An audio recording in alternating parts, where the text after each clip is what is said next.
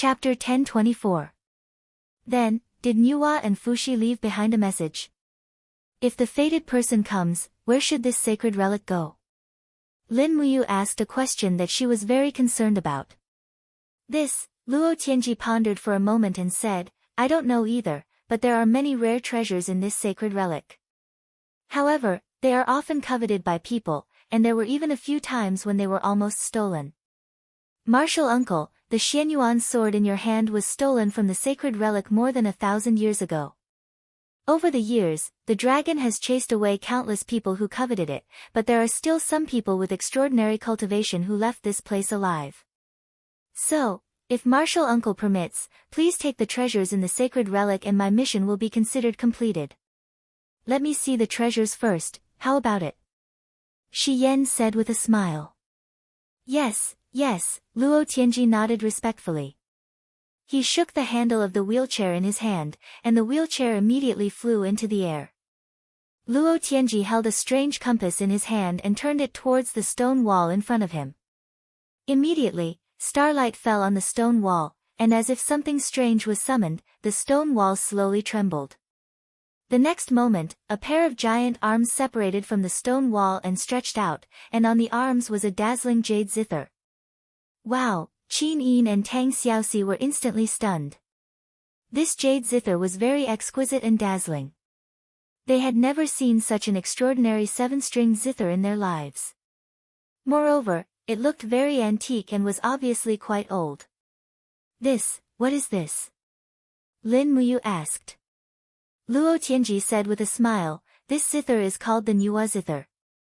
It was made by goddess Nuwa using the trunk of a divine tree that was hundreds of millions of years old, and the strings were made from the whiskers of the deep-sea saint dragon. The Nuwa zither is indestructible, and when it is played, the sound it makes can be used to deliver all living beings from suffering, or it can be used to confuse people's minds, or it can be used to kill people invisibly. It all depends on the state of mind of the player. An item left behind by the exalted deity Nuwa. Lin Muyu frowned. I only remember that the treasure left behind by the exalted deity Nuwa is called the Nuwa stone. It was passed down when she mended the heavens. Luo Tianji couldn't help but laugh, those are just legends, passed down from generation to generation. Although there is such a thing as the Nuwa stone, there is no such magical power. In comparison, the Nuwa zither is the real holy object. It is comparable to the magical power of the Xianyuan sword. It is also one of the most precious treasures in the Star Spirit Valley. Lin Muyu smiled happily and rose into the air.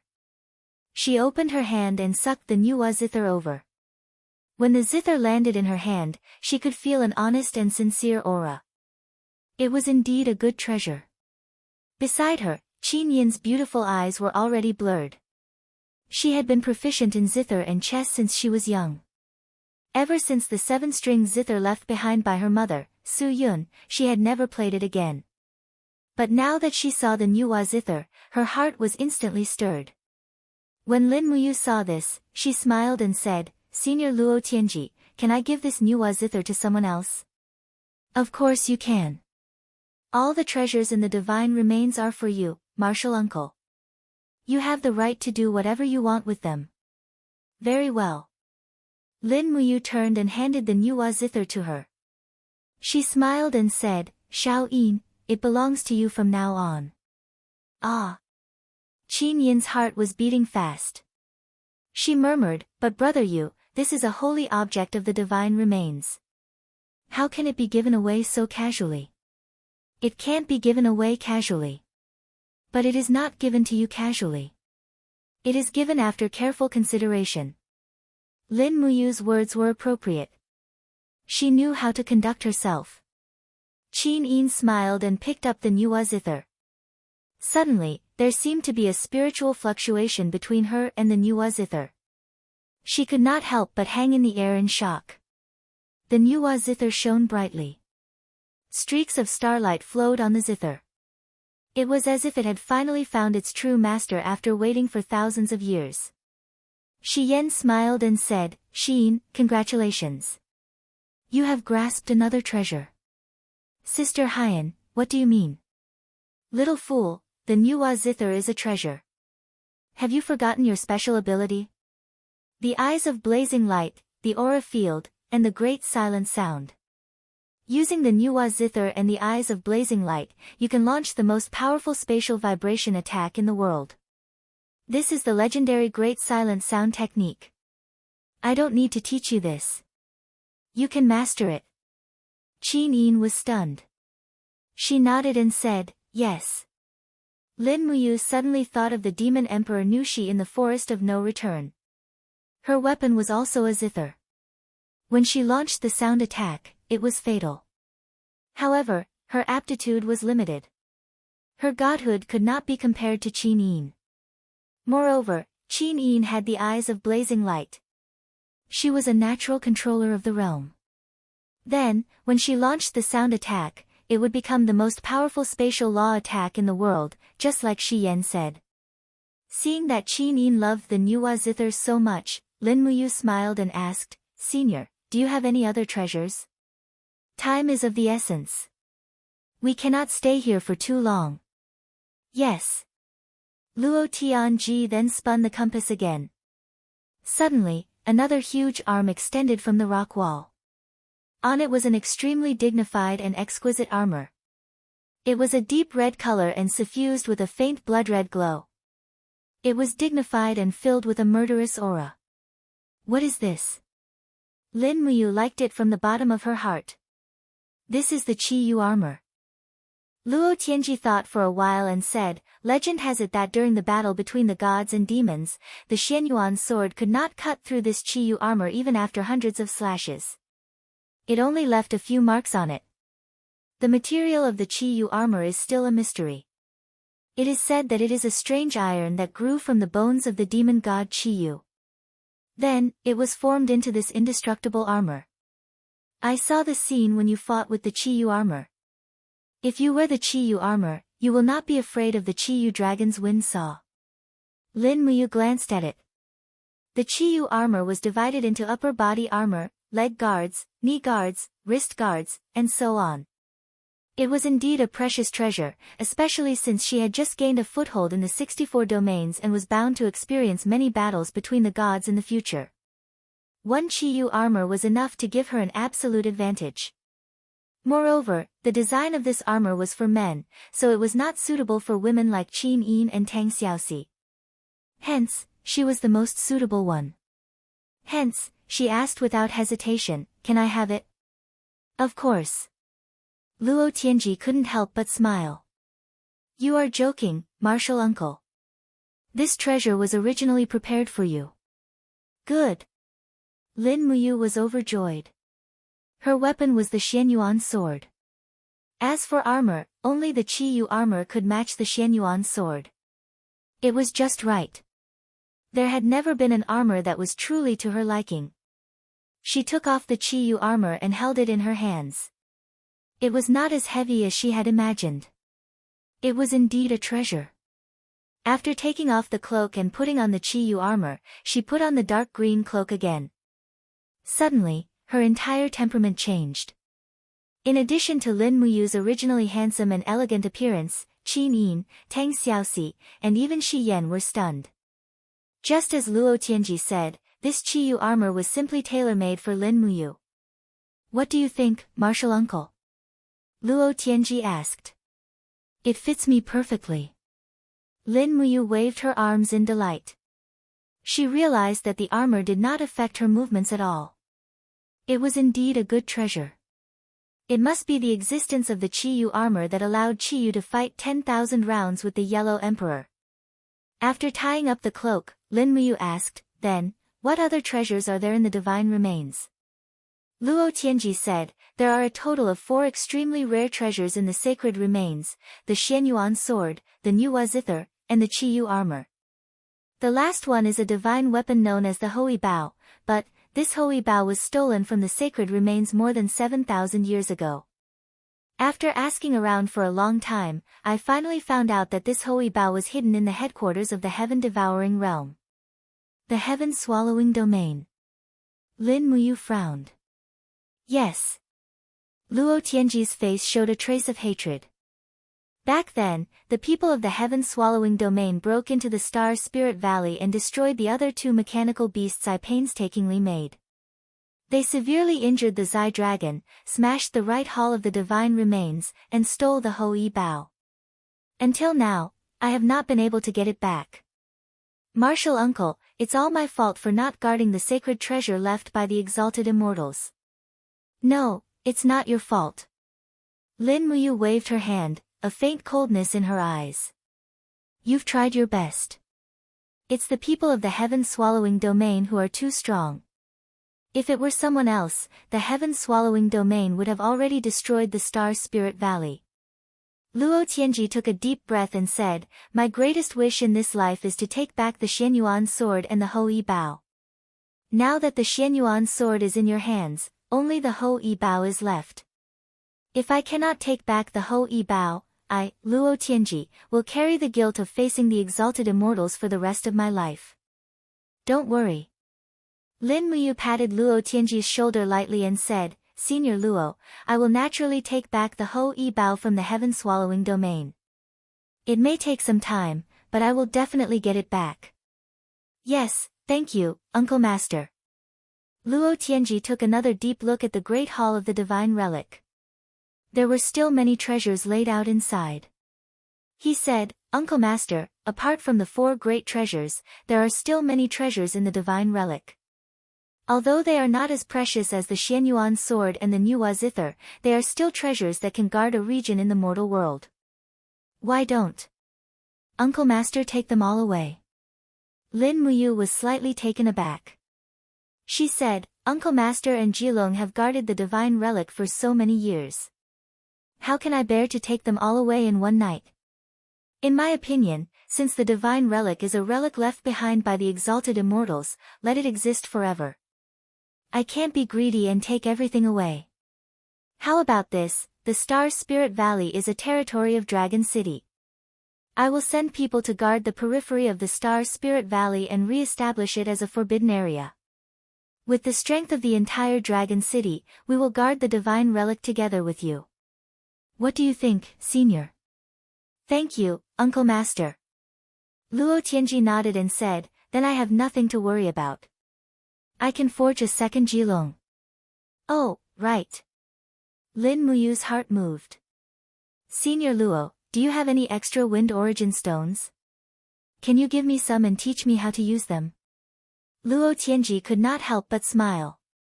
Since Uncle Master has asked, it is a small matter. I will naturally obey. Chapter 1025. The war was over and Star Spirit Valley was restored to its former tranquility and peace. A bonfire rose outside. Qin Yin and Tang Xiaoxi set up a pot and started cooking fish soup. As for the fish, it was not the flying divine fish. Qin Yin caught it from the river not far away.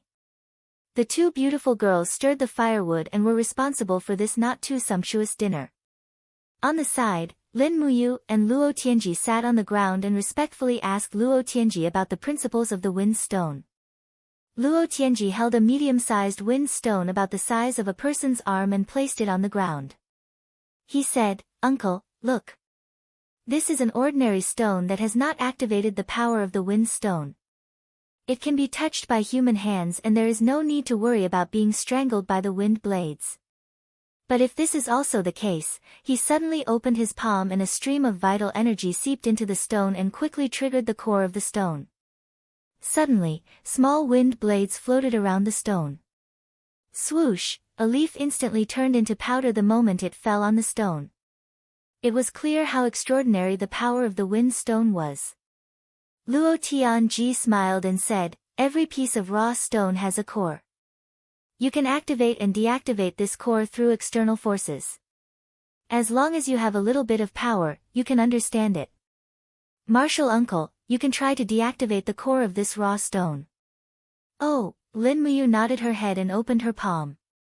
Instantly, her supreme god force turned into rays of light that seeped into the stone, dissecting the veins and composition of the stone.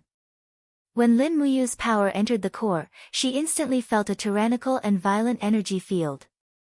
That's right, this was the core of the wind origin stone, and the method to close it was very simple. She just had to cut off the energy field from the outside world. Lin Muyu left behind a stream of divine power to seal the energy field. Instantly, the raw stone became harmless to humans and animals. It is indeed simple. Ha ha ha, uncle, you are smart. Luo Tianji also smiled. Lin Muyu asked again, then, how do you use the wind stone to form the wind saw? This is more profound. Luo Tianji said, Uncle, do you understand the 8 trigrams? Yes, I know a thing or two. The 8 trigrams are divided into Qian, Kun, Sun, Zhen, Kan, Li, Zhen, and Dui, which reinforce and restrain each other. The operating principle of the wind raw stone is the same as the 8 trigrams. At least 8 wind raw stones are needed to facilitate the birth of the wind saw. The power of these 8 wind raw stones is endless and circulates. The stronger the power of the raw stones, the more powerful the wind saw will be.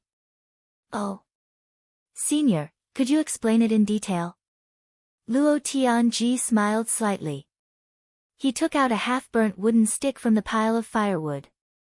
Soon after, he drew a diagram on the ground. In the blink of an eye, he had drawn out the positions of the 8 wind attribute raw stones. He said, the raw stones are all placed at the position of the formation's eye, and the position of the formation's center is the range where the wind saw can be produced. The 8 raw stones can be activated at the same time, and its lethality is exceptionally shocking. As he spoke, Luo Tianji raised his head and looked at Lin Muyu strangely. He smiled and asked, why does martial uncle want to learn the wind saw? I, naturally have my own uses, Lin Muyu smiled mischievously. In her mind, however, the scene of countless dragon knights dancing in the air but falling one by one under the attack of the invisible wind saw appeared. What a moving scene. After a while, the fish soup was made. Qin Yin and Tang Xiaoxi had camped outside with Lin Muyu countless times over the years. They had long developed good culinary skills.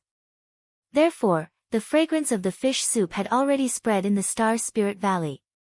Senior. Qin Yin held a bowl of fish soup and respectfully offered it to Luo Tianji. Then, she offered a piece of steamed bun that had already been roasted. Luo Tianji trembled as he received the food. His face was full of confusion and gratitude. Soon after, he wolfed down the food. The fish soup was delicious, and the steamed bun was also very soft and delicious. He really did not know how many years it had been since he had eaten such delicious food. Senior, slow down. Qin Yin could not bear to see it. Luo Tianji choked at once. Senior. Qin Yin was stunned. Luo Tianji took another bite of the steamed bun. He looked at the ground and said, Sigh, for so many years, no one has ever been so nice to an old man like me. They only covet the treasures of the sacred remains. Lin Muyu smiled slightly. In the future, you can live in Dragon City. There is good food and drinks there. It is incomparably xiaoyao. A trace of yearning flashed across Luo Tianji's eyes, but he quickly shook his head and said, I have lived alone for so many years. I have long gotten used to it. My personality is also strange, and I can't get along with anyone. It is better not to cause trouble for martial uncle. I will live in Star Spirit Valley. This is my home. I will live here until I die. But this should not be your home. Lin Muyu thought for a while and said, but I will respect Senior's wishes. You can live in Star Spirit Valley. I will send a few chefs from Dragon City for you. They will send food to Star Spirit Valley every 10 days so that you can eat and sleep well.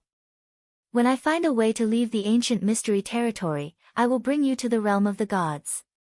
The Eastern Heaven realm is so big, you will have a foothold there. Ah! The realm of the gods. Luo Tianji's lips twitched. He said, if that is really possible, martial uncle will give me a new lease on life. Eat first. We will talk after we are full. Yes. While chewing on the soft steamed bun and tasting the delicious fish soup, Luo Tianji sat there with mixed feelings in his heart. Looking at Lin Muyu and the others, he was thinking how good it would be if he could have a few children like this. It would be 1,000,000 times better than guarding here for 10,000 years in the cold cave. On the side, Qin Yin, who had finished her meal, placed the Nuwa zither across her legs and lightly played the strings. Suddenly, the graceful Qin Yin's voice echoed in the valley. It was a song of autumn geese that had not been played for a long time. She would take it as a way to help everyone after the meal. The boundless heaven and earth, the majestic mountains and rivers, the cold moonlight shone into the battlefield. The rice river was green, the cool breeze was blowing. The empire's warriors went to the death of the nation, killing all the jackals and wolves. A life of frivolity. Who will soothe my wounds? The road home can no longer be seen, longing to wear out one's eyes, only to sigh at the high mountains and long rivers unhindered in all directions, forever defending the nation. What harm is there in my soul returning to the ends of the earth? Where will the warrior whose battle robe is broken be buried? Autumn geese, please bring my soul back to my hometown. After the song, Qin Yin and Tang Xiaoxi's eyes were red. Lin Muyu also felt a little sour in her heart. She had left the empire for a year. How could she not miss the land where she lived for more than 10 years? She did not miss Feng Jixing, Chu Yao, Jin Xiaotang, and the others who stayed there. This was something she had to do. Only with great power could she guard the continent forever. That night, Lin Muyu, Qin Yin, and the others left Star Spirit Valley. After meeting Feng Zhanlin, Ma Qilin, and the others, they told them everything about Star Spirit Valley. Dragon City sent 5 emperor gods and 20 divine kings to guard the periphery of Star Spirit Valley. They would take turns every half a month. The next day, Lin Muyu personally escorted the few chefs to Star Spirit Valley. He was most worried that the chefs would be eaten by the flying fish. That would be too evil. Fortunately, the Astral Spirit Valley was no longer what it used to be. The flying fish of the ghost and divine had already been restrained by Luo Tianji in the cave. All they had to do was catch wild beasts to feed them. A few god emperors stood guard outside the cave respectfully. When Lin Muyu brought chef and a large amount of vegetables and meat into the valley, Luo Tianji's dull eyes actually lit up a little. Life in Star Spirit Valley was really too boring. It was rare for it to be so lively. In this way, Luo Tianji could also focus on studying the Mahist sex mechanisms and forging the second dragon. On the third day, Lin Muyu and the others left Star Spirit Valley and returned to the Cave of Gods and Demons to continue cultivating. Shattered Cauldron Realm. The flames of war burned fiercely in the south. Yu City. This once prosperous city had become a wasteland. Lu Yen personally led an army of 80,000 soldiers to sweep through the city of Yu. The southern city wall of the city was almost razed to the ground. The army swept through the city and conquered it within 3 days, as if they were crushing dry weeds and smashing rotten wood. In the sky, the dragon riders circled. On the ground, the cavalry had already split into many groups and broke into the city to kill the scattered Qin Kingdom's army. Thud, thud, thud, the horses' hooves stepped on the spring soil. Surrounded by people, Lu Yen entered the city. The entire southern city wall had collapsed. There was mud and blood everywhere. Also, there were scattered purple Yinhua flags of the Qin Empire. Lord Commander. In the distance, a group of soldiers dragged a corpse over. One of the Kiliarchs said, "Lord Commander, we have found the corpse of Man Sun." He was known as General Sun. He was one of the few famous generals under Xiang Yu. It was this person who led less than 10,000 people to resist our attack for a whole 3 days. He's already dead. Lu Yen frowned. Yes, he died in the chaotic battle. Cut off his head to inspire the army. Yes. With one strike, Man Sun's head was pierced high up in the spear. The centurion holding the spear galloped on the streets of the city excitedly, shouting loudly, "Man Sun has died in battle. Why aren't the rest of the gang surrendering to us? Man Sun has died in battle. Why haven't the rest surrendered?" In the distance, a group of children stood in the spring rain. Their bodies were drenched, but they stared blankly at the head impaled on the spear. They didn't know what had happened. They only knew that someone had died and the city had been breached. "Commander, are we going to massacre the city?" a captaincy asked. Lu Yen frowned. "No, we don't have time to massacre the city. Let everyone eat and sleep for a night. Once they're well rested, we will attack Shangyang City tomorrow. As long as we conquer Shangyang City, this Mingshan province will belong to our Blackstone Empire." "Yes." "Wait a moment." Lu Yen suddenly raised his arm and said, "The idiots of Yu City actually dared to try to stop a chariot. They must be punished. Send people to capture 5,000 civilians. Tonight, we will kill them all in the central plaza. This will chill the morale of the army. This will make the dogs of the great Qin Empire not dare to look at the war flag of our Blackstone Empire in the eye." "Yes." Captaincy thought for a moment and said, "Commander, our follow-up troops have arrived. They are the tens of thousands of Iha Nation's troops led by Qin Yi." What do that motley crew want to do?" "They want to enter the city to rest." "That's fine." Lu Yan's lips curled up. This Mingshan province was originally Qin Yi's territory. "Tonight, we will kill and punish them. Invite Qin Yi, Qin Huan, and the others to attend the ceremony. I want them to see how their people are slaughtered." "Yes." Chapter 1026. It rained frequently in the south, and at dusk, a fine drizzle poured down without end. When the veil of night descended, the soldiers of the Darkstone Empire lit up torches and illuminated the entire square of Yu City. On the square were a few thousand unarmed commoners of Yu City, and all of them had furious expressions as they cursed at the army of the Darkstone Empire. Thud thud thud, amidst the clattering of hooves, a familiar flag appeared before everyone's eyes. It was the flag of the Iha Nation. Under Lu Yan's invitation, Qin Yi and Qin Huan had come to witness this massacre. Qin Yi was already very old. His originally grizzled hair was now completely white. His hair was so soft that even the pinewood hairpin couldn't hold it in. He didn't bring many people with him, only 2 captaincy and a dozen kiliarchs. "Commander, be careful." A captaincy carefully helped Qin Yi down from his horse. When Qin Yi's boots landed on the rain, he staggered and almost lost his balance. "Father." Qin Huan hurriedly supported him, his face pale. "Commander, you're here." Lu Yen laughed heartily as he walked forward and cupped his hands. "We've been waiting for you for a long time." Qin Yi glanced at the commoners on the square and the elites of the sea and mountain army who were ready to go. He had already guessed what was going on and said, "Commander Lu Yen invited us here. I wonder what orders he has for us." No, there are no orders." Lu Yen waved his hand and smiled. "Yu City has obstructed us for many days. Now that it has been destroyed, my Blackstone Empire's soldiers have fought bravely. As their commander, I have to commend them. For true warriors, there is no reward more fitting than a massacre. These people of Yu City are stubborn and want to fight us to the death. I'll let them know the consequences of trying to stop a chariot. The Iha Nation is our ally, so it's only natural that we come to watch. Commander, please tell us if there are any flaws in our ocean and mountain army's cavalry formation." As he spoke, Lu Yen raised his arm and shouted, "Prepare to charge." In the distance, armored cavalrymen mounted their horses.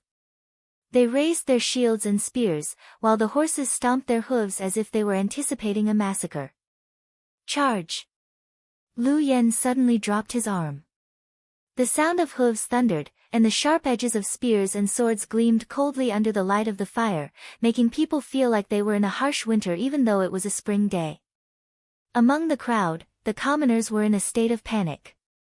Suddenly, a man wearing a low-ranking civil official uniform rushed towards Qin Yi, Qin Huan, and the others and shouted, "Great Commander, help! Commander-in-Chief! I'm an official of the Iha Nation. I'm Zhang Jun from the rearguard commandery of Bailing City. Commander-in-Chief, save me! Young Prince, save me!" It was as if Zhang Jun had seen a life-saving straw. He crazily led a group of people and charged towards Qin Yi, Qin Huan, and the others. The Iha nation had once flourished, and Qin Yi, the commander, would definitely be able to save his life. Unfortunately, Qin Yi turned his face away, unable to bear to see the scene before his eyes. Back off. A group of shield-wielding heavy infantry used their shields to push Zhang Jun and the others away, and even brandished their broadswords in a frenzy. Commander-in-Chief. Commander-in-Chief. Despair began to pile up on Zhang Jun's face. Amidst a miserable howl, his left arm was chopped off by a heavy infantry, and fresh blood splattered everywhere. After retreating several steps, his entire body trembled, and the sharp edge of a lance pierced through his chest. It was a black iron lance commonly used by the heavy cavalry of the Blackstone Empire. That heavy cavalry with sharp eyes and quick reflexes spurted his horse past Zhang Jun, grabbing the handle of the lance and pulling it out of Zhang Jun's chest. For a moment, blood and internal organs splattered everywhere. Plop! Zhang Jun weakly knelt on the ground, but his gaze remained fixed in the direction of Qin Yi and Qin Huan until he lay down perfectly straight, becoming a corpse that was gradually cooling down. Qin Yi looked at the dead Zhang Jun with a calm expression, seemingly without the slightest sorrow or joy. Meanwhile, Qin Huan clenched his fists tightly. How could a hot-blooded person like him endure this kind of torture? He clenched his teeth and said, "Commander Lu Yan, these commoners are only unarmed farmers and craftsmen. Why must you be so ruthless? Commander, please be lenient. Is Young Highness pleading for this group of rebels?" Lu Yan looked at him and faintly smiled. "Is that so?" You can say that," Qin Huan said in a low voice. "Don't give me that." Lu Yan sneered. "Was Young Highness this kind of benevolence when you controlled half of the empire?" "I'm afraid not. As the saying goes, the merciful cannot command an army. Young Highness should understand such a simple truth. The people of the Qin Empire are like weeds on the ground, lowly and tenacious. If we don't uproot them now, they will soon take root and sprout, smelt iron and forge weapons, and become the enemy of my Blackstone Empire. Young Highness need not plead for leniency. I, Lu Yan, know what to do. But, don't say any more, unless Young Highness wants to become one of them." Lu Yan waved his hand and smiled. "The Commander-in-Chief is an outstanding talent of Lingnan. Although I, Lu Yan, am ruthless, I still want to leave a bloodline for the Lingnan Qin family. I hope Young Highness knows what you should do and what you shouldn't do." Qin Huan was startled and didn't say anything else. Lu Yan was someone who would do what he said. He was not just an ordinary kind of ruthlessness. At this time, Lu Yan's advisor, Bailey Yan, walked forward in a black robe and respectfully cupped his hands at Qin Yi. "I am Bailey Yan, greeting the Commander-in-Chief of the Iha nation." Qin Yi nodded. "Mister, you don't have to be so courteous. If you have any orders, just say them. Then I won't beat around the bush. The Haitian army has been attacking your city for days and has suffered heavy casualties. The soldiers need rest, so I would like to ask the Commander-in-Chief to lead the Iha nation's army of 100,000 to open a path in front and attack Shenyang City like lightning. If we can take Shenyang City before Xiangyu is prepared, it will be a great achievement." Qin Yi's eyes couldn't help but turn cold. "Mr. Bailey, are you planning to let the Iha nation's army attack Shenyang City first?" "That's right." Bailey Yan smiled faintly. "But you don't need to worry, Commander-in-Chief. The Blackstone Empire's army of 100,000 will be arriving soon. They will hold the line for you from the rear. If you can't take Shenyang City, we will naturally take your place." Qin Yi's heart was filled with a myriad of emotions.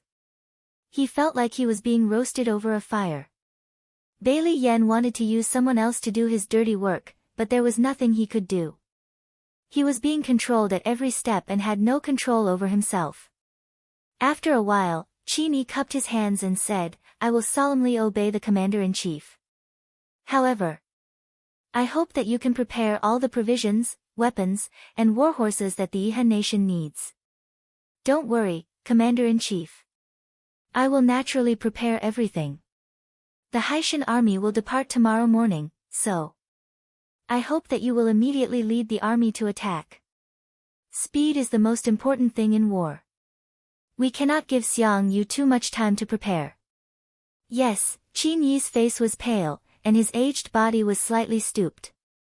He didn't even look half as imposing as the commander-in-chief of the Yihe nation, Qin Yi. The sounds of fighting and the screams of misery gradually came to a stop. Just like that, the 5,000 citizens of Yu City had all become sacrifices to the butcher's knife. To the Blackstone Empire's army, which was known for their savagery and cruelty, this was a common occurrence. Given that they had sufficient provisions, it was already good enough that they didn't eat people. As for the faint sounds of women crying and the shouts of looting, they turned a deaf ear to them. Yu City was less than 100 kilometers away from Shangyang City. Even infantry soldiers would be able to reach it in a day and a night. Qin Yi didn't know what the fate of the Yihe nation's final army was, but at this moment, he regretted it. He regretted killing his older brother, Qin Jin, and dividing the world into two. However, he only had one choice, and once he made it, there was no turning back. Qin Yi knew that neither he nor the Yihe nation had a path of retreat, so he could only continue forward. Even if there was a steep cliff in front of him, he could only blame himself if he fell and his bones were crushed. At the east of Shangyang City, the Darkstone Empire's army in the city streaked towards Shangyang City in an endless stream while the cavalry at the front had already set up camp less than 2.5 kilometers away from Shangyang City. It was taboo for the cavalry at the front to advance rashly. However, this powerful army was led by the Darkstone Empire's dragon riders, Fu Yun. The few tens of dragon riders circling in the air were enough to make the imperial army of the Great Qin Empire in Shangyang City tremble with fear. Xiang Yu had given the order to close the gates and not engage in battle, to defend the city to the death and wait for reinforcements. Thus, Fu Yun could only wait for Lu Yan's army to join forces with him. After all, he wasn't that arrogant to attack Shangyang City alone. Xiang Yu and the others in the city weren't to be trifled with either. Which one of them hadn't fought in the wind and rain for close to a decade? At dusk, the entire Fu Yun's camp seemed to be dyed with a layer of blood. The dragon riders had already settled down in the camp, and an endless stream of supplies was being delivered from outside the camp. These were all supplies that had been plundered from nearby cities and villages, including food, livestock, and even living people.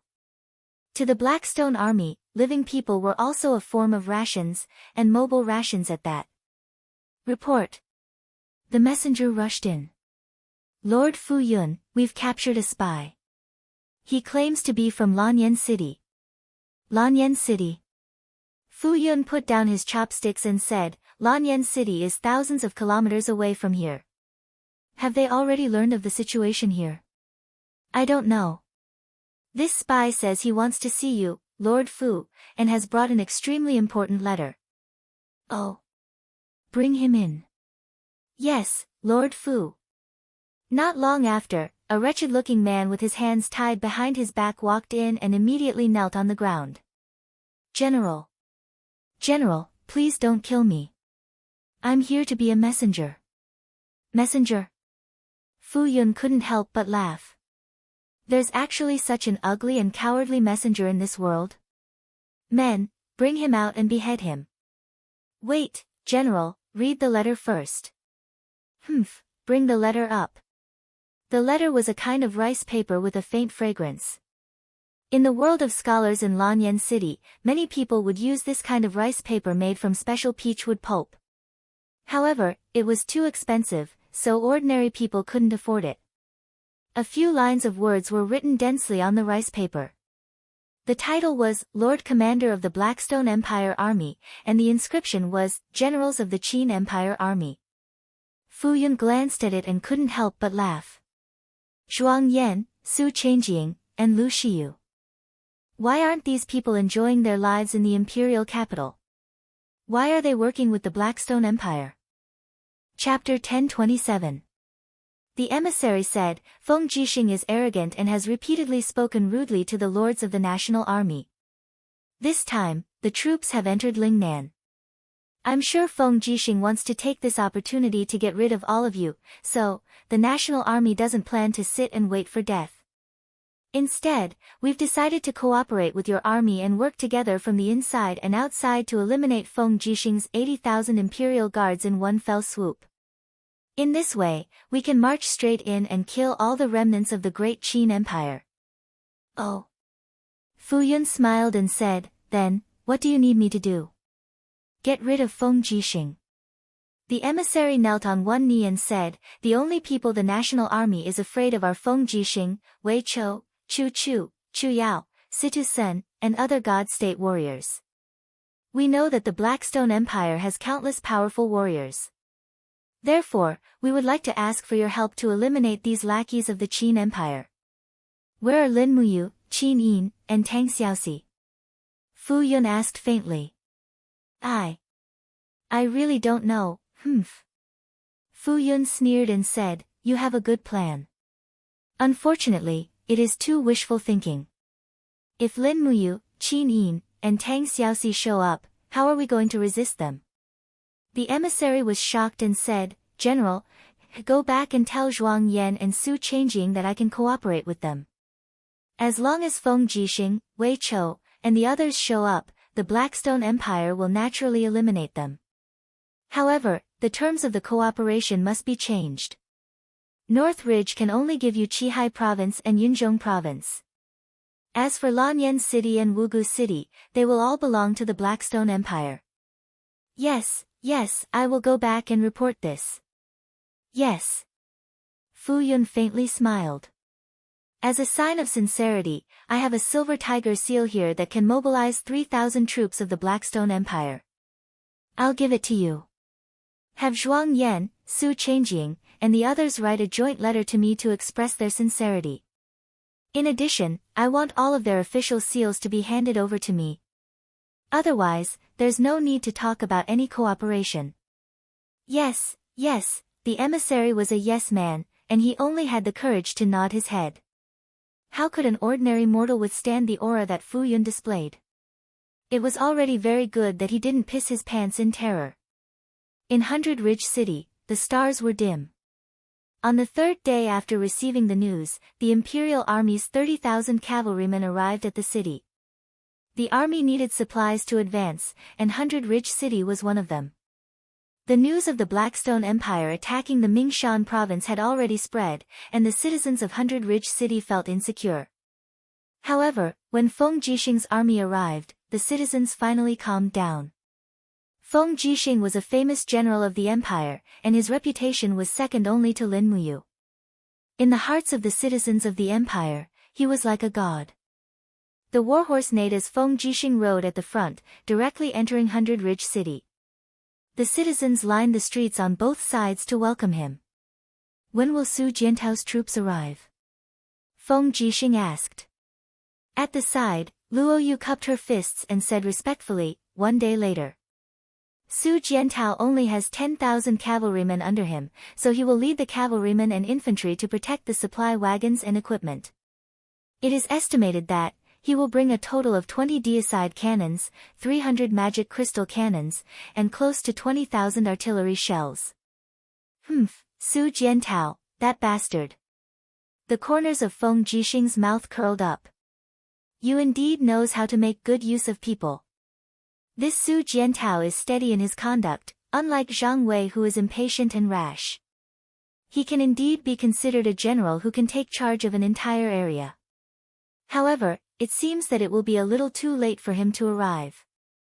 I'm afraid that Xiang Yu won't be able to withstand Lu Yan's offensive. If Shangyang City is breached, then the situation in Lingnan will be on the verge of collapse. Zhang Wei grinned. I think that commander is worrying too much. Xiang Yu isn't that weak, and Lu Yan isn't that powerful. What's more, Shangyang City has several deicide cannons and over 100 magic crystal cannons. I don't believe that Xiang Yu's troops will be so easily crushed. Moreover, Shangyang City is sturdy and has ample resources. It won't be a problem for them to hold out for a month. That's true, but if something unexpected happens, how will we deal with it? Feng Jixing looked southward, his eyes filled with worry. Luo Yu coughed and said, Commander, are you worried that Xiang Yu will rebel? Feng Jixing smiled faintly. I don't know what I'm worried about either. As for Xiang Yu, his loyalty to Her Highness Yin is still trustworthy.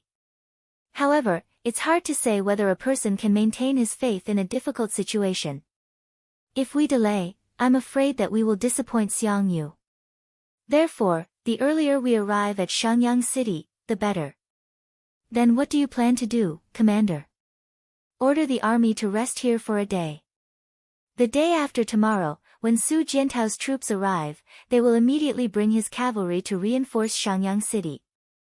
Then, Luo Yu's expression was a little worried as she said, what about the National Army? By this time tomorrow, the front of the National Army might have already arrived. Are we going to hand 100 Ridge City over to the National Army? Bring the National Army with you. Yes. The next day, Su Jiantao led an army of 50,000 troops to Bailing City and joined forces with Feng Jixing. Together with the National Army's tens of thousands of troops, they headed for Shangyang City together. At this time, the situation outside Shangyang City was already tense. The sun was high up in the sky, and it was almost noon. The Iha country's army of 100,000 was in formation outside the city. On the city wall, Xiang Yu held his bloodthirsty spear and looked coldly into the distance. There was a rider galloping towards them, holding the flag of the Iha country. He seemed to be a negotiator. Don't shoot. Let him come to the city wall, Xiang Yu said faintly. A group of archers lowered their bows. Below the city wall, the general holding the flag of the Iha country had a pockmarked face. He was about 30 years old and wore the title of captaincy. He looked at the city wall from afar and shouted, "Where is Duke Yu?" Xiang Yu leaped up and stood proudly in the air. "I'm here." The pockmarked face laughed loudly. "Duke Yu, do you still remember me, Lu Yang?" "Cousin Lu Zhao, Lu Yang. I remember you." "Duke Yu indeed has a good memory." Lu Yang laughed. This time, Commander Qin Yi led 100,000 troops to form an alliance with the Blackstone Empire to recover the lost land in Lingnan. Wherever the army passed, it was like the autumn wind sweeping away the fallen leaves. Duke Yu is a smart man.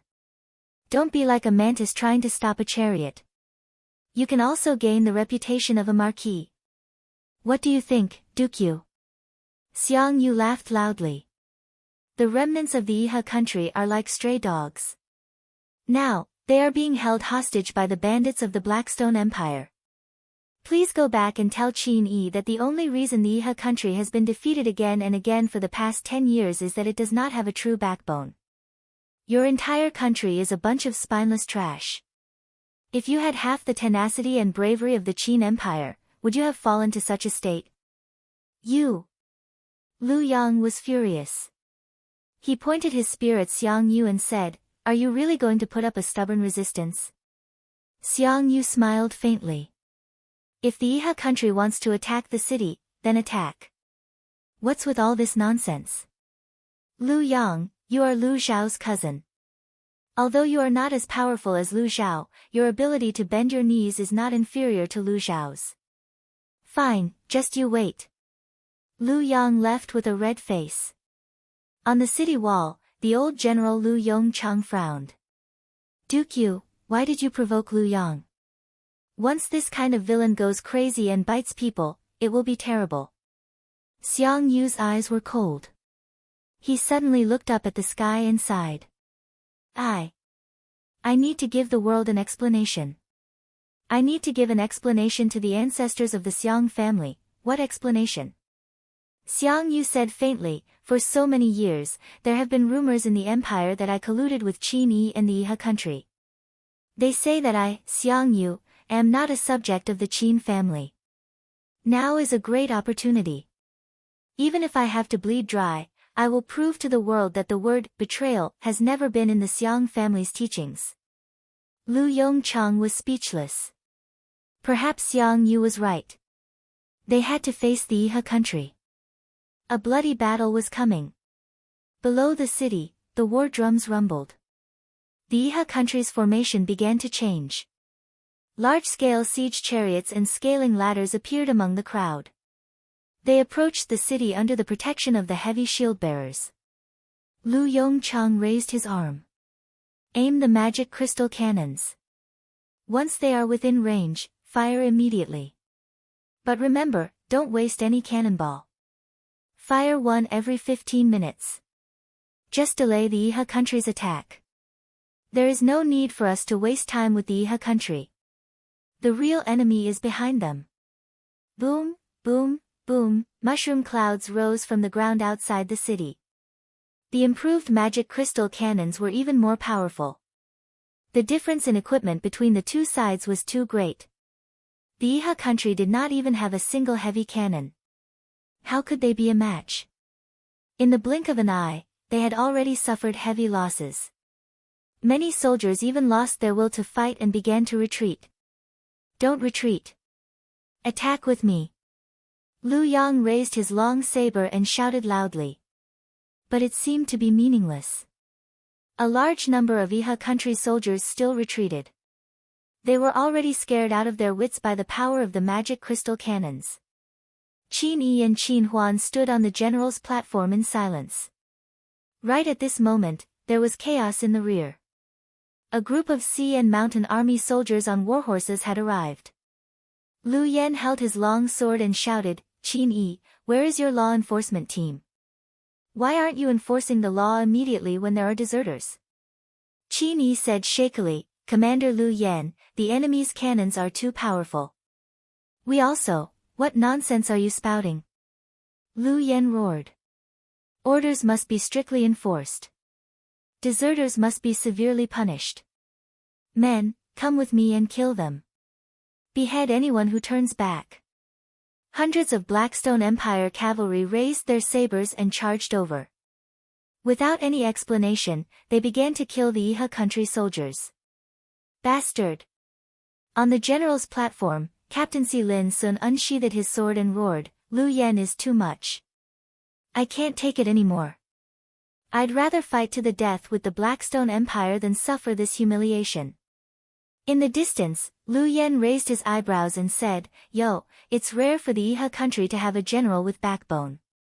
Come, I'll wait for you to kill me. Qin Huan hurriedly shouted, Lin Sun, are you crazy?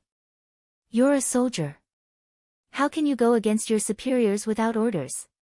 Retreat immediately. Lin Sun gritted his teeth but didn't retreat. Men, disarm and drag him down. Qin Yi said indifferently. Commander. Lin Sun's eyes were filled with tears. We've been bullied to this extent. Do we still have to swallow this humiliation? Drag him down. Qin Yi's gaze was indifferent.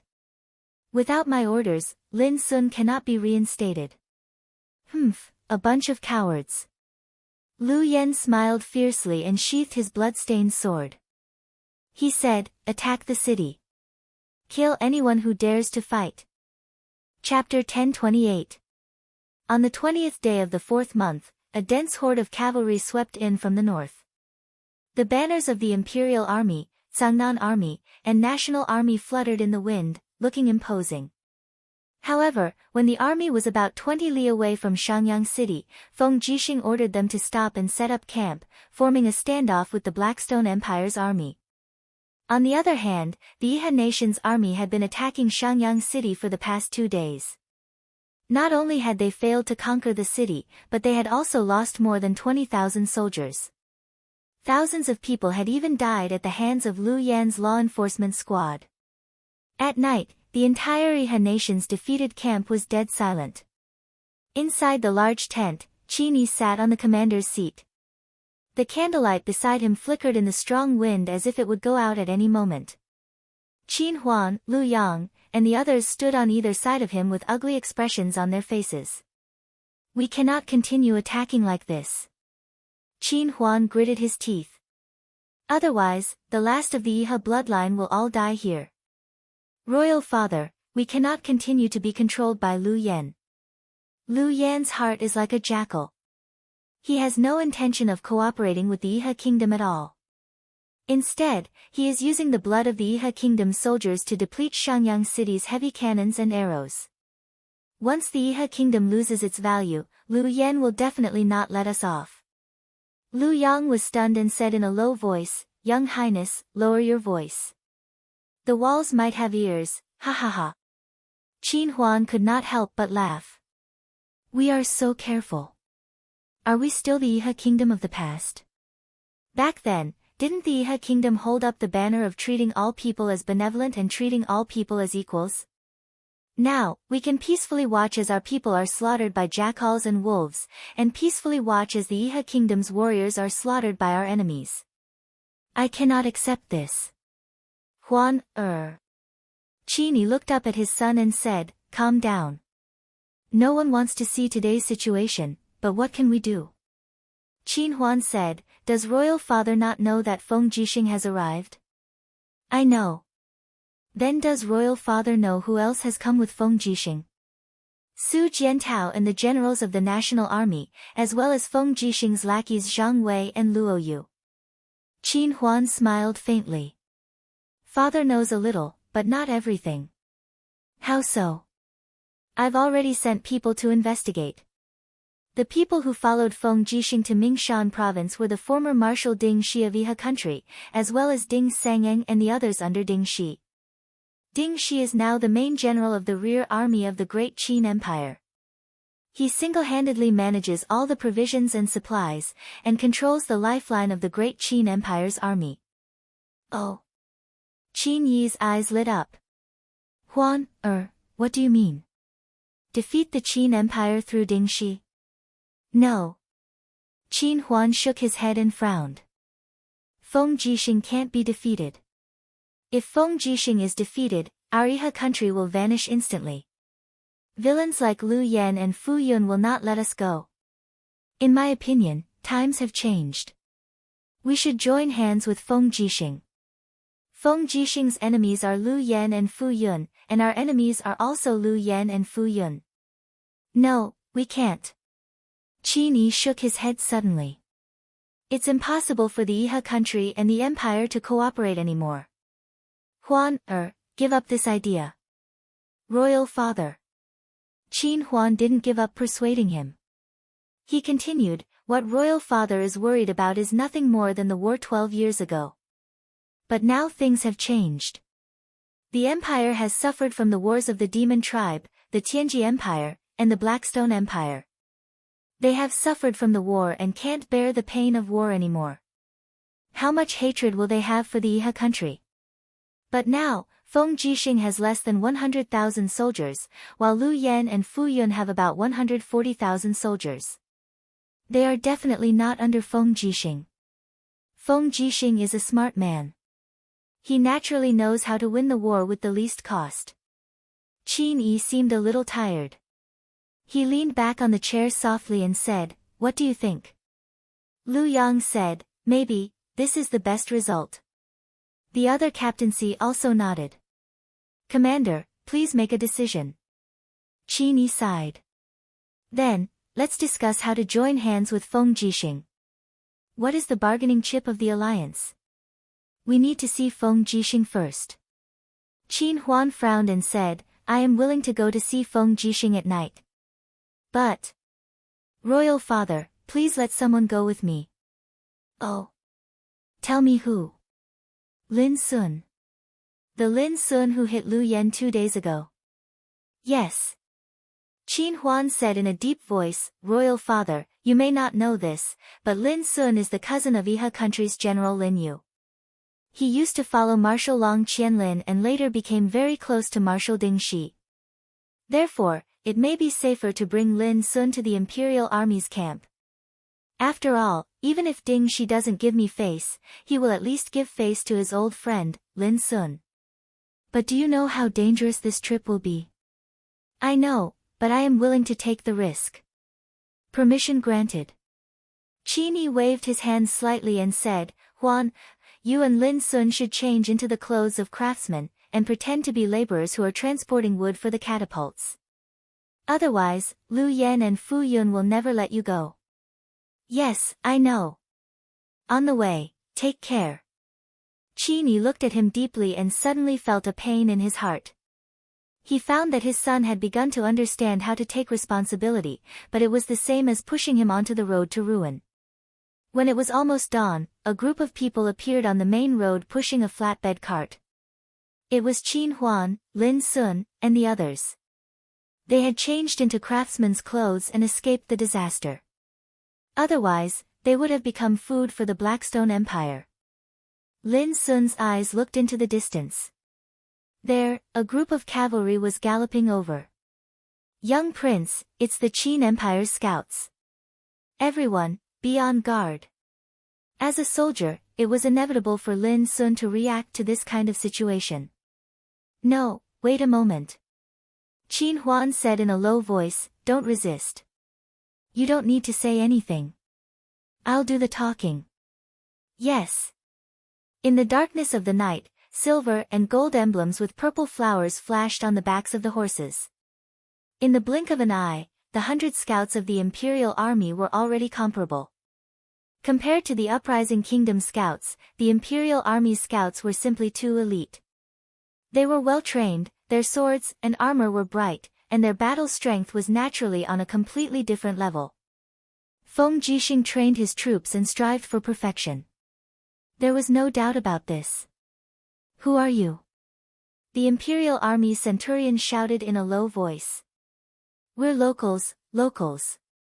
Qin Huan walked forward with a Lingnan accent and said respectfully, Sir, we're just laborers transporting wood. Transporting wood? The centurion glanced at the flatbed cart and said, Where's the wood? It's already been sent to the Blackstone Empire's main camp. So you're saying you're a spy? No, not a spy. Qin Huan said, Sir, I'm a relative of General Ding Shi. Here, this is General Ding Shi's cousin, Ding Sun. General Ding Shi's cousin. The centurion frowned, What are you doing here? Are you here to visit relatives? Now that the war is imminent, such a small matter cannot be tolerated. Leave quickly. Qin Huan gritted his teeth, but we want to see General Ding Shi. Perhaps, Sir can take us as spies and hand us over to General Ding Shi. Oh, I've never seen such shameless people who want to be taken away. The centurion smiled slightly, Men, check if they have any weapons. Take them all away, but not to see Ding Shi, but to see our vanguard general, Zhang Wei. Ah! Qin Huan was shocked. The sky gradually brightened. Zhang Wei dashed through the camp in his military boots, sword in hand. From afar, he saw the Imperial Army's scouts escorting a group of people in. Who are these people? Zhang Wei frowned. We suspect that these people are spies. They insist on seeing Ding Shi. They're from Lingnan, right? Since they insist on seeing Ding Shi, all the more we can't bring them to him. Bring them away with me and let the Lord Commander decide. Yes. In the central tent, after a group of spies were escorted in, Feng Jixing immediately stood up and squinted at one of them. He suddenly smiled, I was wondering who it was, so it's an esteemed guest. Young Highness Qin Huan, it's been a long time. In a flash, 7 years have passed. I thought Young Highness was already hanging on the dragon-shaped island. Qin Huan's face was livid. General Feng, why make fun of me? Qin Huan is only a messenger. I'm here on behalf of Father Qin Yi to discuss military affairs with General Feng. Military affairs? Feng Jixing smiled faintly, Young Highness who only knows how to flirt and have fun in Xiaoyao, what kind of military affairs can you discuss? Qin Huan gritted his teeth, General Feng is too prejudiced against me. I only want to cooperate with you and bring some news that might interest you, General Feng. General Feng is naturally a famous general, but I'm afraid General Feng doesn't know how many dragon riders Lu Yan and Fu Yun have, where their dragon riders reside, where the dragon's food comes from, where the rations for their 150,000 troops are located, and where their water source comes from. I know all of these very well. Feng Jixing became serious, then, how do you want to cooperate, Young Highness? We'll work together to annihilate Lu Yan's troops. Together with Xiang Yu's troops in Shangyang City, we'll have 3 armies. We'll definitely be able to defeat Lu Yan's troops in one fell swoop. Then, what's the bargaining chip? Qin Huan took a deep breath. Let our Iha nation return to Lingnan and have a place to rest. In your dreams. Feng Jixing said coldly, there's only one way for Iha nation. Kneel down and surrender to me, surrender to my Qin Empire. Otherwise, the day I, Feng Jixing, defeat Lu Yan's troops will be the day you die. Maybe, you'll become Lu Yan's food before that day comes. Young Highness, why don't you kneel down? As he spoke, Feng Jixing's divine power came out of his body. His cast immortal personality glowed with a domineering light. His realm spread out instantly, making people feel like they were in a raging purgatory. Qin Huan frowned and his body trembled violently. He couldn't help but slowly lower his body and kneel in front of Feng Jixing. His voice trembled, Qin Huan. Qin Huan is willing to surrender. Chapter 1029.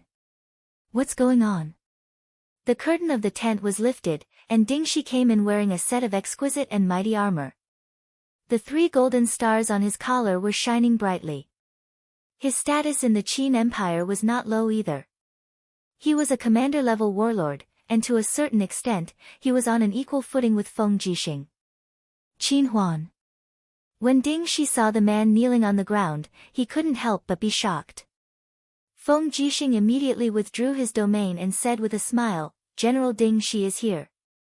When the domain disappeared, the uncomfortable feeling in Qin Huan's body instantly disappeared as well. However, his face was covered in cold sweat.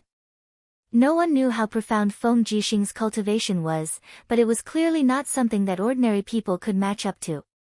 What the hell is going on? Lin Sun. Ding Shi found another acquaintance. Lin Sun hurriedly saluted and said, General Ding, we have nowhere to go. Lu Yan doesn't treat us as human beings at all. Many soldiers of Iha country died tragically under Lu Yan's butcher knife, so the commander and the young prince have decided to cooperate with the empire to fight against Lu Yan's army. It's not cooperation. Feng Jixing waved his hand and said with a smile, it's surrender. Iha country has surrendered to the empire. This must be made clear. Qin Huan slowly stood up and said, surrender then, but there's no time to lose. Lu Yan ordered us to attack Shenyang City every day, and many people will die every day. General Feng, please make a decision as soon as possible. Yes. Feng Jixing nodded and asked, General Ding Shi, what do you think? Ding Shi also roughly knew what had happened. He nodded and said, our provisions and troops are not fully sufficient. It will take at least 10 days for the Imperial Army's infantry to arrive here. If we fight with Lu Yan's army now, I'm afraid the odds of winning are only 50-50.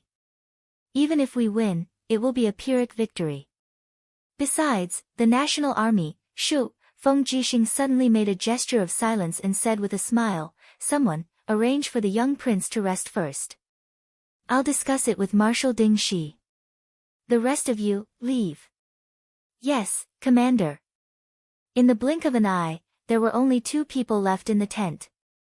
Ding Shi looked puzzled. What's wrong, General Feng? Feng Jixing said in a low voice, we captured a person yesterday, and he's one of Zhuang Yan's men. We obtained information from him that Zhuang Yan, Su Changjing, and the others have already decided to submit to Lu Yan and Fu Yun, whereas the condition Lu Yan and Fu Yun raised was for Zhuang Yan and the others to write a joint declaration, hand over their official seals, and hand over all the supplies the Imperial Army brought along to the Darkstone Empire. I presume that Zhuang Yan will surely make a move in the next 2 days. Zhuang Yan, that bastard, is he really going to betray the Empire? Ding Shi's tone was somewhat agitated. It's only a matter of time before this kind of villain betrays us. However, it's a good thing that he betrays us now. I plan to beat him at his own game and send our gift to Lu Yan as a meeting gift. What do you mean? Commander Feng has a plan. Yes. Feng Jixing nodded and said, there are more than 50,000 soldiers in the National Army, and the only things they're carrying are some dry rations and the magic crystal crossbows they've asked for in every possible way. There are about 50,000 bolts in the magic crystal crossbows. I'm guessing that Zhuang Yan will definitely offer these magic crystal crossbows to the Blackstone Empire because the magic crystal crossbows and cannons are what the Blackstone Empire fears the most. That's why. I'm going to increase the amount for the National Army and offer the magic crystals of the Forbidden Army and Dark South Army to Lu Yan. The people of the Blackstone Empire don't know how to use magic crystals, so it's the same as picking up a hot potato. As long as we light one of them, it'll cause a chain of explosions. At that time, with our tens of thousands of cavalry attacking, it's not impossible for us to win with our numbers. Ding Shi couldn't help but laugh loudly. Feng Jixing's eyes widened. Say something, what are you laughing at? Ding Shi stopped laughing and said, I'm laughing because Marshal Long Qianlin was right. Among the generals of the Qin Empire, only Lin Muyu and Feng Jixing are scheming and full of evil tricks. There's no idea you can't come up with. Now it looks like it's true. Others attack me and awe you. Let me ask you, is this idea feasible? It's feasible. Ding Shi nodded. But it's also difficult. First of all, how will you add the magic crystals of the Forbidden Army and Dark South Army to the National Army's gift? That's the first problem. Ha ha ha. Feng Jixing laughed and patted Ding Shi's shoulder. Brother, you're not as good as me. Do you know that Zhuang Yan has 4 great generals? Zhao, Qian, Sun, and Li, these 4 generals are the most valued by Zhuang Yan. And these 4 people have long been bribed. Their families have all moved to Lanyan City to live, and I've treated them to more than a banquet. Zhuang Yan thinks that the people around him are his own people, but he doesn't know that I've already planted a lot of spies. Ding Shi was speechless. Schemer. No, this is called a man of great ambition doesn't care about trifles. Then did you stay in the brothel after drinking the banquet? No, how can I, Feng Jixing, be that kind of person? Your face is red. I must be right. Feng Jixing gritted his teeth. Let's skip this and continue to talk about military affairs. This matter still needs General Ding Shi's cooperation to ensure that nothing goes wrong. General Feng, please speak. From today on, I'll hand over all the defense of the camp to you. Once Zhuang Yan and the others make a move, General only needs to chase and kill them. There's no need to kill them all, just send them to Lu Yan's camp. And I'll naturally train my troops and wait for this massacre. All right. Ding Shi looked at the sky outside and said, the next few days will be very dangerous. General Feng, please be careful. Perhaps Fu Yun will send someone to assassinate you. Don't worry, Ouyang Yan and the 4 absolutes of white leaves are here. Fu Yun doesn't have that much courage. That's good. Just a day later, the Imperial Army made their move. At night, a row of carriages carrying heavy goods left the camp. Who's there? The patrolling Imperial Army soldier raised a torch and asked loudly, what's on the carriage? On the carriage, a man lifted his cloak and shouted in a low voice, are your dog eyes blind? You don't even recognize me? Oh, so it's Commander Zhuang. Going out so late at night? What's on the carriage? Please let us take a look. This is our duty. Commander, please don't make things difficult for us. It's all some grass and bran that the horses don't eat. They'll be thrown away after they're taken out. This commander is personally supervising the transportation of rations, and you want to inspect it? Yes, please forgive us, Commander Zhuang. Impudent. Zhuang Yan suddenly pulled out his sword and shouted in a low voice, who do you think you are? You don't know your place.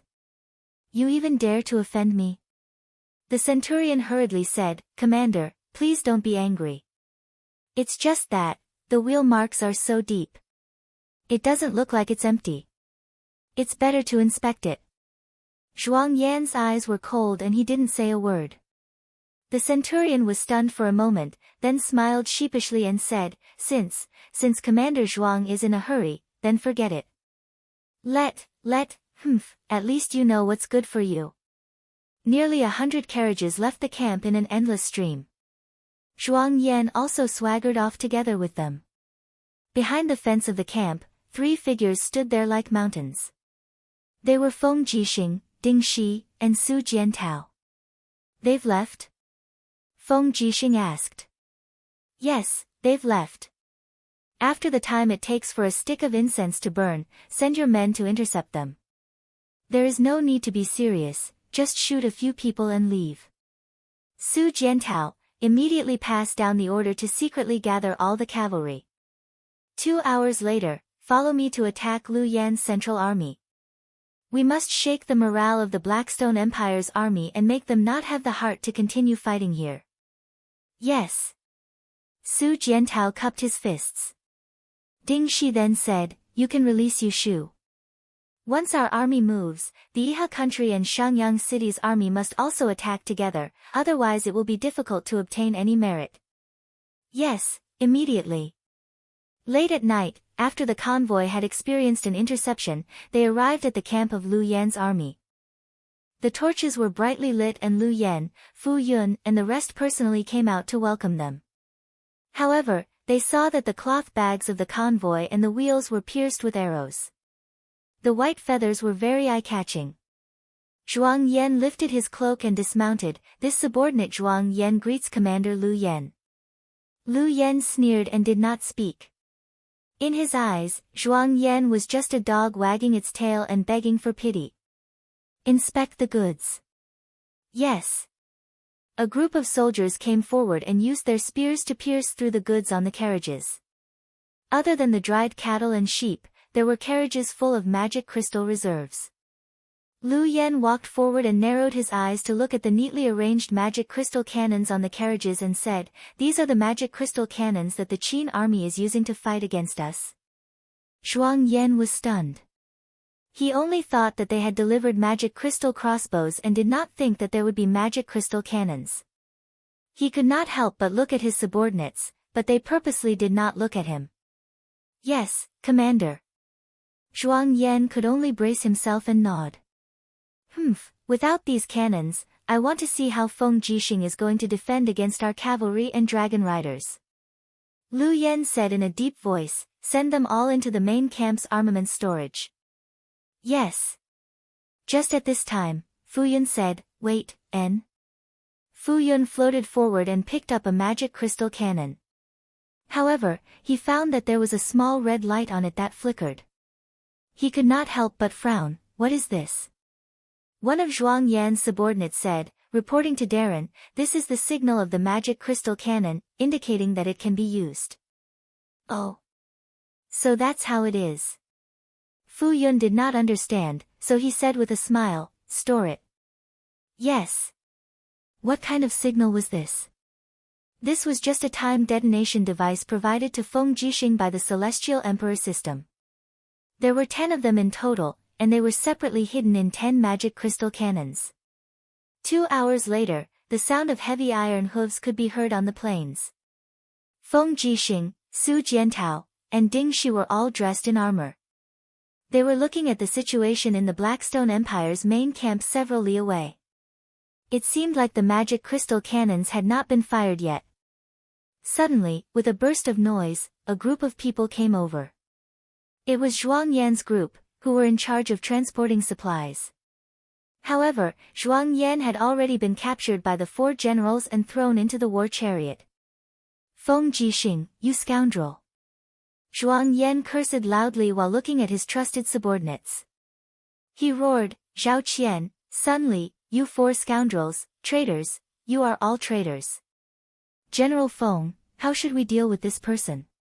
Feng Jixing urged his horse forward and looked at Zhuang Yan with disdain. He smiled and said, Zhuang Yan, Su Changjing, Lu Shiyu, and the others have committed treason. According to the law, they should be executed. Men, behead Zhuang Yan and use his blood as a sacrifice to the flag. Yes. Zhuang Yan cursed as his head was chopped off. Blood splattered 3 feet and dyed half of the Imperial Army's flag red. Right at this moment, the light from the magic crystal cannons suddenly soared into the sky. The detonation was a success. Feng Jixing slowly pulled out the azure dragon saber and shouted in a low voice, brothers, charge into the main camp. It is time to render meritorious service to the country. Chapter 1030. The sound of war drums and cannons mixed together. Lu Yen was startled awake from his sleep and hurriedly got up. He didn't even have time to put on his armor before he dashed out of the camp. However, he only saw flames soaring into the sky from the armory in the distance. Countless soldiers and warhorses were howling in pain within the flames. In that instant, Lu Yen felt as if his heart had been pierced by a sharp knife. His face was pale as he raised his sword and roared, "What's going on? What exactly is going on?" A Chiliarch ran over in a sorry state and said while trembling with fear, "Commander, an explosion occurred in the warehouse. It's those magic crystal cannons that Zhuang Yan donated exploded on their own, triggering a series of explosions. A total of 13 warehouses were affected by the explosions. Most of the tents along the way were also destroyed. We suffered heavy losses. Why did the magic crystal cannons explode?" Lu Yen was so angry that his voice trembled.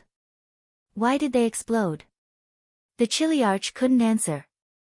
At this moment, several figures descended from the sky. It was Fu Yun and a few dragon riders. "Commander, we must make a decision quickly and stabilize the army's morale. Otherwise, the army might collapse," Fu Yun said in a low voice. "Where's Bailey Yen? Where is Bailey Yen?" Lu Yen was bold but not astute. At this moment, he could only think of the army's #1 strategist, Bailey Yen. In the darkness, a group of people ran over. Someone shouted, "Mr. Yen is here." Sure enough, Bailey Yen didn't even put on his robes in a hurry. His eyes reflected the flames in the distance. He said, "What exactly happened?" "The warehouse exploded. It was those magic crystal cannons." "We still don't know why," Lu Yen said. Bailey Yan's body trembled slightly. "We were tricked." Lu Yen and Fu Yun were stunned at the same time. Tricked? Zhuang Yan must have already been seen through. This is Feng Jixing's plan. Bailey Yen clenched his fists. His face was ashen. "We underestimated Feng Jixing too much. We also overestimated the intelligence of Zhuang Yan, Su Changjing, and the others. Sir, just tell me what we should do now." Lu Yan's face was full of pain. Now that the camp has been ambushed by the magic crystal cannons, and the morale of the army has been shaken, there is nothing we can do to change the situation. We cannot be trapped here. Feng Jixing's subordinates must be arriving soon. Give the order immediately. Dispatch the best team to fight Feng Jixing outside of the camp, and the rest of the people will evacuate the camp with the supplies and go to Lai City. Yes, Lai City. Bailey Yen was slightly at a loss for what to do. His forehead was covered in sweat, and a layer of steam came out from the roasting of the flames. He said, "Lai City wasn't heavily damaged when it was captured, and it can be used as a temporary resting place for us. Hurry up, or else it'll be too late." "All right." Lu Yen raised his sword and shouted, "Where are Fan Ping and Zhang Chao?" Among the group of generals, 2 people stood out. "Immediately lead a total of 10,000 elite soldiers from your headquarters to the north of the camp and form a formation to fight against Feng Jixing's troops. Cover the retreat of the 3 armies. Do it immediately without delay." "Yes, Commander."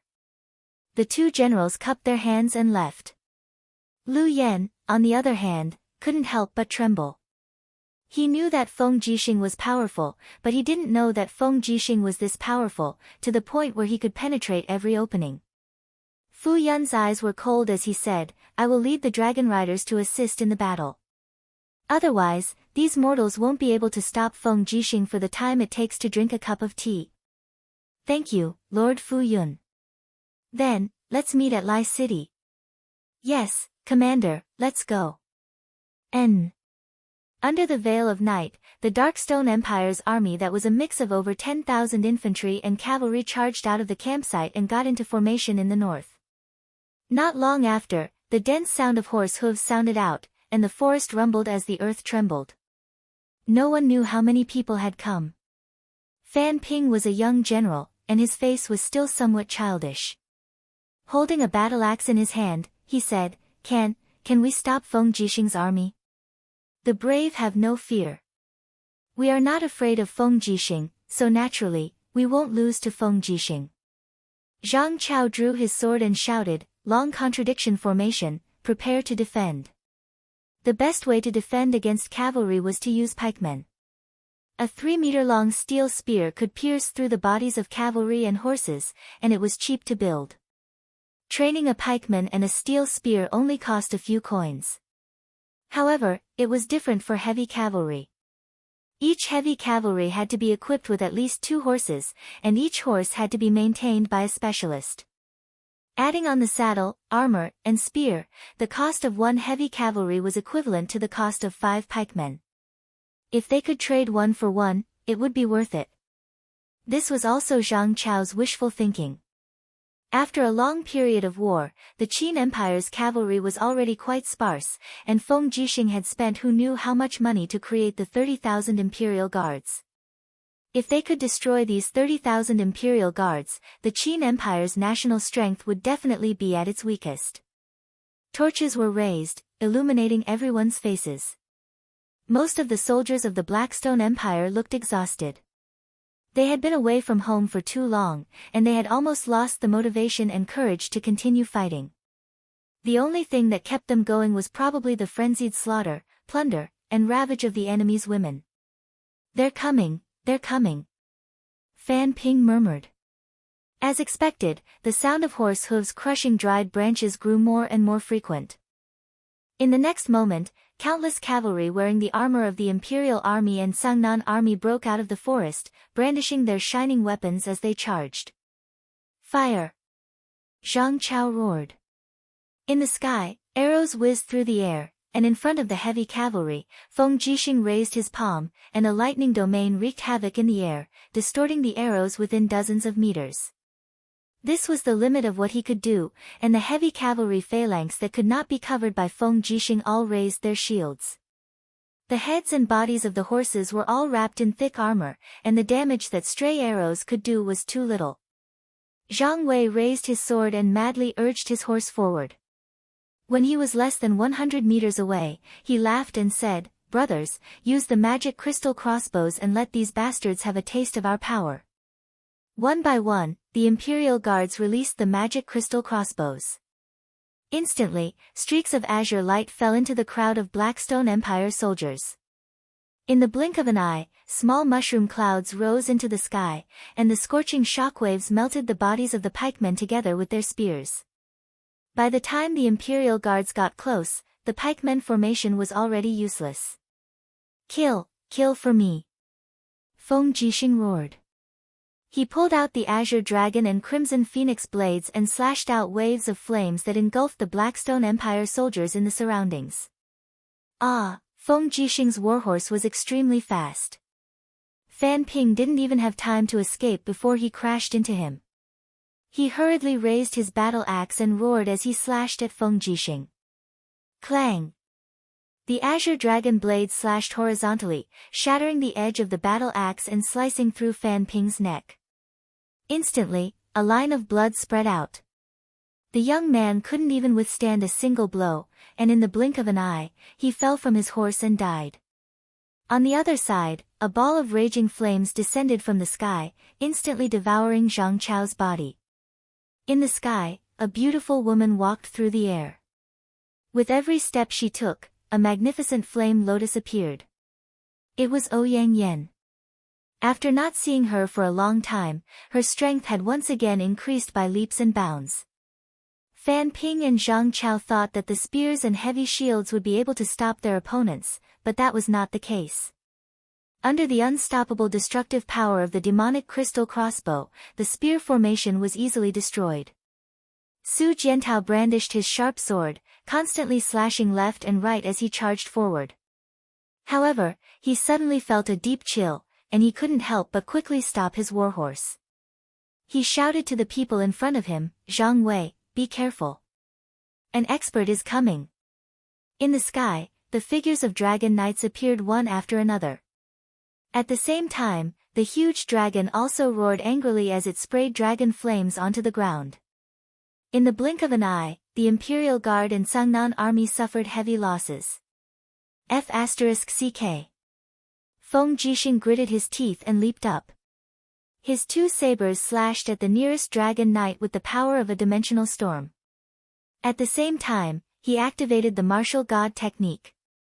Instantly, the sabers were suffused with a chilling aura, and the killing power was at least doubled. Ka-cha! The huge black dragon let out a mournful wail, a half-meter-long gash appeared on its neck. Feng Jixing straightened his body and swept his two sabers horizontally, a human head instantly flew into the air. However, before he could catch his breath, two dragon knights attacked him from the left and right. One of them was even a god king. In the blink of an eye, Feng Jixing was in a bitter battle. Ouyang Yen stood in the air without moving. She stood on a huge flaming disc, and with a wave of her hand, a shocking flaming palm print blasted out, causing the dragon knights in the distance to be in a sorry state. In the night wind, a handsome and elegant figure appeared. It was Scholar Ling. His clear eyes watched the slaughter on the ground. Suddenly, the flute in his hand glowed with divine light as it swept across the ground. He said softly, "Freeze." This was a mid-grade Frost Law divine tome. It was extremely powerful. Layer after layer of frost spread out, and in the blink of an eye, nearly 1,000 people from the Blackstone Empire were frozen on the spot. They died instantly. The Imperial army passed by like they were breaking dry weeds. With just a light touch, the enemies were turned into a pile of ice fragments. On the ground, the roars of the Beeman King rose and fell. He had already turned into a blood-colored ball of light and was slaughtering everywhere.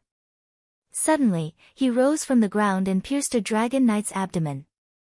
He was extremely powerful. Clang! Amidst the scattering of sparks, Feng Jixing's twin sabers were only able to force back Fu Yun's dragon sword. Gusts of raging wind swept through the surroundings, and Fu Yun's expression was extremely unsightly. He knew that Feng Jixing was very powerful, but he didn't expect that this person had actually advanced to such a level. The saber chi contained sharp flames, wind, and lightning laws, making it impossible to defend against. "My lord, we have lost. Let's go." In the sky, a dragon knight shouted loudly. One of his arms had been chopped off, and blood was flowing non-stop. Fu Yun glared fiercely at Feng Jixing, nodded, and said, "Let's go." Feng Jixing didn't chase after them. As the commander, it was a taboo to underestimate the enemy and advance rashly. In the distance, densely packed torches attacked. They were the people from the Iha Empire, as well as Xiang Yu's troops in Shangyang City. They had already launched a surprise attack. For a moment, the Blackstone Empire's army could only be defeated. They were badly mutilated as they fled in the direction of Lai City. Chapter 1031. The pursuit lasted for 3 whole days. Lu Yanjun had almost lost all his warhorses. Feng Jixing, Xiang Yu, and the others had already joined forces and released all the civilians that Lu Yanjun had captured as food and sent them back home. Meanwhile, the main force of the Imperial Army and Sangnan Army killed countless people along the way. They directly killed their way to Lai City, but due to the lack of provisions, they had to retreat. A mere Lai City could not be defended for long. Lu Yanjun's fate was already at its end. 2 days later, they returned to Shangyang City. The city was decorated with lanterns and streamers, as if the Shangxi festival had come again. The haze of death that shrouded the whole city had ended because of the great victory of Feng Jixing and Su Jiantao. The civilians naturally cheered and danced. After the battle, Lu Yanjun lost more than half of his men, while the Imperial Army and the Sangnan Army lost nearly 10,000 men. As for Iha country, they attacked from the flank and were counterattacked by Lu Yanjun. They only had about 30,000 men left. As for the 30,000 soldiers of Iha country, they were now stationed outside Shangyang City. On one side, the Imperial Army and the Sangnan Army surrounded and protected them. Although the governor's office of Shangyang City was not as majestic and solemn as Zetian Palace, it had a unique style. Southern-style buildings could be seen everywhere. There were groups of maids and countless attendants. At this time, the governor's office was beating drums and gongs to welcome the arrival of Feng Jixing, Su Jiantao, and other important officials of the empire. This first celebration banquet must be unique and extremely luxurious. At the banquet, Feng Jixing sat in the host's seat. After all, he was acting as the marshal for Lin Muyu, so his status was naturally above everyone else. Next in order were Su Jiantao, Xiang Yu, Ding Shi, Ouyang Yan, Ling Shusheng, Zhang Wei, Luo Yu, and others. The commander-in-chief of Iha country, Qin Yi and Qin Huan, sat after the 20th place. The people next to them had even been reduced to kiliarchs. Qin Yi, on the other hand, looked calm as he sat there without saying a word. Qin Huan looked a little angry. He seemed to be very dissatisfied with the seating arrangement. After all, the social status in the Qin Empire was very clear. The seating arrangement meant the level of status. Obviously, Feng Jixing did not take the people of Iha country seriously at all. Feng Jixing raised his cup, pondered for a moment, then stood up and said in a clear voice, "When Her Highness Yin, Lin General, and Princess Shi were in closed-door cultivation, we were guarding the empire's borders. Now that the bandits have invaded our borders, all of us have worked together to chase Lu Yan and the others to Lai City. As long as we have sufficient supplies and fodder, we will be able to sweep them away in one fell swoop. This battle will definitely be decided based on merits. Please rest assured, everyone, Feng Jixing will record down every single merit and reward them together when Her Highness Yin returns. The Empire will never mistreat those who have rendered meritorious service." "Is this also considered a reward based on merit?" someone in the 7th row said indignantly. Feng Jixing looked over and smiled. "Who are you?" The man stood up. "I am Lu Yang, the lieutenant of the Iha Kingdom's 3rd Legion. 5 days ago, I led my men and charged into the heart of Lu Yan's army. I killed more than 5,000 men and lost more than 6,000 men. May I ask Commander Feng if this is considered a great achievement?" "Yes, of course it is." Feng Jixing smiled faintly. "Someone, come and take some of General Lu Yang's credit." "Oh, I remember now. General Lu Yang's cousin seems to be Lu Zhao, who was ranked first among the 7 marshals of Iha country." "Yes." Lu Yang was stunned. Then, "General, do you remember what happened at Fire Badger Valley? If I remember correctly, Fire Badger Valley's general also participated, right?" Feng Jixing's words were really simple, but there was killing intent in them. Who in the world didn't know that the 30,000 guards army of Fire Badger Valley was killed? That was the biggest humiliation and pain in Feng Jixing's life. He wouldn't be able to forget that painful memory. Naturally, he remembered his enemies clearly. Lu Yang lowered his head and his voice trembled. "I am afraid that General Feng remembered wrongly. I was working under the commander and didn't participate in the Fire Badger Valley massacre with brother. It is good that you didn't." Feng Jixing's gaze was ice cold. "If I find out, all of you can forget about escaping. All of you have to die." Not only Lu Yang, but even Qin Yi, Qin Huan, and a group of Iha nation's generals felt a chill in their hearts. Now, Feng Jixing's words were no longer as insignificant as before. Feng Jixing was now the commander-in-chief of the 3 armies. His words were the imperial edict, and no one could defy it. Qin Yi picked up the wine cup on the table and said, "General Feng's memory is really good. However, since you said that, will General Feng start to look into what happened in the past?" "I won't. These are 2 separate matters." Feng Jixing cupped his fists and smiled. "Don't worry, King Zhennan. Feng Jixing is not the kind of person who would do anything for personal gain. The Iha Kingdom has made a great contribution in protecting the country and willingly submitting to the great Qin Empire. This is a good thing for the people in the world. However, before settling the matter of Lai City, I'm afraid there's one more thing that I need the Iha Kingdom's army to do for me." "What is it?" Qin Huan asked. "The National Army." Feng Jixing said lightly. "Nearly 50,000 National Army troops are camped 10 miles north. Their commander, Zhuang Yan, has already pleaded guilty and was executed. The national army colluded with the enemy and committed treason. All officers above Kiliarchs must be executed, but the foundation of the national army must not be harmed. After all, those soldiers are brave warriors of the Qin Empire. So, I need your brave soldiers to be on standby at all times. When I subdue the national army, if anyone tries to rebel, they must be suppressed immediately. I wonder if South Protecting King is willing to carry out this task. Qin Yi nodded, his face neither sad nor happy. I am willing. I will listen to General Feng's instructions. Good.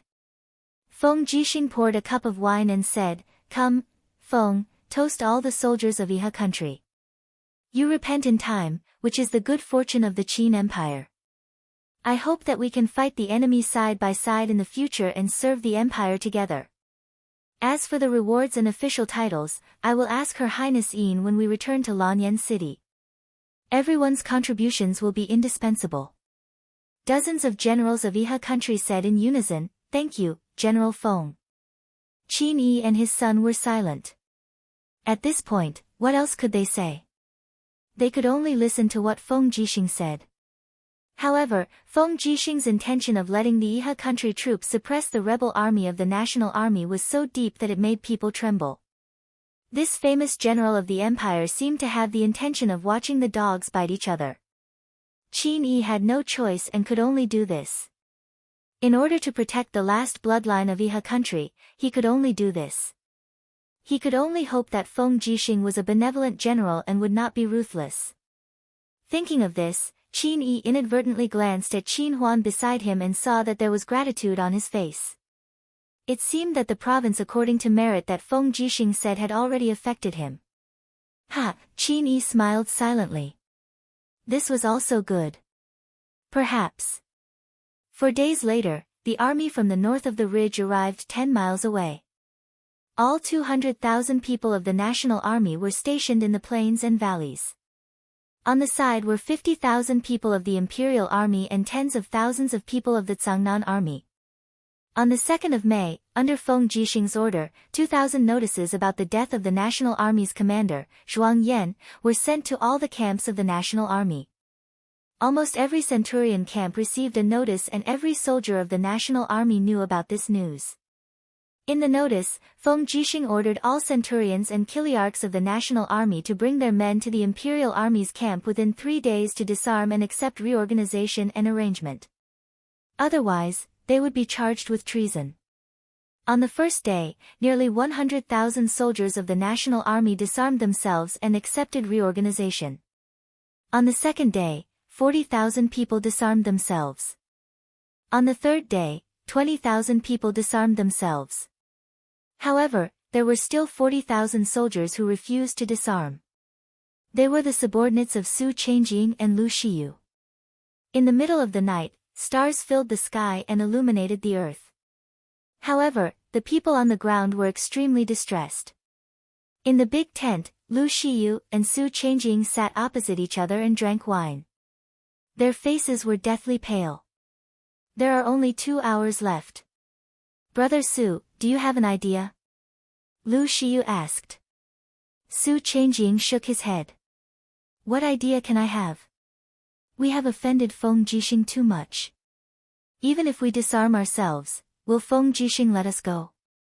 Impossible.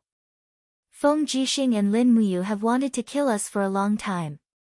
Then, Brother Su, what do you mean? We will die if we disarm ourselves, but we might have a chance of survival if we rebel. We have more than 40,000 soldiers. If we rebel against the empire, we can kill our way to Lai City and seek refuge with Lu Yan. Perhaps we can even take a boat from the southern border to the Blackstone Empire to serve Great Emperor Xiwan. This is our only chance of survival. Su Changjing gritted his teeth and said each word firmly. Lu Shiyu suddenly raised his cup and drained it in one gulp. Then, he smashed the cup on the ground. Rebel! Pass down my order immediately. Follow me to kill our way out of the valley. All right, we will kill our way out together. Yes. Under the starlight, Su Changjing, and Lu Shiyu's 40,000 soldiers did not even raise their torches. They just headed straight for the exit of the valley. However, they did not notice the dozens of magic crystal cannons that had been set up in the valley, as well as the tens of thousands of Iha country's soldiers blocking the exit. In the forest on the hillside, Feng Jixing sat on a huge rock with a wine pot in his hand. He said, "It seems that they have made up their minds." Su Jiantao sneered. Su Changjing and Lu Shiyu are two idiots. Do they really think that they can charge out of the valley with just these few people? General Feng, what should we do? Should we spare the lives of these 40,000 soldiers? No. There is no need to spare them, Feng Jixing waved his hand. We have given them too many chances. However, these 40,000 soldiers are still determined to follow Su Changjing and Lu Shiyu. There is no need to spare them anymore. Pass down my order. Kill all of them. Spare none. Yes, I understand. Su Jiantao raised his hand. Immediately, the magic crystal cannons on the mountain spat out tongues of fire. In the next moment, the valley was in an uproar. In the midst of the chaos, Lu Shiyu held his sword and shouted, "Don't panic. Charge forward. Once we get out of here, we will have a chance of survival." At the entrance of the valley, a general was guarding with thousands of soldiers and horses. It was Lin Sun, Lin Yu's cousin. He could be considered the person that Feng Jixing and Su Jiantao thought the most of the Iha country's army. Lin Sun slowly raised his palm and said, "Raise your shields and start shooting." Chapter 1032. Ambush. Ambush. In the valley, the generals of the rebel army were pale.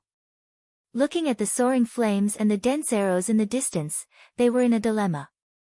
Only Zhuang Yan raised his longsword and shouted, "Do you see the flag? It's the Iha nation's rabble. How capable can a traitor like Qin Yi be? We are the imperial army. Charge forward. Whoever kills Qin Yi will be promoted to lieutenant general captaincy." "Yes, my lord." With a great reward, there would always be brave men. The rebel army was originally a group of desperados. Hearing the promise of a high position and generous reward, they would naturally fight to the death. For a moment, the battle at the entrance of the valley quickly heated up. After nearly an hour, Lin Sun's subordinates ran out of arrows. He immediately raised his longsword and said, "Don't let a single person out. All officers and soldiers, draw your swords and fight with me. Don't let a single one escape." Under the moonlight, the two armies fought fiercely, and blood flowed like a river. On the hillside, Feng Jixing narrowed his eyes and closely observed the situation in the valley. Holding the scarlet phoenix saber, he muttered, "This Lin Sun is a talented general." On the side, Su Jiantao knew that Feng Jixing was a commander who knew how to use the right people. He smiled and said, "Since the Iha nation has already surrendered, then it's only a matter of a word for General Feng to transfer Lin Sun under his command. However, I'm afraid that it will be criticized by the old officials in the court. After all, this Lin Sun is Lin Yu's cousin, and Lin Yu was the main person who caused the disaster in Lanyan City." "Yes," Feng Jixing sighed and said, "but General Su, don't forget that a soldier's duty is to obey orders. Back then, Lin Yu was only Qin Yi's subordinate. It was also his duty to set up the plan. These are two different things. This Lin Sun can fight so bravely against the rebel army. He's brave and resourceful. I must use him." Su Jiantao smiled faintly. "I know I can't persuade General Feng, so I'm just reminding him. If he wants to use him, then use him." The appearance of Liu Yan's army also means that the Blackstone Empire hasn't given up. I'm afraid that another war won't be too far away. The empire is in dire need of manpower. If General Feng disregards the past and uses a general like Lin Sun, it might not be a bad thing. Feng Jixing laughed and patted Su Jiantao's shoulder. "You know me well. You subordinates are too straightforward. Only you and Situ Sun know how to be flexible. Being upright is not necessarily a bad thing. After all, Some rules are not easily broken if they are managed by upright people. Su Jiantao said meaningfully. Feng Jixing wasn't paying attention at all. He only said, after reorganizing the national army, they'll have at least 100,000 people. How do you think we should deal with them? Abolish the national army, or, the national army is a national policy. It's a national policy set by Her Highness and Commander Yu. It's better not to break it. I think so too. Then who do you think should be the new commander of the national army? About this, Su Jiantao thought for a moment and said, the national army is equivalent to another imperial court. In the future, it will gradually replace the imperial court, and the national army will be the guardian army of the national army. In my opinion, the original commander of the imperial army was Qin Lei. Now, the commander of the national army should be someone from the Qin family. Shizhong Wang Qin Yan is the best candidate. Feng Jixing smiled happily. That's for the best. It just so happens that Yan is relatively free now. A mere temple grand deacon isn't his ambition. Let's do this after we return to the imperial capital. Yes. Su Jiantao looked at the valley in the distance and said, should we attack? Otherwise, I'm afraid that the tens of thousands of volunteer soldiers under Lin Sun's command will be wiped out. Let's wait a little longer, Feng Jixing said lightly. Su Jiantao was a little surprised. General Feng. I have something to say, but I don't know if I should say it. Say it. Is General Feng planning to use the rebel army to completely destroy the Yihan nation's army? Feng Jixing took a deep breath and glanced at Su Jiantao with a frightening cold light in his eyes. Even the battle-hardened Su Jiantao couldn't help but feel a chill in his heart. He said, could it be, that I guessed correctly, Jiantao, you are Yu's trusted subordinate and are like a brother to us. I have to do this even if I don't want to. You should be able to understand my feelings, Feng Jixing said meaningfully. Su Jiantao nodded. I understand. The Yihan nation's army is, after all, a rebel army, and Qin Yi is the one who killed the late emperor, Qin Jin. Their crimes are monstrous, so how can the empire tolerate them? The empire can't use Qin Yi, Qin Huan, and the others anymore. If this blood feud can be forgiven, then the people in the empire are really looking down on the empress. So, Feng Jixing said unhurriedly, I have to help you and Her Highness settle this matter in advance. The empire can't have two emperors if the empire wants to stabilize itself. Those who are loyal to Qin Yi must die. Su Jiantao nodded and cupped his fists. I understand. I'll follow your instructions. Launch the attack in 2 hours. Send out the armored cavalry to kill all the rebel soldiers in the valley. Kill them all. Bring the heads of Su Changjing and Lu Shiyu to me at daybreak. I'll go back to sleep for a while. I'll leave the matters here, to you. Yes, Commander. Feng Jixing placed his hand on the hilt of his saber and went into the forest alone. The moonlight shone on his body, reflecting the dazzling light from the 3 golden stars on his shoulder. Su Jiantao couldn't help but feel sad. Feng Jixing had been alone for so many years. How many people could understand what he was shouldering? There were some things that only he could do. While leaving behind the name of a famous general, he also left behind a lot of curses. Scholars all over the world accused Feng Jixing of being a cruel and unfeeling person. All of this could only be endured by him alone. At the side, a captaincy of the Cangnan army asked, Commander, when do we attack? Su Jiantao's eyes were faint. In an hour. Yes. Early morning, in the Imperial Army camp.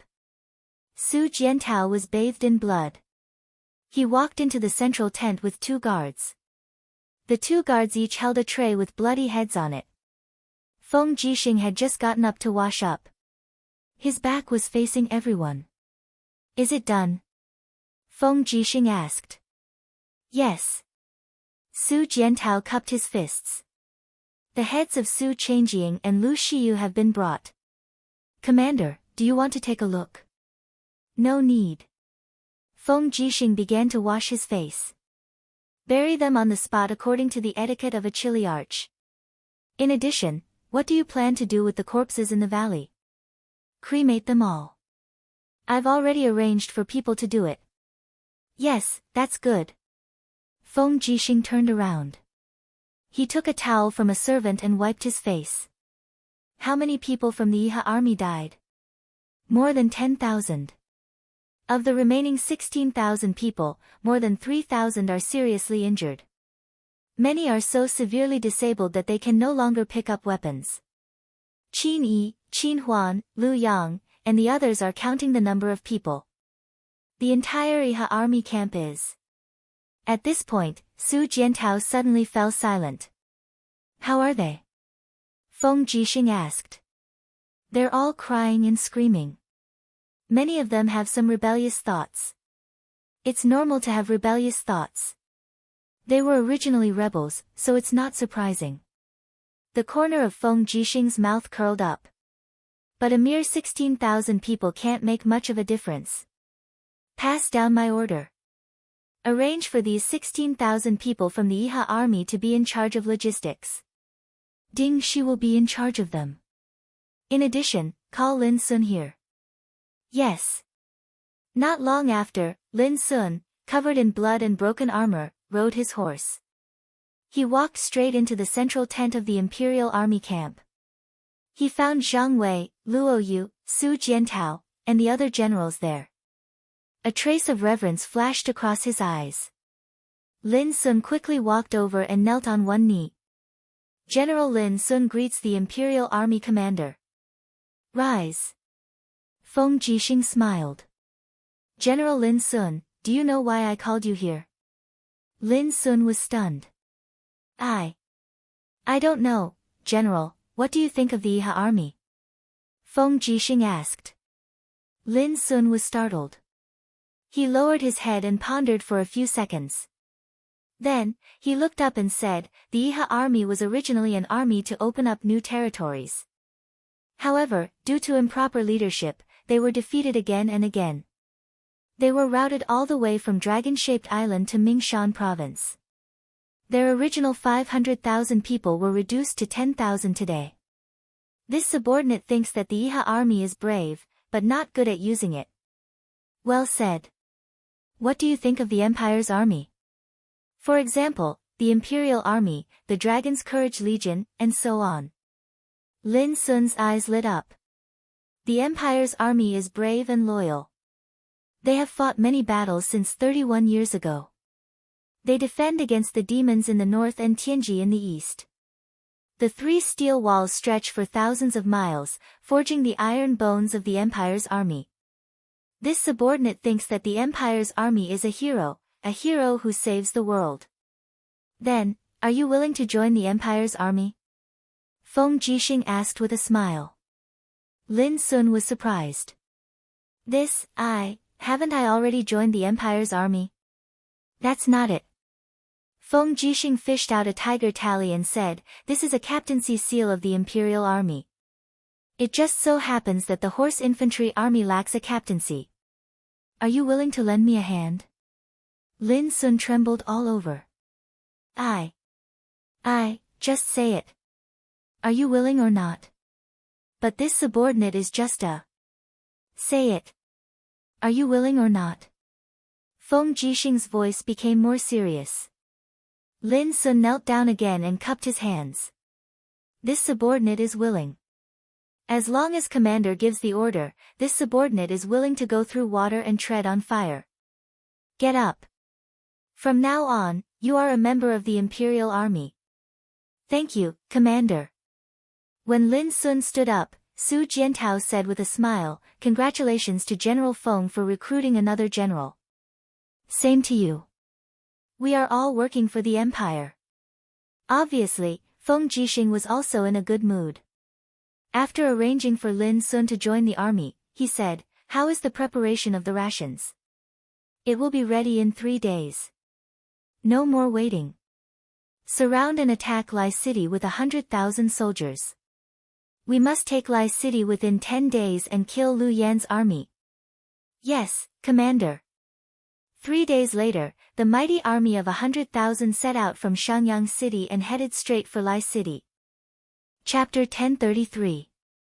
On the 10th day of the 5th month, amidst the billowing dust, the mountains and plains of Lai City were already covered with the fluttering purple Yinhua war flags.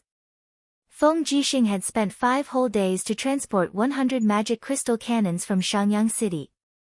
It was evident that he was determined to destroy Lu Yan's army. The weather in early summer was very refreshing.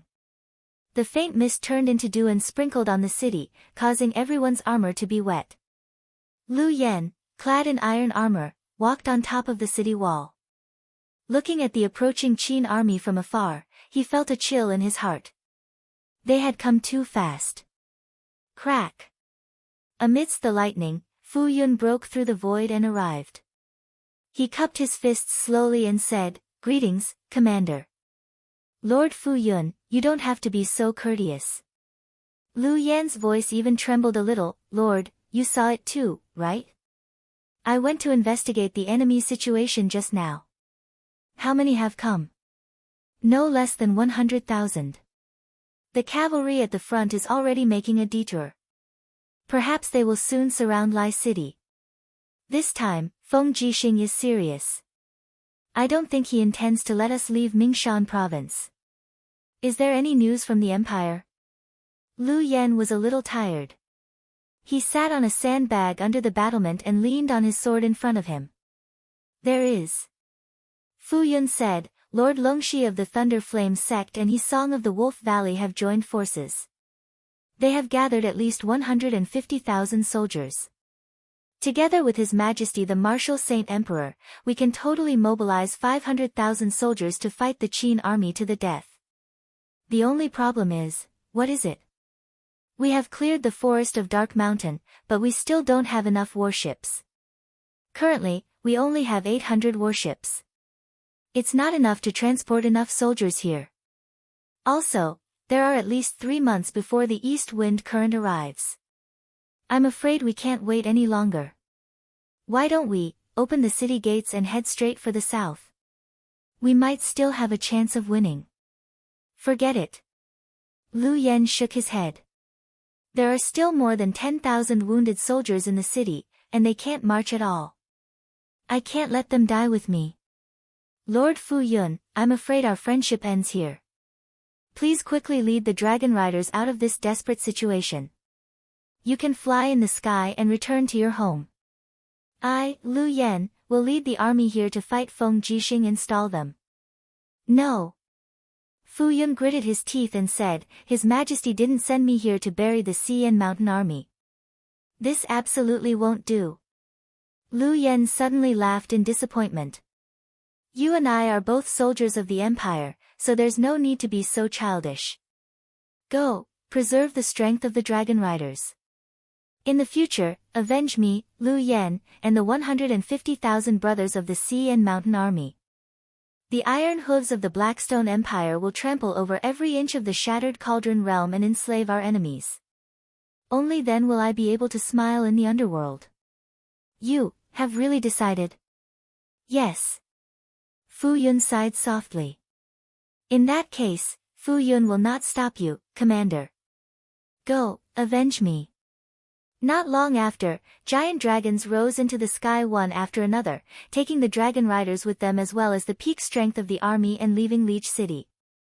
In the blink of an eye, the dozens of dragon riders turned into little black figures in the sky and disappeared from everyone's sight. Lu Yan looked up for a long time. His neck was probably sore, so he sat down again and said, "When will they start fighting?" Bailey Yen said, "Feng Jixing is currently surrounding the city. He won't make a move before he forms an encirclement." "How do you think Feng Jixing will attack Leech City, Mr. Yen? Will it be a forceful attack or a desperate one?" "I'm afraid neither will be the case." Bailey Yen smiled bitterly. "Our army only has less than 30,000 soldiers, but Feng Jixing has 100,000. Moreover, he has powerful magic crystal cannons in his hands. He doesn't need to use these 2 tactics. I'm afraid that before the sky turns dark, he will order the cannons to attack Leech City. Leech City is just a small county city. The city walls aren't thick and can't withstand the destructive power of the magic crystal cannons. Then what about us? Do we have a choice? Lu Yan's eyes were filled with confusion. No. Bailey Yen shook his head. We can either fight to the death or surrender. Surrender, Lu Yan pursed his lips and said, I want to see Feng Jixing. What? Bailey Yen was stunned. Lu Yan stood up. Men, prepare a horse. I want to go to the Qin army's main camp to see Feng Jixing. Absolutely not. Commander, this is like a sheep walking into a tiger's mouth. Don't try to persuade me. Lu Yan murmured, I have to go. Otherwise, Leech City will be in danger. 2 hours later, Lu Yan arrived at the Qin army's main camp with 10 riders. Without any pleasantries, Lu Yan strode across the carpet towards Feng Jixing. He nodded and said, I'm here to negotiate. Feng Jixing sat there in high spirits. He smiled and said, You are not qualified to negotiate. Not qualified? Lu Yan sneered. Feng Jixing, are you so sure that you will win? That's right. Feng Jixing nodded and said, When you had the dragon riders, you were still no match for me. Now that the dragon riders have flown away, what do you have to fight against me? Don't forget, there are still 50,000 people in Leech City. They are all the people of your Qin Empire. Are you, Feng Jixing, going to ignore these people? Feng Jixing couldn't help but burst into laughter. Lu Yan, do you really think I, Feng Jixing, am a 3-year-old child? 5 days ago, I received a secret report from Leech City. You have captured all the people in the city and used them as food for the army. Now, is there even a single one of them alive? You. Lu Yan's face turned pale. Feng Jixing gritted his teeth. His eyes were filled with fire. You are a group of animals, barbarians. You treat the people of the Qin Empire as food. If I, Feng Jixing, negotiate with you, wouldn't I be associating with beasts? Get the hell out of here. In 2 hours, we will officially start the war. We will use the military method to decide the winner. Don't make me look down on you. Lu Yan, get the hell out of here. Lu Yan's body trembled. He slowly turned around, almost losing his balance. 2 of his subordinates hurriedly supported him. Otherwise, this commander of the Hai and Shan army would have a hard time even walking.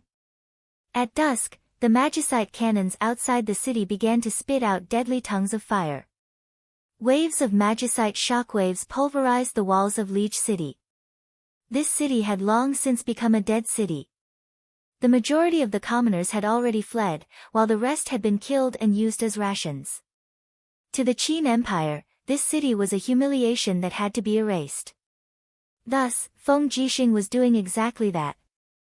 The bombardment continued from dusk until deep into the night, and it lasted for an entire 6 hours. Under Feng Jixing's orders, almost 18,000 heavy demonic crystal cannons from the artillery battalion poured down onto the city, and the tiny city was practically razed to the ground. The Darkstone Empire's army within the city was naturally blasted into pieces, and even Lu Yan died under the bombardment. At daybreak, the Imperial army entered to collect the corpses. However, they couldn't find a single complete corpse. Instead, they found some enemy soldiers hiding in the cellars of the city. They were all shot to death. This was how war was, and Feng Jixing had been through hundreds of battles. He had long since tempered himself to the point where he was impervious to fire and water. Benevolence was simply too distant for him. The next day, a monument was erected at the ruins of Leech City to commemorate the dead people of the Qin Empire. Feng Jixing left 20,000 soldiers for Xiangyu to reorganize and use to guard the southern border. 5 days later, Feng Jixing led the army back to Lanyan City. 1 month and 6 days in the Shattered Cauldron realm was equivalent to a year in the 64 domains. In the blink of an eye, a year had passed. Lin Muyu, Qin Yin, Tang Xiaoxi, and the others' cultivation had improved greatly. They had spent most of their time in the Cave of Gods and Demons, so they had gotten used to the temperature there. Lin Muyu had already advanced to the 79th Grotto Heaven stage, while Qin Yin and Tang Xiaoxi had reached the 77th and 74th Grotto Heaven stage respectively. The one who had improved the most was Shi Yan. Her strength had already recovered to the 62nd God Emperor standard. Although it was still far from the 99th Grotto Heaven stage, she had already recovered at least 30% of her strength. Ordinary God Emperors wouldn't be able to do anything to her. At night, the sky of the 64 domains was as bright as a mirror. On a hill, Lin Muyu was lying on her back, allowing the starlight to seep into her body. She closed her eyes and said with a relaxed expression, "How long have we been in the prehistoric mystic realm?" "Almost 2 years, Qin Yin said. "Time really flies." In the blink of an eye, 2 years have passed. Lin Muyu opened her eyes and hugged Qin Yin. "Xiao Yin, do you miss home?" "Yes, but my family is gone." On the other side, Tang Xiaoxi said, "Don't be so sad. Let's talk about Mu's cultivation. You have been stuck in the 79th Grotto Heaven stage for 3 months. Why don't you look anxious?" Lin Muyu couldn't help but laugh. "What's the use of being anxious about this? I finally understand what Grandpa Chu Chu said back then. The higher the cultivation, the more important the state of mind is. If I can't break through and prove my Tao, even if I step into the 80th Grotto Heaven, I'll only be a mediocre god, just like Wu Feng and Dongfang Yan." As she spoke, Lin Muyu suddenly narrowed her eyes. "Someone is coming. It's Feng Zhanlin." As expected, a gust of wind condensed in the air, and Feng Zhanlin's figure appeared. He smiled awkwardly. "I'm really sorry to disturb Lin General's quiet cultivation here." Lin Muyu remained calm. "I'm not cultivating. I'm just flirting with girls here. If you have something to say, say it quickly." Qin Yin and Tang Xiaoxi blushed, but they couldn't do anything to this guy. Feng Zhanlin said, "All right then. Reporting to Lin General, a few hours ago, the sacred relic was ambushed. The celestial dragon was injured, and 2 of our divine kings were also seriously injured. The treasure in the sacred relic, star chess, was stolen." "What?" Lin Muyu suddenly jumped up from the grass. "Who is so daring to behave atrociously in our territory? They are all masked, but judging from their aura, they should be from the Starfall domain. Even Zheng Xian is here. The Starfall domain finally came to us." Lin Muyu shook her arm, and rays of light bloomed. "I haven't fought for a long time, and my hands are itching. Domain Lord Feng, go back and prepare. We will return to Dragon City in 3 days. We will discuss this first." "Yes." Chapter 1034. When Lin Muyu and the others returned to Dragon City, it was noon. The city was filled with smoke, and the atmosphere was peaceful. Outside the Dragon City Grand Hall, a group of servants and soldiers were waiting solemnly. Before they even walked up the stairs, Machi Lin had already brought Machi Lei and the others to greet them. His face was filled with indignation as he said, "How preposterous. They've gone too far." "What's wrong?" Lin Muyu asked with a frown. Machi Lin said, "The Starfall domain sent a letter." "Take a look, Lin General." "Oh, what letter?" "It's an invitation." Lin Muyu took the letter and opened it. It was addressed to him, the leader of the Dragon League. There were only a few lines of concise words. The 64 domains were established by the ancient civilization. The domains should have lived in peace with each other. The 11 domains in the south have now become 8. The Starfall domain has obtained 2 treasures, the star chess and the 100 sectional staff. Therefore, they invite the experts of the domains to hold a treasure-seizing assembly in the Starfall domain on the 1st of next month. The treasures will belong to those who can obtain them. We hope that young hero Lin of the Dragon League will lead the experts of the Dragon League to attend the assembly. Zheng Xian thanks you." Qin Yin and Tang Xiaoxi were confused. Lin Muyu handed the letter to them. Machi Lin said angrily, "What treasure-seizing assembly? The star cluster chess was clearly stolen from the Saint Relic. This is simply despicable and shameless, holding a treasure-seizing assembly with the star cluster chess from the Saint Relic. The falling star domain is really a bunch of shameless people. Lin Muyu frowned and said, this is not what I'm worried about. What I'm worried about is Zheng Xian and Dongfang Yan's real intention in holding the treasure-seizing assembly. Do they want to take the opportunity to get rid of the top experts of the southern domains? I don't think so. Feng Zhanlin said, with the skills of Marshal Lin and Darren Shi Yan, I'm afraid that Dongfang Yan and Zheng Xian are not their match. What's more, Zheng Xian was already defeated by Marshal Lin at the Dragon Union's grand ceremony.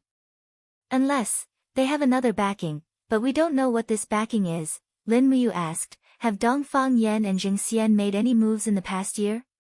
Machi Lin cupped his fists and said, Zheng Xian is in charge of the affairs of the Falling Star region, and he appears in public every month.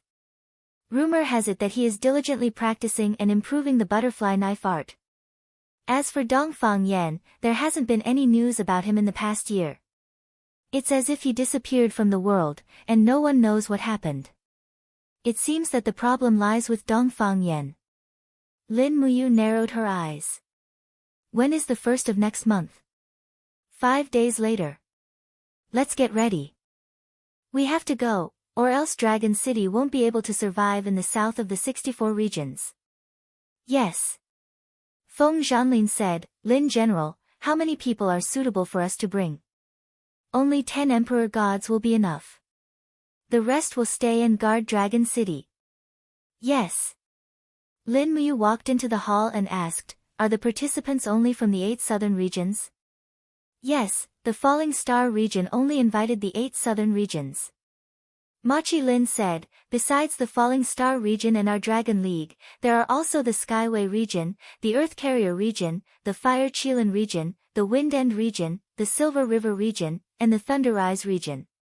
Among them, our Dragon League is the strongest, followed by the Falling Star region, the Skyway region, and the Earth Carrier region.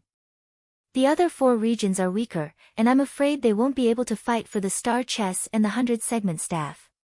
What kind of treasures are the Star Chess and the 100-segment staff? I forgot to ask Senior Luo Tianji at the Sacred Relic. Feng Zhanlin smiled. The Star Chess, as the name suggests, is actually a chessboard that hides the mysteries of heaven. The black and white chess pieces can fly and injure people, and the Star Chess is a unique hidden weapon in the world. The 100-segment staff is a long staff similar to an iron rod, and it can be extended and retracted at will. It has 100 segments, and it's very difficult to defend against it. Are they all divine artifacts? According to the classification of the 64 regions, they should be second-grade divine artifacts, slightly lower than the Xianyuan sword and Nuwa zither, but 2 grades higher than the Star's sword. The Star's sword was a substandard divine artifact. It seemed that there was a 3rd-grade divine artifact among the 64 regions. Lin Muyu had a bad premonition and said, this trip to the Falling Star region is no small matter. We must select our strongest Emperor Gods. Besides, no matter what the Falling Star region's intentions are, the Star Chess is a treasure of the Sacred Relic, and I must take it back. Yes, I understand. We won't go out for the next few days. Cultivate well, and we will set off the day after tomorrow. We will arrive at the Falling Star region in 5 days. Lin General, can we walk there? Yes, don't fly. It's too conspicuous. Be careful. Yes. At night, in the Imperial Garden of Dragon City, it was very quiet in the autumn. The cool night breeze blew, bringing with it a faint fragrance of the wilderness, which made people feel relaxed and happy. In the small courtyard, Lin Muyu sat cross-legged on a flat rock, leaning against a short pine tree behind him. The invisible elephant divine power was circulating around his body slowly. He looked peaceful, as though he was asleep. Lin Muyu had been maintaining this state of cultivation for the past few days. He did not deliberately circulate his power, he just let the power in his body circulate on its own. Meditation was a state of mind cultivation. Lin Muyu had the sovereign personality, but what he lacked was not power, but a kind of improvement in his state of mind.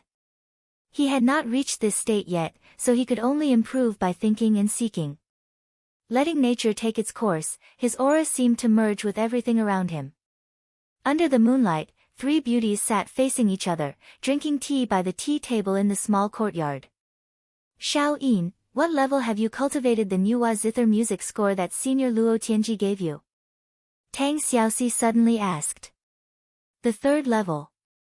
Qin Yin smiled awkwardly. The power contained in the music score is too profound, and I can't understand it in a short time.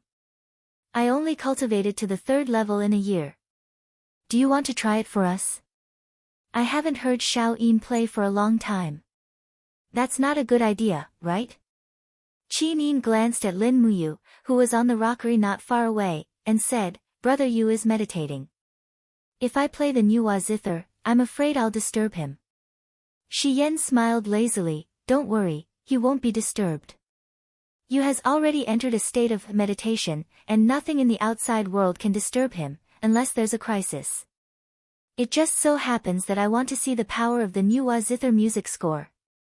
Come on, Xin, let me and Xiaoxi see it. Then.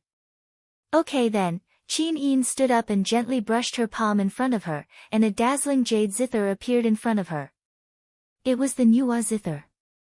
Qin Yin floated in the air, and the Nuwa zither floated in front of her. Her 5 jade-like fingers gently plucked the strings of the zither, and immediately, an elegant sound flowed out like flowing water. Nice. The corners of Tang Xiaoxi's mouth rose slightly, and a satisfied smile appeared on her face. Shi Yan also smiled. It's not as simple as just nice. That's right, if one looked carefully, they would find that there were invisible gusts of wind flowing around Qin Yin's body, like a thick wall of wind to protect her, and at the same time, they could turn into wind blades to attack the intruders at any time. The first layer of the Nuwa zither music score, Wind Rising. The sound of the zither was gentle and light, and in the blink of an eye, it had reached the 2nd layer. The sound of the zither began to become rapid, like a downpour of rain, and the aura of the space also began to distort and ripple slightly. Invisible sound waves shuttled back and forth in the space, and every note contained extremely strong destructive power. However, as long as Qin Yin slightly changed the tone, these notes would seep into the surrounding flowers and plants, nourishing everything, just like the great kindness of the Nuwa zither music score. The 2nd layer of Nuwa zither music score, Spiritual Movement. Before the 3rd layer of music was played, Qin Yin's palms pressed down and stopped playing. She smiled and said, Okay, that's it. The power of the 3rd layer of music is too strong. It's better not to play it. The 3rd layer of music is the soul splitting, right? Shi Yan asked with a smile. Yes. Okay. Shi Yan said, I've read the music score. The power of the soul splitting can directly attack the opponent's soul with sound waves, which can cause a fatal blow. Such a move, it's right not to use it easily. Xin, do you want to use it in the treasure seizing conference of the Falling Star Field in 5 days? Qin Yin chuckled and said, It's okay. Well, it's a good opportunity to see how many masters there are in the other 7 fields. Shi Yan's eyes lit up, and she said, If the Dragon League wants to dominate the south, the other 7 fields will be our stumbling blocks. We must make them surrender. Yes, I just don't know what Brother Yu is thinking. Qin Yin looked up into the distance and found Lin Muyu leaning against a tree, looking peaceful and comfortable. She was motionless, as if she had fallen into a deep sleep. Suddenly, Qin Yin felt a touch of warmth in her heart. Lin Muyu was born to be a cultivation genius. It was rare for her to enjoy the process of cultivation. Time passed quickly, and 2 days passed in the blink of an eye. Lin Muyu and the others set off on foot and left Dragon City. They passed through countless mountains on the way and arrived at the Falling Star Field after 3 days. They didn't encounter any obstacles along the way. The people of the Falling Star Field seemed to be preparing for the treasure seizing conference, as if they were celebrating a festival. In the evening, Lin Muyu and the others entered the castle of the Falling Star Field and were greeted with a very grand welcome. Zheng Xian personally led several God Emperor realm experts out of the castle to welcome them.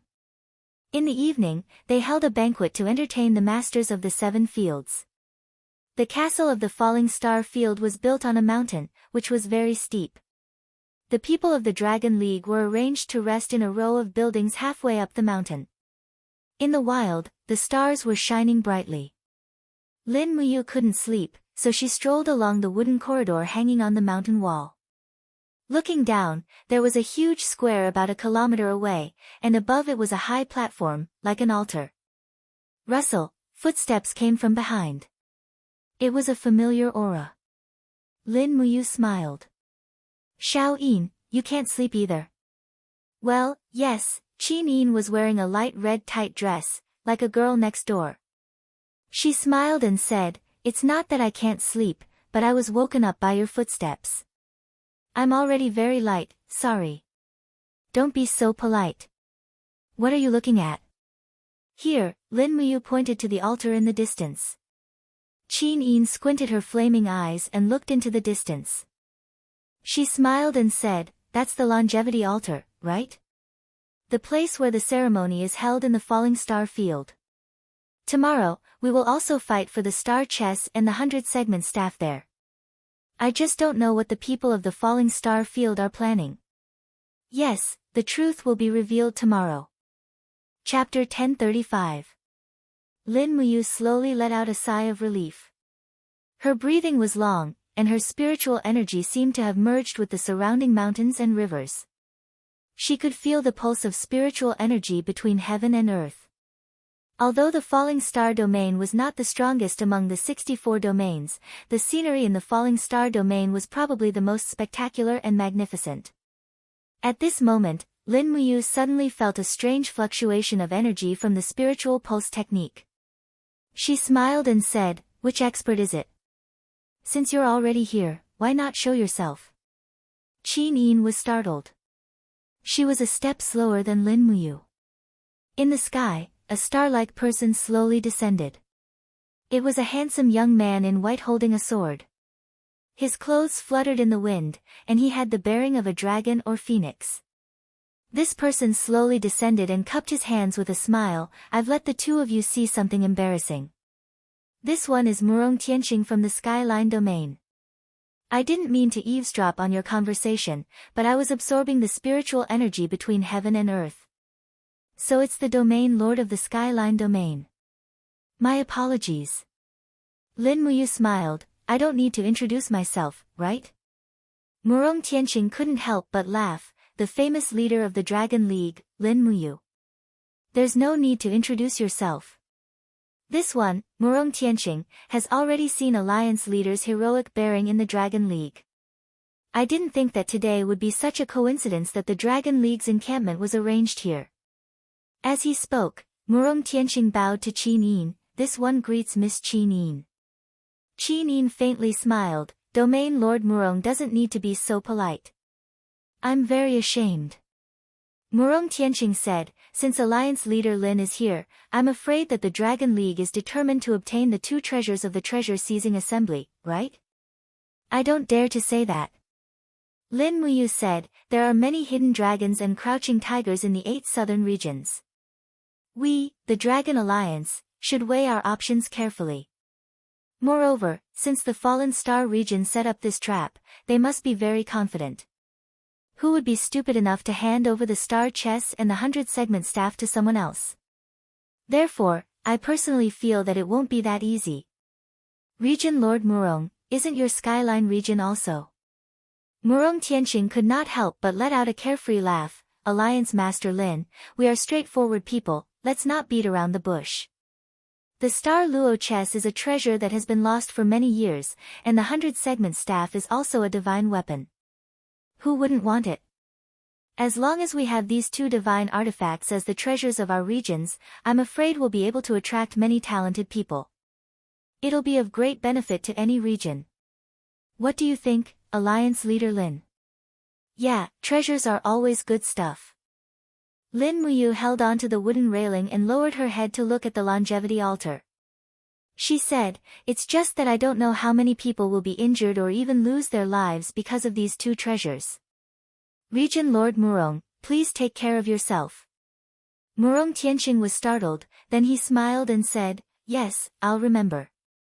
Thank you for your warning, Alliance Master Lin. Tomorrow, let's take one step at a time. If we can fight for the treasures, then we'll fight for them. If we can't, then we'll just give up. Yeah, Murong Tianqing looked deeply at Qin Yin and said, then, take your time, I won't disturb you anymore. Go ahead. In the blink of an eye, Murong Tianqing turned into a ray of light and flew towards the heavenly cauldron. He needed to absorb more light from the sun and moon to cultivate his strength. He was the youngest region lord in the 64 regions, and also the youngest god-emperor expert who was close to the perfection realm. He was indeed extraordinary. The next day, before the sky had even brightened, the sound of gongs and drums could be heard. There were even servants in the corridor shouting at the top of their lungs, "It's time for breakfast. It's time for breakfast."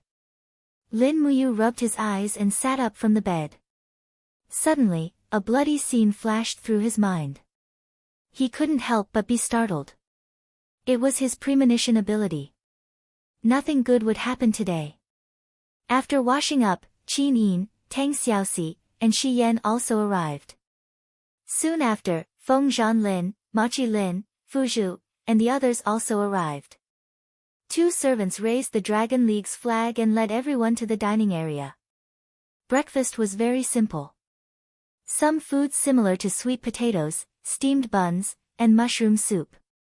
It was delicious, healthy, and non-toxic. After breakfast, everyone was led to the longevity altar by the meteor falling domain servants. This place was going to be charred today. The longevity altar was a towering octagonal altar. Moreover, it was not made of stone, but rather a transparent and resplendent altar. The people of the Dragon League were arranged to the southern side of the longevity altar, closer to the host's house. This was probably to show the status of the Dragon League in the 8 southern regions. Feng Zhanlin said in a low voice, "Do you see, Lin General? The high platform of the longevity altar is made of divine essences. These divine essences are very rare and precious, and they are indestructible. Apart from first-rate divine artifacts, nothing else can break them. A divine essence the size of a shield is priceless, but the meteor falling domain actually used divine essences to build a high platform. It's too extravagant. After so many years, no one has come to steal the divine essences. There have been, but the meteor falling domain and the raging fire domain are on good terms. With these 2 domains united, who in the 11 southern regions would dare to steal the divine essences? As for the heaven-devouring domain and the others in the central region, they don't care for the divine essences. They would never ruin the prestige and reputation they have established in the 64 regions for a mere divine essences." Lin Muyu nodded and didn't continue to ask questions. She just accompanied Qin Yin and Tang Xiaoxi, chatting from time to time. When the experts of the 7 regions had taken their seats, the meteor falling domain's domain lord, Zheng Xian, strapped his lancet to his waist and stood up with a smile. He cupped his fists and said, "First of all, thank you all for coming to the meteor falling domain. This treasure-seizing assembly is not only for exchanging pointers, but also for harmonizing the relationship between the 8 southern regions.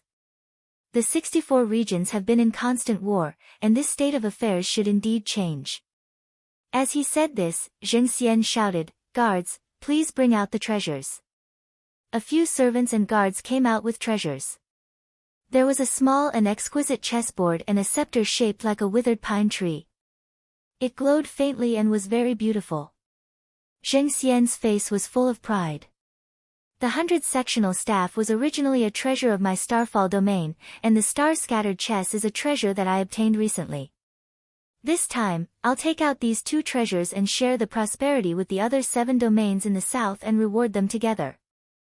Guards, read the rules of the treasure-seizing assembly. Yes.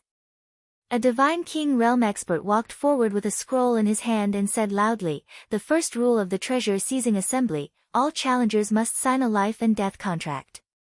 Weapons have no eyes, and if they die, it has nothing to do with others. The second rule, all challengers must use their own treasures as collateral. If they fail, the treasures will belong to the winner. The third rule, the battle will end before sunset, and the winner will get all the treasures, including the star-scattered chess and the scepter. The crowd was in an uproar. Everyone knew that they were here for the treasures, but they did not expect that they would have to give up their treasures. Suddenly, a man with chest hair said, "This is a big joke. Why do we need to give up our treasures for the treasure-seizing assembly? What kind of *T rule did you set in the meteor-falling domain?" The Divine King Realm expert immediately explained with a smile, "Sir, you may not know this, but this rule is to prevent people from fighting one after another.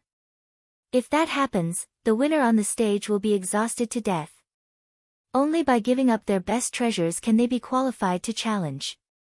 Moreover, the treasures will be more abundant, and it will stimulate the desire to seize the treasures." The burly man was rendered speechless by his words. Zheng Xian smiled faintly and said, "Shui Fei, you go first." "Yes." A hierarch realm expert landed on the stage and cupped his fists at the experts from the 7 regions. "I am Shui Fei, I will go first. Anyone can challenge me." The crowd was silent. Lin Muyu frowned. She had already cursed all 18 generations of Zheng Xian's ancestors in her heart. This shameless bastard actually sent a hierarch realm expert to his death. He was really trying to catch a whale with an earthworm. The competition would end at night. Whoever went up now would lose. No one was stupid. The experts from the 7 major domains were all silent. They looked at each other, but no one stepped onto the stage. Cough, cough, an expert from the earth-bearing domain said, "Domain Lord Murong, you are the strongest rising star in recent years. You should be the one to take first place." Murong Tianqing cupped his fists and smiled politely. "I am not talented, I will watch first." Feng Zhanlin crossed his arms and smiled. Only an idiot would go up now. Lin Muyu nodded in agreement. Qin Yin and Tang Xiaoxi, on the other hand, widened their beautiful eyes as they looked at everyone around them. It was all thanks to Qin Yin's improvement in cultivation that she was able to better control the Eyes of Blazing Dawn. If it was in the past, the domain of the Eyes of Blazing Dawn would have swept through the entire longevity altar, and this place would have exploded. Fu Zhu smiled faintly. "Looks like the meteorite domain is going for wool and came home shorn. It's really interesting to play such a trick. Let's see how this idiot Zheng Xian will embarrass himself in front of the 7 regions." Lin Muyu glanced at him. "I don't think so. Who knows, there might really be an idiot who would challenge it now." "Oh. Why, master?" "For the sense of existence." Sure enough, before Lin Muyu's voice faded, a burly man flew up the stage with a spear in his hand. He cupped his fists and said, "I am Qiu Lang from the Wind's End domain. I offer my star-piercing spear as a pledge. Please enlighten me." "Wait a moment." Zheng Xian gestured with his eyes, and a guard walked forward with a tray. There was a life and death contract on it. Qiu Lang did not even look at it and pressed his fingerprint on it. He grinned and said, "Can we start now?" Shui Fei nodded. Qiu Lang roared.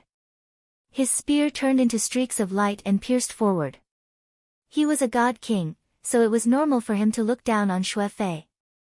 In less than 10 moves, Shui Fei could no longer hold on. Swish! Qiu Lang's spear went straight for Shui Fei's chest. "Have mercy!" Zheng Xian hurriedly shouted. But it was too late.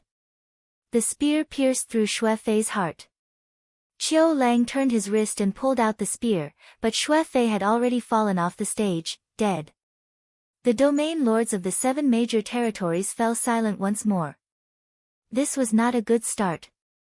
Not far away, Zheng Xian's expression was very ugly. Qiu Lang was not giving him any face. Chapter 1036. Raising the star-piercing spear high up, Qiu Lang said proudly, "Who wants to challenge me?" Lin Muyu, Qin Yin, and Tang Xiaoxi all frowned in silence. There had always been people who didn't know the immensity of heaven and earth, and Qiu Lang, who had cultivated to the God King realm, was actually so arrogant. He didn't even put the hundreds of God Kings present in his eyes. This kind of person was even more frighteningly ignorant. Under Chiu Lang's provocation, the hundreds of people present actually didn't accept the challenge. Almost everyone just remained silent or chatted with each other. The treasure hunt ended too late, and it would only end at sunset. Anyone who went up now would only be courting death. The situation was in a deadlock until noon.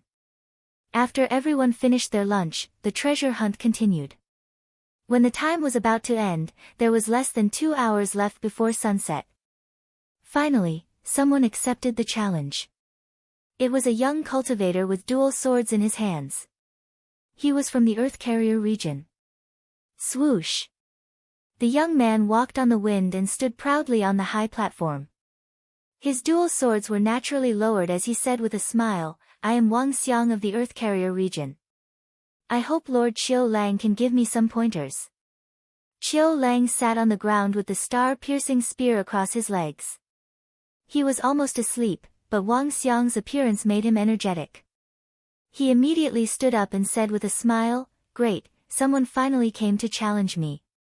Kid, don't talk so much. What are you going to use as a bargaining chip?" Wang Xiang raised his long sword lightly. "This pair of glazed dual sword has been with me for many years. It is a substandard divine artifact. It should be enough as a bargaining chip, right? Alright, I will take this pair of dual swords." Chiu Lang jumped up, and his figure blended into the flames. The long spear instantly pierced forward like a falling meteor towards Wang Xiang's chest. It had the momentum to pierce through his heart. However, Wang Xiang was no longer the Su Fei from before. He raised his dual glazed swords to parry. Dang! The two domain cyclones collided, and the air was filled with the sound of explosions. Chiu Lang quickly made his move, and for a moment, the sky was filled with layers of spear afterimages, filled with raging flames. Meanwhile, Wang Xiang's dual glazed sword swept through the flames. Chiu Lang's law of fire was fierce and overbearing, while Wang Xiang's law of wind was light and flexible. After exchanging nearly 20 moves, Wang Xiang suddenly shouted and crossed his two swords. With a dang sound, Chiu Lang's star-piercing spear was sent flying. Ah! Under Chiu Lang's horrified gaze, Wang Xiang swung his two swords continuously, leaving bloody gashes on Chiu Lang's chest. At least 20 slashes were launched in an instant, but none of them were fatal. Instead, Chiu Lang was so frightened that his face turned pale, and he knelt on the ground weakly. Why didn't you kill me?" Chiu Lang asked. "I'm not you, why would I want to kill you?" Wang Xiang abruptly kicked Chiu Lang off the stage. Cheers immediately rang out from below the stage. Wang Xiang is indeed worthy of being the Earth-bearing region's Imperial Wind Dragon. Zheng Xian clapped his hands and laughed. This battle, Wang Xiang wins, Chiu Lang loses. Wang Xiang politely bowed with his two swords hanging upside down on the stage, then looked indifferently at the audience, waiting for the next challenger. What a good dual sword style! Lin Muyu praised softly. To be able to maintain his composure after dozens of moves, this Wang Xiang's sword style is indeed not simple. It's a pity that his cultivation is too low. If he had advanced to the God Emperor realm, he would definitely be a promising talent. Qin Yin smiled faintly, but didn't say anything. It was a good thing that Lin Muyu cherished talent. Otherwise, if she was jealous of talent, she wouldn't be able to achieve anything in the 64 regions, although most of the God Realm experts here were like that. Tang Xiaoxi said, "Isn't Xiao Yin going to challenge? When will she go if not now?" "There's no rush, let's wait a little longer." Qin Yin pursed her red lips. "I want to see how many more experts have yet to fight." Yes, before he had even finished speaking, a white-haired young man leapt onto the stage with a battle hammer in his hand. He propped the hammer against a divine crystal and said, "I am Lei Yuming, the leader of the Purple Thunder Hall of the Thunderized Zone. I am here to challenge you with a third-tier god artifact, the Purple Thunder Hammer." The Purple Thunder Hammer was a third-grade divine weapon. This Lei Yuming was also a God Emperor realm expert, and the power of 68 waves could be faintly seen between his breaths. Wang Xiang frowned. "Lei Yuming? What, can't I?" Lei Yuming smiled faintly and pressed the seal of life and death on the guard's tray. Wang Xiang, let's have a showdown at the treasure-seizing assembly today. Very well, I couldn't ask for more. Wang Xiang raised his eyebrows. Even though he was facing an opponent with a higher cultivation level, he still revealed an eagerness to fight. This was a rare sight. Below the stage, Feng Zhanlin whispered, I'm afraid this battle won't end so easily. Why do you say so? Lin Muyu asked. Feng Zhanlin said, Lin General, you may not know this, but the Earth-bearing region and Thunder Rise region are adjacent to each other, and the two regions are constantly at war. Just a few days ago, there was a bloody battle in which 3 God Realm experts died, and one of them was Lei Yuming's brother, Lei Yusong. Moreover, the one who killed Lei Yusong is this Wang Xiang, so the two are mortal enemies. Lei Yuming will definitely kill him. Oh, I see. Lin Muyu was relieved. I just hope Wang Xiang doesn't die on the stage. After all, the disparity in strength was too great. Wang Xiang was only a god king with 58 grotto heavens, but his opponent was a god emperor with a 3rd-grade divine weapon. Be it in terms of strength or weapon, Wang Xiang didn't have the upper hand. As they spoke, the sparks and lightning clashed on the stage. Lei Yuming's battle technique was vigorous and powerful. He waved his war hammer like a fortress, and lightning wreaked havoc, forming a sharp force field. Wang Xiang could only swing his sword and use the law of wind to try to cut into Lei Yuming's force field, but he couldn't do anything. In the blink of an eye, Wang Xiang's god wall started to crumble. It's over, Wang Xiang is going to lose. Tang Xiaoxi curled her lips. Lin Muyu's god power was already surging in her body, and she looked like she was about to make a move. Mu, you want to make a move? Tang Xiaoxi asked in shock. No, I want to save him. Lin Muyu squinted her eyes. It's enough to decide the victor, there's no need to decide life and death. I'm going to save Wang Xiang. On the stage, lightning surged. After close to 30 rounds of fighting, Lei Yuming roared, and used his absolute strength to completely destroy Wang Xiang's god wall. The purple thunder hammer swept across, and before it could even reach Wang Xiang's glass dual sword, Wang Xiang's eyes were wide open, and he could only watch as the purple thunder hammer destroyed his body. Don't kill him. On the Earth Carrier region's spectator stand, the region lord had already stood up, but he didn't really go forward to stop it. Instead, a figure appeared between Wang Xiang and Lei Yuming, with shocking speed.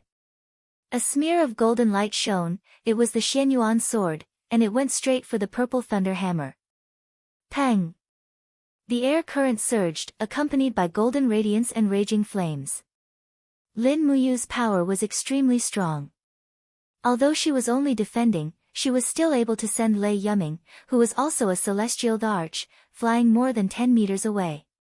For a moment, Wang Xiang was stunned. Lin. Alliance Lord Lin. Lei Yuming almost wanted to avenge his brother, he couldn't help but roar, Lin Muyu, what is the meaning of this? Don't you know that bystanders shouldn't participate in a fight? This is a one-on-one duel, not a gang fight. Lin Muyu's face was apologetic, she smiled, I know I shouldn't interfere in your duel, but obviously Wang Xiang has lost, you don't need to take his life, right? Saying that, Lin Muyu turned around, Wang Xiang, admit defeat, at least you can live. Wang Xiang was still in shock, he reluctantly handed over the glass dual sword, Lei Yuming, Wang Xiang, admit defeat. Saying that, he said in a low voice, Alliance Lord Lin, thank you, I, Wang Xiang, will forever remember your life-saving grace. No need to be polite, go back. N. Wang Xiang floated away, and when Lin Muyu was about to leave, Lei Yuming roared, Lin Muyu, stop right there. What's wrong? Lin Muyu floated in the air, looking at her opponent. Her Qiyu armor reflected a majestic and beautiful luster under the sunlight, and the Xianyuan sword in her hand surged with an invincible momentum.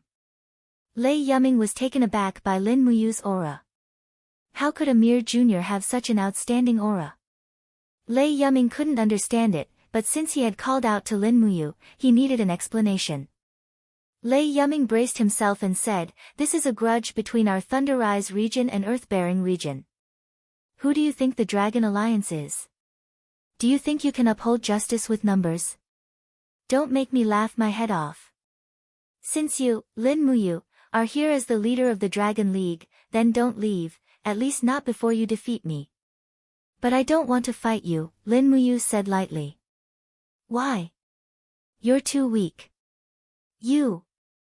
Lei Yuming was so angry that his knuckles cracked. "Your Dragon League dares to cause trouble, yet you don't dare to take responsibility.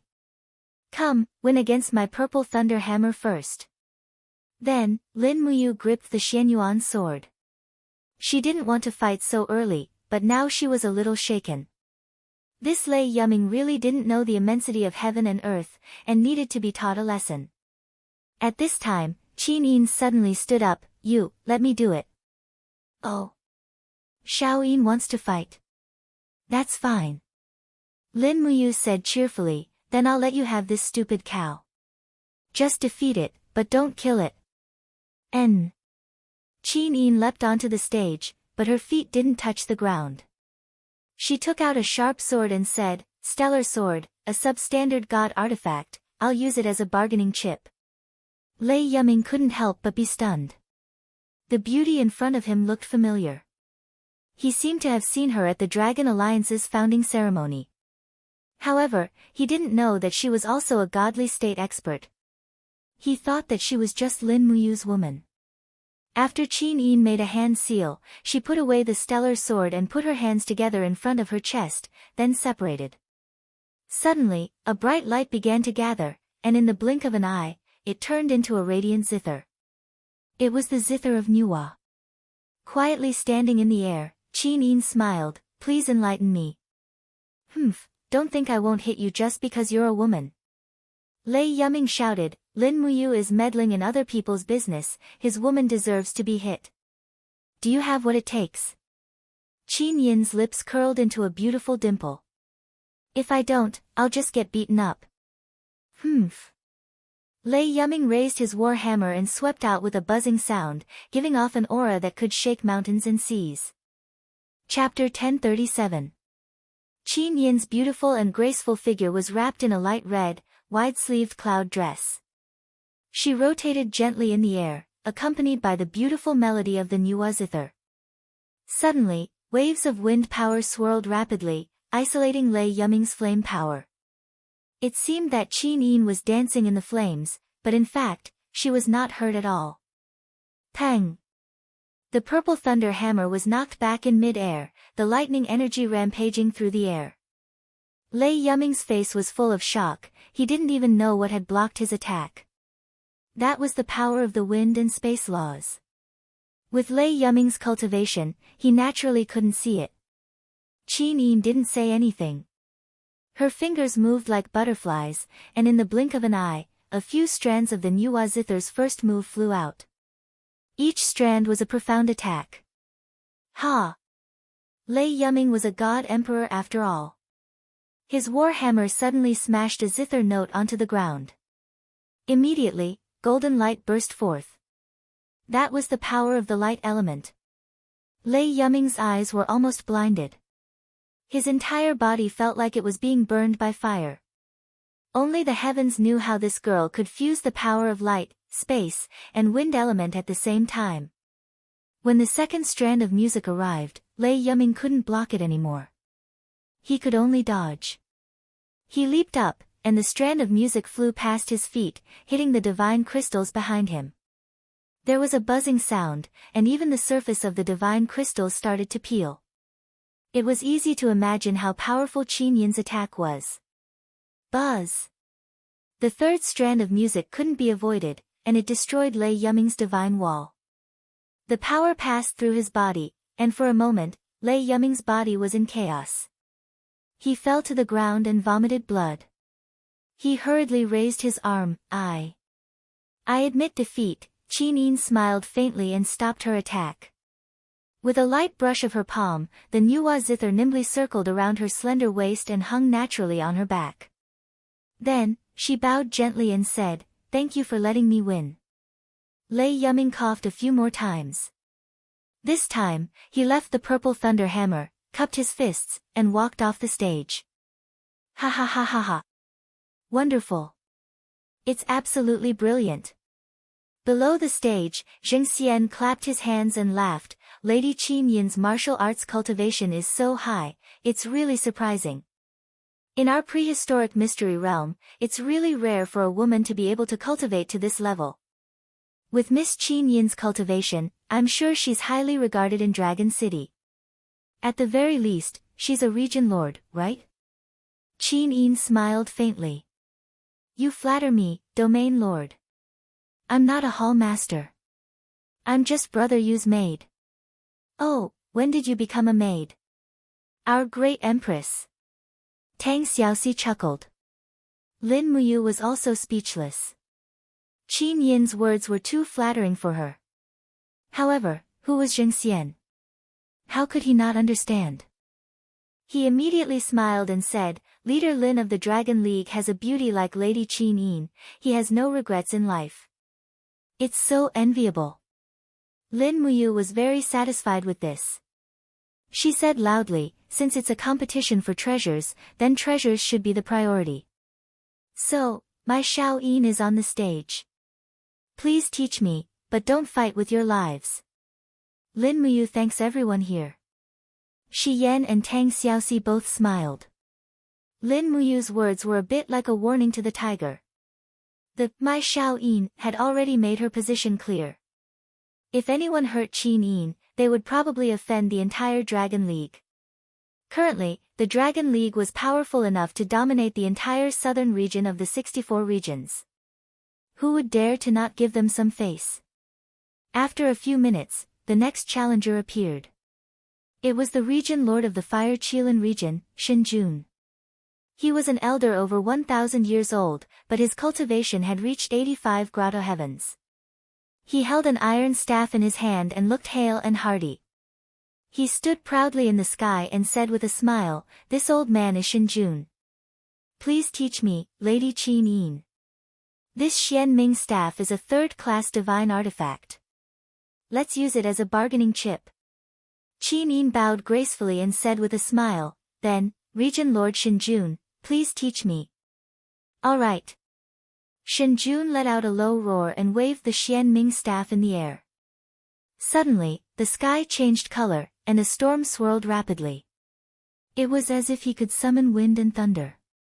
Shen Jun cultivated the laws of wind and thunder. Furthermore, he had cultivated them for thousands of years. One could imagine how profound his skills were. As the Xian Ming staff danced, bolts of lightning shot towards Qin Yin, who was on the high platform, like giant palms. Everyone was astonished. The people of the Fire Qilin region either didn't make a move or their attacks were so frightening. This Shen Jun might be an elder, but the might of his attacks far surpassed those in the prime of their lives. On the ground, Qin Yin's hands lightly stroked the strings of the zither. Instantly, the wind blew and a strong gale wrapped around her elegant figure, protecting her from the corrosion of the wind and thunder. At the same time, she activated the second move of Nuwa's zither score, nimble movement. The sound of the zither rang out and rays of spiritual light rushed into the sky, clashing with Shen Jun's lightning power. Instantly, the entire longevity altar turned dark. Two experts fighting against each other was a rare sight. All right, again. After the first wave of attacks was blocked by Qin Yin, Shen Jun's battle intent rose. He waved the Xian Ming staff repeatedly and sent down even stronger lightning power. At this moment, he didn't seem like the lord of a region, but more like a fierce god that could summon the wind and rain. Amidst the countless whirlwinds, Qin Yin's long dress fluttered and her beautiful face had a trace of worry. Spirit pearls of law emerged from her body, looking magnificent and magnificent. At the same time, under the summon of the power, the golden god binding chains hidden in the depths of her body also danced and spread out, like golden kelp in the deep sea. And it was precisely because of this that Qin Yin looked like a fairy singing in the deep sea, stunning all the men present. Even a god would still be moved after seeing such a beautiful scene. Thus, at this moment, everyone wished that old man Shen Jun in the sky could die immediately. No one cared if he was a senior or not. If he dared to destroy such a beautiful thing, then he was a bastard. However, there was no need for everyone to curse him. After Qinin displayed the power of the Master God Lattice, her aura still reversed. The zither sounds interweaved in the air, and in less than 50 moves, Shinjun was already overwhelmed. Enough! Suddenly, Shinjun, who was in the sky, put down the Xianming staff and said while panting, "Miss Qin-yin, I admit defeat. My asthma is about to act up." Qin-yin was stunned. Shinjun landed quickly, put down the Xianming staff, and walked down the stage with his hands clasped behind his back like an angry old cadre. What a straightforward region lord. Everyone started to like Shinjun again. Qin-yin floated in the air above the high platform. Her messy skirt was smoothed out like a waterfall, but her little face had become red. The battle just now had consumed at least 20% of her divine power. After all, Shinjun's strength was not fake. He was a dignified 85 heavenly abode emperor. If it was an ordinary god state expert, they would have knelt down and begged for mercy and admitted defeat. However, Qin-yin defeated him with the cultivation of 77 heavenly abode realm. She had already proved herself. Miss Qin-yin wins. Region Lord Shinjun loses. Zheng Xian announced loudly and continued, "There's not much time left. Who else wants to challenge Miss Qin-yin of the Dragon League? Please go up the stage now." The stalemate lasted for less than 3 minutes. All the regions were talking about it. In the end, someone from the Yinjiang region and the Fengjin region stood up and floated up. He was a middle-aged man who was about 40 years old. He cupped his fists and said with a smile, "I'm Jiang Yuyang, the region lord of the Yinjiang region. Please enlighten me, Miss Qin-yin." As he spoke, he took out a pair of short knives. The 2 knives were so short that they were less than 20 centimeters long. However, the cold light on the blades was very scary. Jiang Yuyang smiled faintly and said, "My weapons are called emerald dual knives. They are famous for close combat. So, Miss Qin-yin, you'd better be careful. Don't let me get close to you. Otherwise, you'll be in danger." "Thank you for the reminder, Region Lord." Qin-yin nodded happily. After Jiang Yuyang signed the life and death contract, he stood on the high platform and faced Qin-yin from afar. He held his 2 sabers in a reverse grip and lowered his center of gravity slightly. Streaks of dark light flowed on the surface of his body, and he disappeared in the blink of an eye. Disappeared? He disappeared. The experts of the major domains were all dumbfounded. Very few people had ever seen Jiang Yuyang make a move, but this time, it was too strange. Disappearing, this was not as simple as breaking through the void or flying at high speed, this was disappearing without leaving a trace. He didn't disappear. Lin Muyu frowned and said, "It's the dark light rule. I've seen it in the Sparrow region." Feng Zhanlin said, "That's right. It's the dark light rule. Only those who practice the dark light rule can disappear without a trace. It's a camouflage." However, this Jiang Yuyang's dark light rule is much more powerful and profound than the one Lin general killed by mistake. Note, that one. I can't remember his name. I couldn't find it when I went back. Let's just treat it as that one. Looks like Xiao Yin is getting serious this time. Tang Xiaoxi pursed her lips and smiled. She's always been serious. Lin Muyu looked at the stage and saw that Qin-yin had already activated the first form of Nua's zither music score. Storms swirled around her, not giving her opponent any chance to attack. However, she couldn't sense Jiang Yuyang's position at all. That was the scariest part. Where is he? Where is he? Qin-yin squinted her beautiful eyes and looked at the void around her. She couldn't sense Jiang Yuyang's aura at all. After nearly half a minute, a cold glint suddenly attacked from behind. It had appeared. Qin-yin quickly turned around. She didn't have time to gather her music, so she used Nua's strings to block it. As expected, a small jade knife chopped on the strings. Unfortunately, Nuwa was a first-class artifact. The jade knife couldn't even cut through the strings. Just as the jade knife left her forehead, Qin Yin waved her hand. Hum. The music turned into a shockwave and swept out. Swoosh, Jiang Yuyang was extremely fast. He quickly hid in the darkness and entered the dark light invisibility state again. However, this time, Qin Yin wouldn't be careless. She opened her eyes gently and a golden light burst out. The eyes of blazing light was fully activated. Hum hum hum, the surrounding area was quickly controlled by the eyes of blazing light. Even the people from the 8 regions who were watching from below the stage felt uncomfortable, as if they were about to be evaporated. What is that? What kind of power is that? Everyone was frightened by the eyes of blazing light. Jiang Yuyang's figure appeared in the rising flames. He had nowhere to hide. Chapter 1038. Flames rose and evaporated. Moreover, these were not pure flames, but flames derived from the scorching law of light. Their lethality was even more astonishing. Although it was only a domain, it already made Jiang Yuyang feel like he was in a purgatory cage. Every inch of his skin was burning under the blazing light, and it was almost impossible for him to move. However, Jiang Yuyang was an 86th celestial arch expert, and also the lord of a domain. How could he admit defeat so easily? He swung the daggers in his hands, and his body spun rapidly like a windmill. Qin Yin took advantage of the opportunity to bring along the Nuwa zither, and the simple and exquisite zither was tied to her back. She raised the star's sword with both hands, and suddenly, rays of light rose sharply. With a weng-weng sound, the sharp sword released hundreds and thousands of sword shadows. It was the first strike of Shi Yan's 7 strikes, split.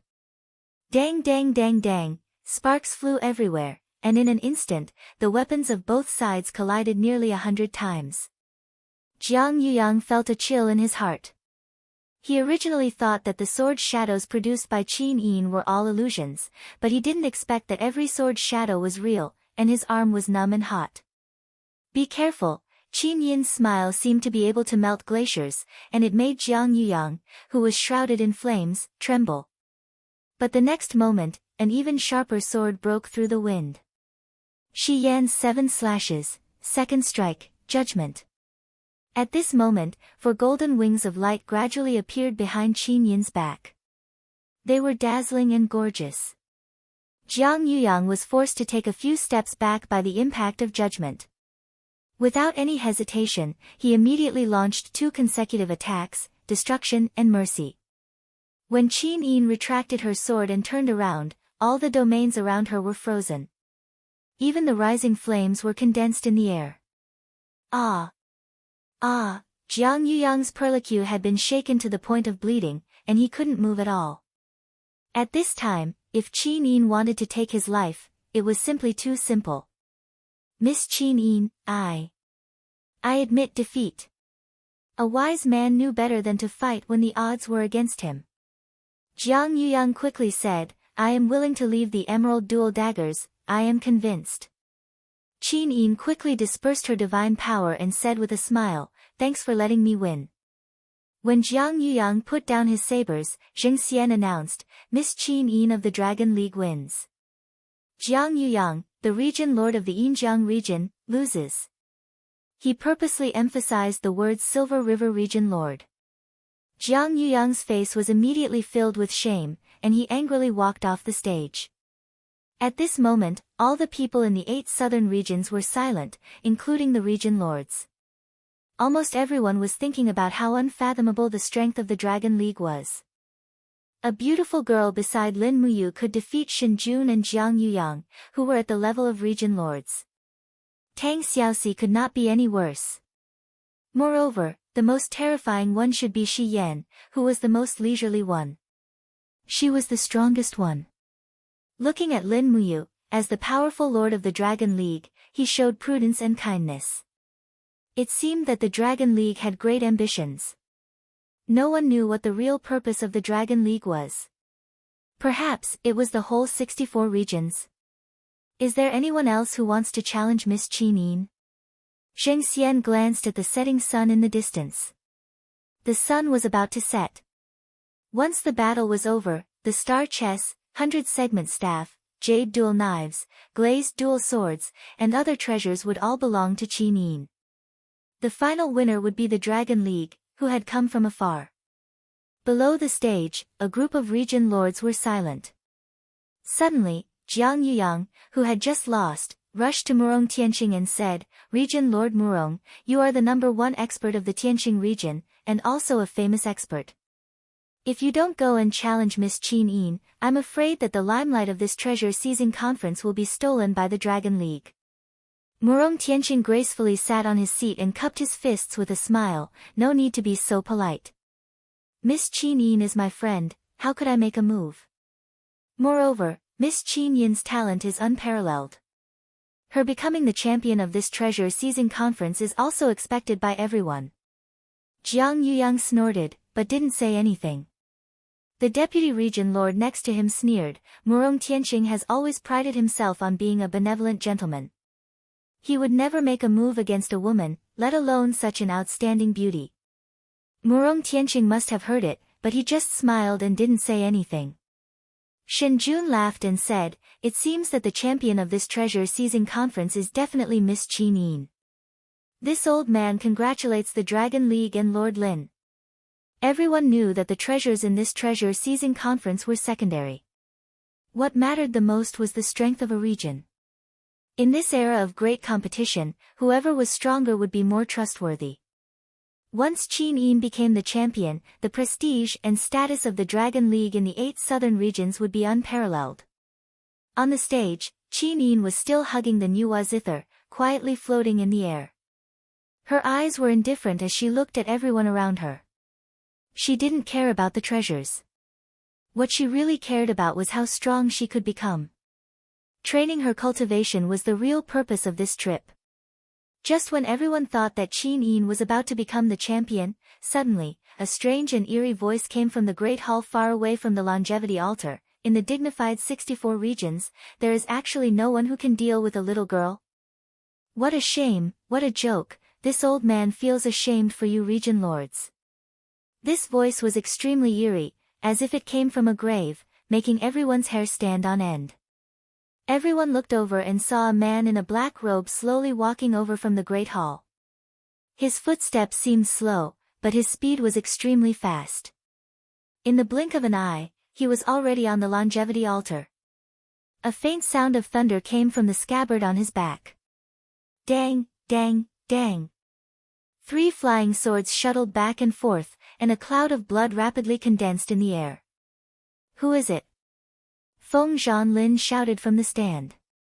Lin Muyu also stood up and said, "Take off your cloak, let us see who you are, and whether you are qualified to participate in this treasure-seizing assembly. Quick!" He, the newcomer laughed ferociously. He slowly took off his cloak, revealing his white hair and beard. It was an old man, but his face was very frightening. It didn't look like a human's face at all. It was full of ulcers and traces of ulcers, and even one of his eyes was gone, turning into a rotten hole. The other eye was glowing with a faint green light, making everyone's heart tremble. Dongfang Yan. Murong Tianqing recognized him. After all, the flying swords on Dongfang Yan's back hadn't changed. The names of the flying swords were also known by the people of the 8 southern regions: Rainbow Light, Morning Dew, Flaming Blade. The flying swords were still there, but Dongfang Yan looked neither human nor ghost. His face was almost rotten, and the 3 flying swords also contained a very strong death aura. Dongfang Yan sneered and said, "This old man's raging fire region has been invaded, and now I have joined the falling star region, and was appointed as a protector by the region Lord Jingxian. Do I, as a protector of the falling star region, have the qualifications to participate in the treasure-seizing assembly?" Zheng Xian said, "Of course you do." But, Murong Tianqing frowned and said, "Why did the region Lord Dongfang become like this? Could it be that you have already entered the corpse-nurturing forbidden area to practice the death-forbidden art? The region Lord Dongfang should know that the death-forbidden art in the corpse-nurturing planes is the shame of the divine world." The 64 regions have already issued a wanted order. Anyone who practices the death-forbidden art will be killed. Dongfang Yan laughed loudly, and suddenly opened his palm. Immediately, a dark death energy lingered in the air, turned into a cold wind, and rushed towards Murong Tianxing. You! Murong Tianxing's hands quickly formed a circle, and his long sword whistled as it met Dongfang Yan's attack head-on. Bang! At the same time that Dongfang Yan's attack was dispersed, Murong Tianxing was also forced to retreat in a sorry state. He heavily crashed on the stone steps, and shattered countless stones. Dongfang Yan sneered and said, "Power is power, what's the difference between divine power and the death-forbidden art? It's simply nonsense. Those old rules were abandoned thousands of years ago, and Region Lord Murong is the leader of a region. How can you be so inflexible? In short, I, Dongfang Yan, must participate in this treasure-seizing assembly. There's not much time left. Is Miss Qin Yin ready?" Murong Tianxing saw that he couldn't stop Dongfang Yan, so he shouted, "Miss Qin Yin, be careful of the death-forbidden art." Qin Yin nodded, "Thank you, Region Lord." At the same time, Lin Muyu flew into the air, and stood on the stage, facing Dongfang Yan.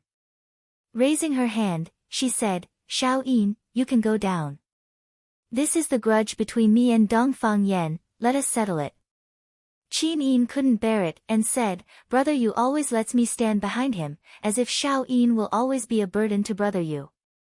This time, let Xiao Yin try first. I also want to protect you this once." Lin Muyu was slightly taken aback.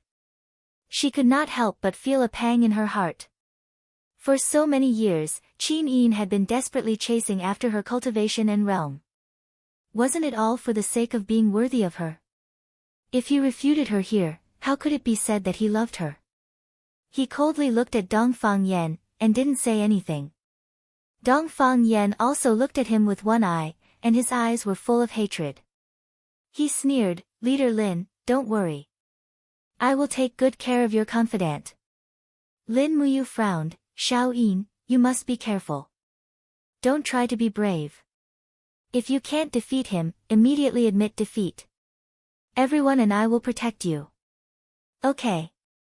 Qin Yin nodded with a smile, "Don't worry, it'll be fine." "Okay." Lin Muyu slowly walked down the stage, and didn't return to her seat. She raised her hand and pulled out the Xian Yuan sword, standing under the stage like a god of war. At such a close distance, even if Qin Yin really couldn't defeat him, at least Lin Muyu could save her in time. On the stage, the masters of the Dragon League were all moved. Luo Xintian even pouted and said, "Leader, you care so much about Miss Qin Yin, it's really enviable. If only there was a man who treated me so well." Niu Geng said quickly, "I can do it too. First, you are not as strong as leader. Second, you are not as handsome as leader. Humph, I don't need you to protect me." Luo Xintian didn't appreciate it. Big Cow touched the back of his head, silently protesting against this world that only cared about appearances. "Can we start?" Dongfang Yan's smile was full of killing intent, and it was extremely hideous and ugly. Chapter 1039. Qin Yin's eyes were filled with caution. With a single pluck of the zither, countless whirlwinds were created. She had to set up layers of protection around herself in order to defend against Dongfang Yan's attack. Dongfang Yan's power had already reached the 90th Great Perfection Divine Emperor realm. Now that he had sacrificed his body to cultivate the death-forbidden technique, his power must have increased by a lot. She had to be on guard. "Brother Yu, watch carefully." Qin Yin's voice passed into Lin Muyu's ears like a thin thread. He couldn't help but be stunned. Was Qin Yin using herself as bait to draw out Dongfang Yan's unique skill? Lin Muyu had mixed feelings. Qin Yin must have also felt the threat from Dongfang Yan. The irresistible power of death had surpassed Qin Yin's divine power of light. "It seems that she is ready." Dongfang Yan smiled ferociously and did not move at all. He put his hands together in front of his chest and mumbled. Suddenly, blood-red air waves rose from his body and countless black fog spread rapidly around him. 3 flying swords were unsheathed with a dang dang dang sound and attacked Qin Yin with the roar of ghosts and devils. Bang, bang, bang, light splashed. Qin Yin confronted the flying swords with the zither of Nuwa. Waves of sound collided with the flying swords shrouded in the power of death, bringing out layers of shock waves. For a moment, the sky changed color, ghosts cried and gods howled. No one could see clearly what kind of battle was happening in the core. They only knew that the momentum in the space was cold and fluctuating. Lin Muyu held the Xian Yuan sword and looked up at the battle on the high platform. Beads of sweat oozed from his forehead. Dongfang Yan's power of death almost completely crushed Qin Yin's divine power of light. Swoosh, a golden light penetrated the dark air mass of Dongfang Yan, but disappeared in the blink of an eye. That was Qin Yin's attempt to penetrate Dongfang Yan's realm of death with divine power of light, but it was in vain. As time passed, Lin Muyu's hand, which was holding the sword, began to tremble. Qin Yin's power of the Lord of Light was decreasing, while Dongfang Yan's power seemed to be getting stronger as the battle went on. The dark air mass in the air turned into many demonic shadows and kept attacking the core.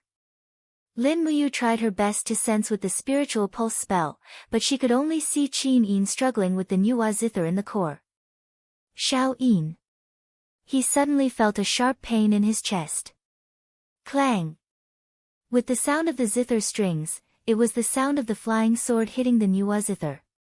The next moment, the golden light surged and completely broke through the death qi that Dongfang Yan had condensed. Qin Yin was kneeling there quietly, with the Nuwa zither beside her legs, while Dongfang Yan was standing a few meters away with a flying sword in his hand.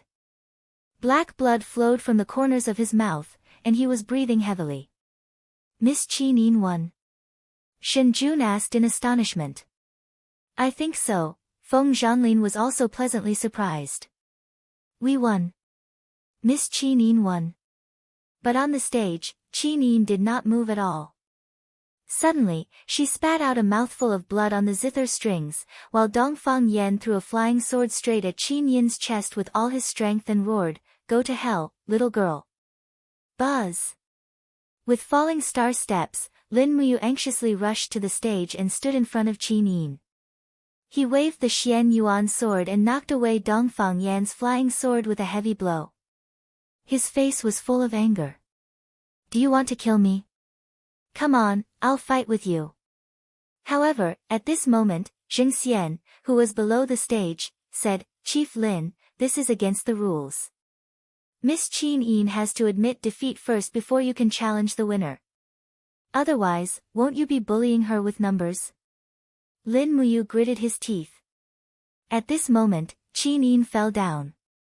He hurriedly picked her up and looked at Dongfang Yan coldly. I'll settle the score with you later. At this time, Tang Xiaoxi, Shi Yan, Luo Xintian and the others also rushed over. Lin Muyu put Qin Yin on the ground and held her hand tightly. He used his own healing ability to dispel the power of death that invaded Qin Yin's heart meridian. Let me try. Shi Yan closed her eyes and swept her palm over Qin Yin's body with the light. The light became colder and colder, and she frowned more and more. Obviously, Qin Yin's injury was far more serious than she had imagined. Sister Shi Yan, how is it? Lin Muyu was anxious. How could she wait? Shi Yan was silent. After a while, she said, use your healing power to protect her heart meridian. I'll try to use the light power of the blazing angel to dispel the power of darkness. Don't be anxious. If you lose your composure, Xin will really be in danger. And, I'll calm down. Lin Muyu's heart was in a mess. At this time, Dongfang Yan's arrogant laughter came from behind.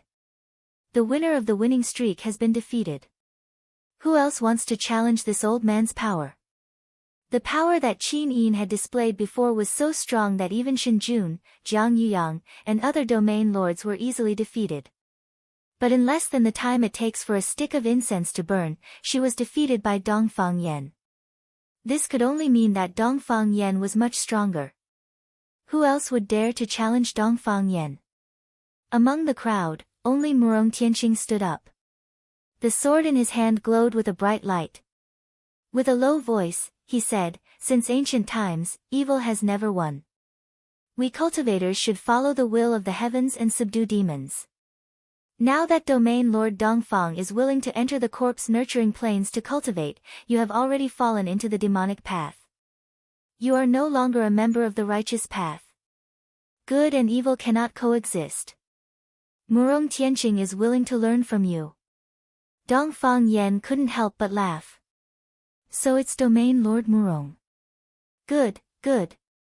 In the entire southern region of the 64 domains, only you, Murong Tianqing, can be considered a character.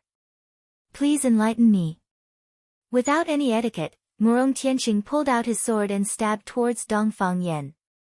The sword looked simple, but the wind was piercingly cold. There was a squeaking sound in the air, which made Dongfang Yan's body feel sluggish. It was almost impossible for him to dodge this sword. Murong Tianqing cultivated in the laws of wind and space. The law of space was a manifestation of a domain. Murong Tianqing's ability to control his strength and the pressure of his domain could be counted on one's fingers even in the 64 domains. Moreover, Murong Tianqing's natural disposition was magnanimous and uninhibited. This was also the reason why he was able to become the youngest domain lord in the 64 domains. Ha ha ha, good. Dongfang Yan's roar was like that of a wild beast. Suddenly, he opened his arms, and the nails on his fingers grew a few centimeters long. He got down on all fours and charged towards Murong Tianqing ferociously. He didn't look like a godly state cultivator at all, he looked like a wild beast. However, the power he displayed was above the 90th heavenly layer. Peng, peng, peng, streams of death chi collided with the spatial walls that Murong Tianqing had set up. White energy grids appeared in the air, and Murong Tianqing pierced through them with his sword, looking like a celestial being. However, the difference in power caused his face to turn ashen. Dongfang Yan continued to smash the energy grids, and the three flying swords in the air were constantly chasing after Murong Tianqing's position. Clang! The flying sword Qin Lu heavily collided with Murong Tianqing's sword. Immediately, Murong Tianqing's arm became numb and his breathing became chaotic. At this moment, he realized how powerful Qin Yin was to be able to withstand Dongfang Yan's crazy attacks for the time it takes for an incense stick to burn.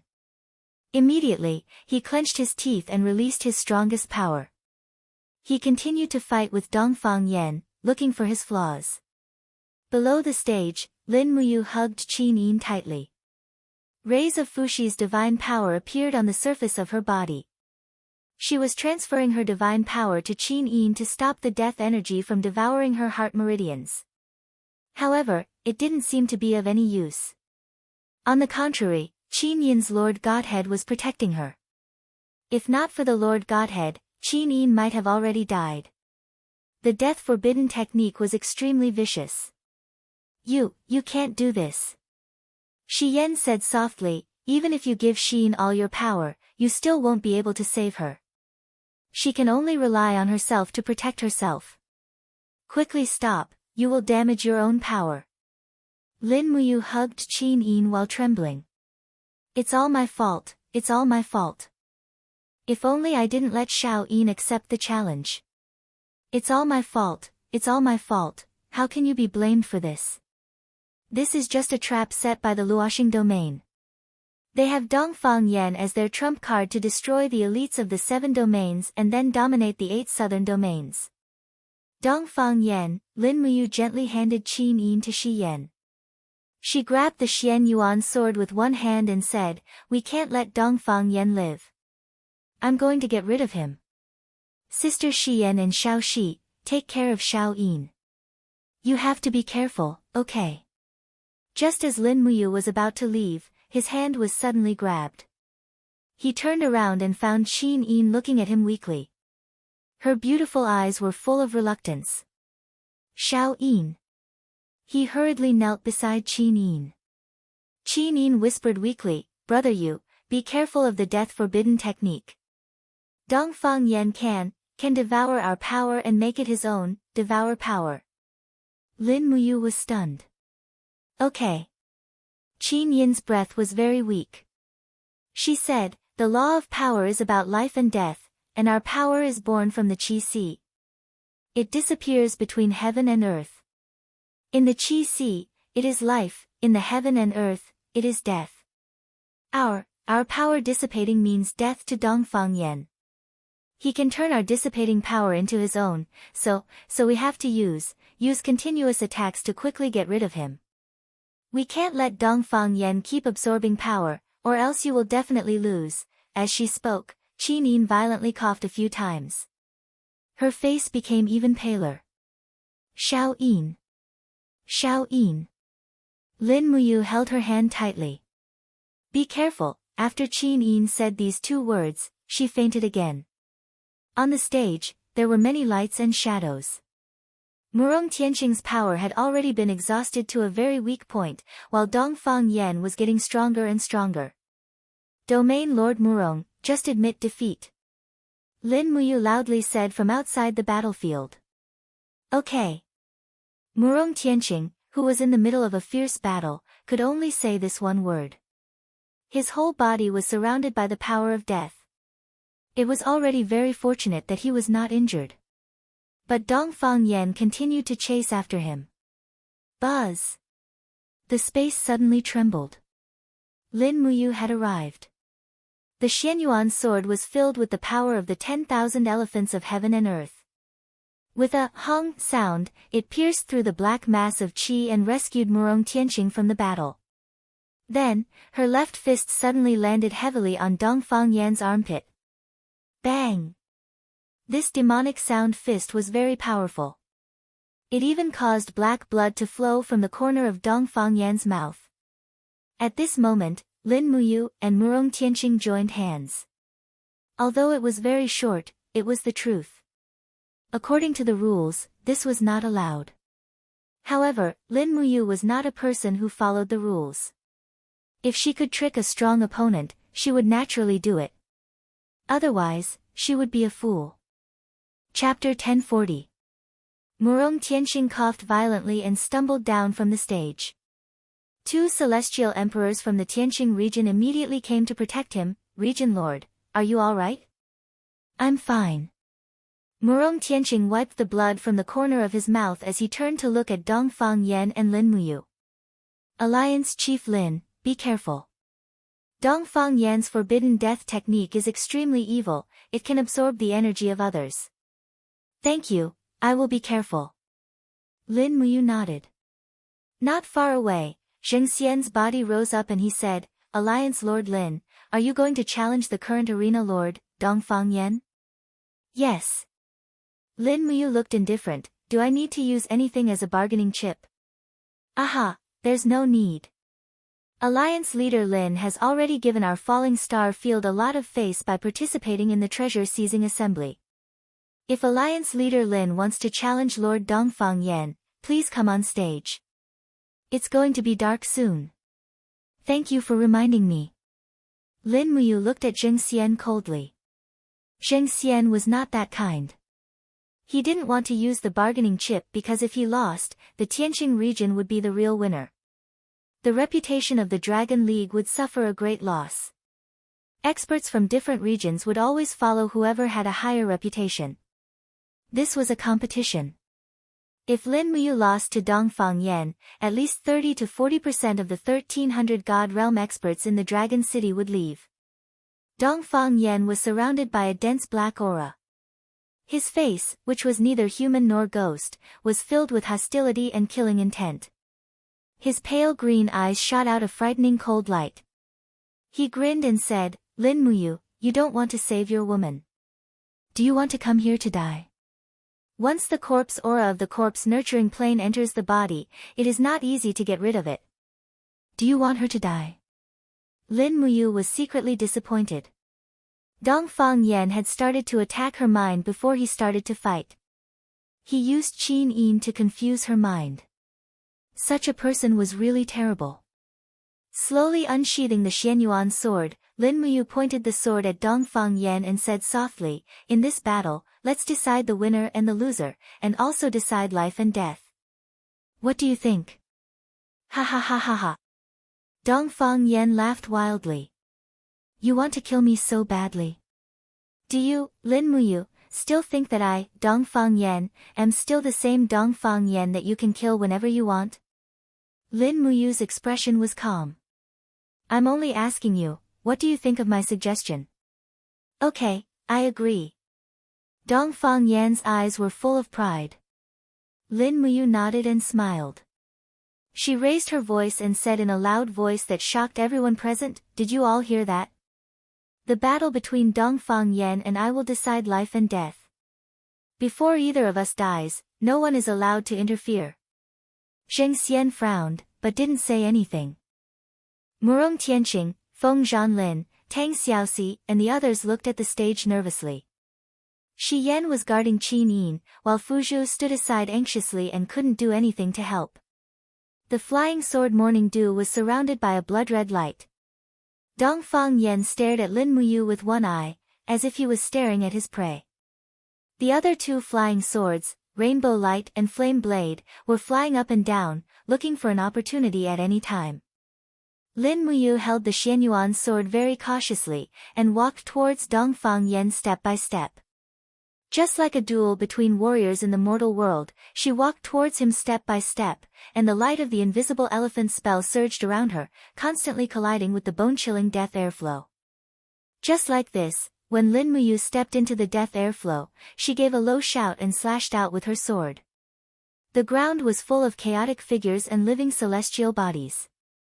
It was the first strike of the 7 luminaries, chaos of the common people. Dongfang Yan didn't say anything. He swept towards Morning Dew with a miserable sound like ghosts crying and gods howling. The thick death airflow quickly swallowed the Xian energy of the chaos of the common people, and went straight to Lin Muyu's chest. Bastard! Lin Muyu gritted her teeth and shouted. Suddenly, the starlight on her body surged. The first move of the star arts, initial starlight. When the starlight dispelled the death airflow, Dongfang Yan roared and rushed towards Morning Dew. The other two flying swords also attacked from the left and right sides with amazing power. Lin Muyu was surprisingly calm. The Xianyuan sword fiercely slashed out with the Xian energy of the 2 luminaries' demonic dance, and at the same time, she kicked with her left fist and right foot. Dongfang Yan's flying swords were pushed back, and the Xianyuan sword hit Morning Dew with a bang.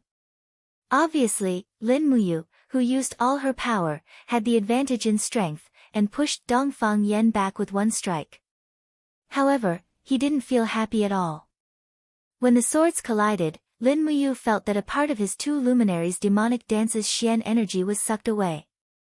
Just as Qin Yin reminded, the reduction of the 7 luminaries' power was equivalent to providing Dongfang Yan with endless death energy. At this moment, Dongfang Yan was like a ball of rotten cotton. No matter how you attacked, he was still the same. Instead, he was constantly absorbing the opponent's energy, and when the time was right, he would launch a counterattack. But Lin Muyu knew that any absorbing technique had a limit. Her only chance of winning was to break through Dongfang Yan's limit and catch him off guard. The Xianyuan sword's light surged, 3 luminaries calamity. Dongfang Yan laughed wildly and waved the Morning Dew sword like a madman to block. With a pang sound, his body suddenly sank, but he managed to withstand it. He didn't lose his defense under Lin Muyu's fierce attack. Lin Muyu's body was in the air. With a light flip of his wrist, the second power contained in the Xianyuan sword burst forth. It was the profound energy of the 4 luminaries' demon and god's cry. The current him had already cultivated the 7 luminaries' profound energy to the point of perfection. Huh! Dongfang Yan was also shocked, but he still waved his long sleeves. A thick death aura continuously attacked and resisted the 4 luminaries' demon and god's cry's blood-red profound energy. For a moment, the sky kept bursting with flames. It was extremely shocking. You want to eat my power? Can you? Lin Muyu's handsome face looked extremely angry under the illumination of the flames. Death can devour heaven and earth, so what does your power count for? Dongfang Yan laughed loudly, his expression was abnormally ferocious. The death aura around his body revolved rapidly, constantly devouring Lin Muyu's profound energy. Was it really as he said, the forbidden death technique could devour the power of everything in the world? Buzz buzz buzz, the flame rose up again. Lin Muyu's left hand was raised high, as if she was holding a purple sun in her hand. It was so majestic and unparalleled. The spectators on the longevity altar were all moved. No one had seen such a powerful martial art before. The sixth style of the star arts, purple sun shakes the earth. Lin Muyu used almost all of his divine power to blast out the purple sun. The blazing energy instantly poured onto Dongfang Yan's morning dew sword, burning the flying sword red. Dongfang Yan's expression became even more ferocious, and he let out a miserable howl. The clothes on his upper body instantly disappeared under the power of the purple sun, revealing his rotten muscles and bones. It was very frightening. The power of the purple sun was not so easy to swallow. Even the rotten sores on Dongfang Yan's chest and shoulders had already evaporated into steam. He roared loudly, opened his mouth, and tried to swallow more supreme divine power. Snot and blood flowed down from his nose, making him look miserable and ferocious. Will it work or not? Feng Zhanlin clenched his fist, his face ashen. Tang Xiaoxi and Shi Yan's pretty faces were also full of nervousness. Fuzhu murmured, Master will definitely win, he will definitely win against that thing that is neither human nor ghost, he will definitely. Murong Tianqing, Shen Jun, Jiang Yuyang, and other area lords were also dumbfounded. I didn't expect this leader of the Dragon League to be so powerful. Jiang Yuyang said in a low voice. You have to win, Alliance Leader Lin. Murong Tianqing's blessing came from the bottom of his heart. On the other side, Zheng Xian, Dongfang Jin, and the others' faces were ashen. They didn't expect Lin Muyu to be so powerful that even Dongfang Yan, who was neither human nor ghost, was having such a hard time dealing with her, and even seemed to be in imminent danger. Once Dongfang Yan was defeated, the meticulous planning of the entire Starfall domain would go down the drain. The entire treasure-seizing conference would instead be like a wedding dress for the Dragon League. Eh. Ha. Dongfang Yan roared continuously. Suddenly, the purple sun in the sky disappeared. He had completely eaten it. The purplish-red energy even came out of Dongfang Yan's throat and abdomen, and was forcibly swallowed by him in the blink of an eye. It tastes really good, ha ha ha. Dongfang Yan laughed provocatively at Lin Muyu, who was in the sky. Lin Muyu smiled as well. Is that so? Then eat one more. She held the Xianyuan sword tightly with both hands, and light shot up into the sky. For a moment, the surrounding space twisted, and the world turned upside down. The fiery red seven planets' profound energy crazily surged out of Lin Muyu's body, and Lin Muyu roared, all things in the world, listen to my command. Borrow power, borrow the power of all the mountains in the entire Starfall domain. The long sword struck, 6 planets tribulation. This sword was not as simple as the 6 planets tribulation, it also contained the power of the mountains and rivers. Bang! As the sword fell, it directly shattered the morning dew flying sword. For a moment, the power of the heavens and the earth fell down, forming a domain cyclone that instantly crushed Dongfang Yan's death aura. Facing the Xianyuan sword, Dongfang Yan actually stretched out a pair of hands that were almost left with bones to receive the attack. His hands were like iron hooks that clasped the blade of the sword, preventing the Xianyuan sword from cutting down. But the profound energy on the blade also flew down and penetrated into Dongfang Yan's body. Ah! This great perfection divine emperor expert let out a heart-wrenching scream. Under the impact of the 6 planets tribulation, blood flew out of his nose, and even his poor eyeballs were almost squeezed out of shape. He was indescribably ferocious and scary. Indeed, Dongfang Yan could not be considered as a god or a human at this moment, he was just a thing that was neither human nor ghost. In the sound of bones breaking, Dongfang Yan's ribs were all broken, and his body seemed like it would completely collapse at any time. Boom! A few seconds later, his body suddenly exploded and turned into a pile of rotten flesh, but his arms, shoulders, and head were still intact, and he was still fighting against the Xianyuan sword. He looked at Lin Muyu with one eye, and said ferociously, "Death is rebirth, I have already understood the way of life and death, do you think you can kill me like this?" Visible to the naked eye, the rotten flesh on the ground began to move slowly, and in the blink of an eye, it began to gather. He was being reborn. Chapter 1041. Oh my God, what is that? On the longevity altar, the masters of the 8 regions all stood up in astonishment.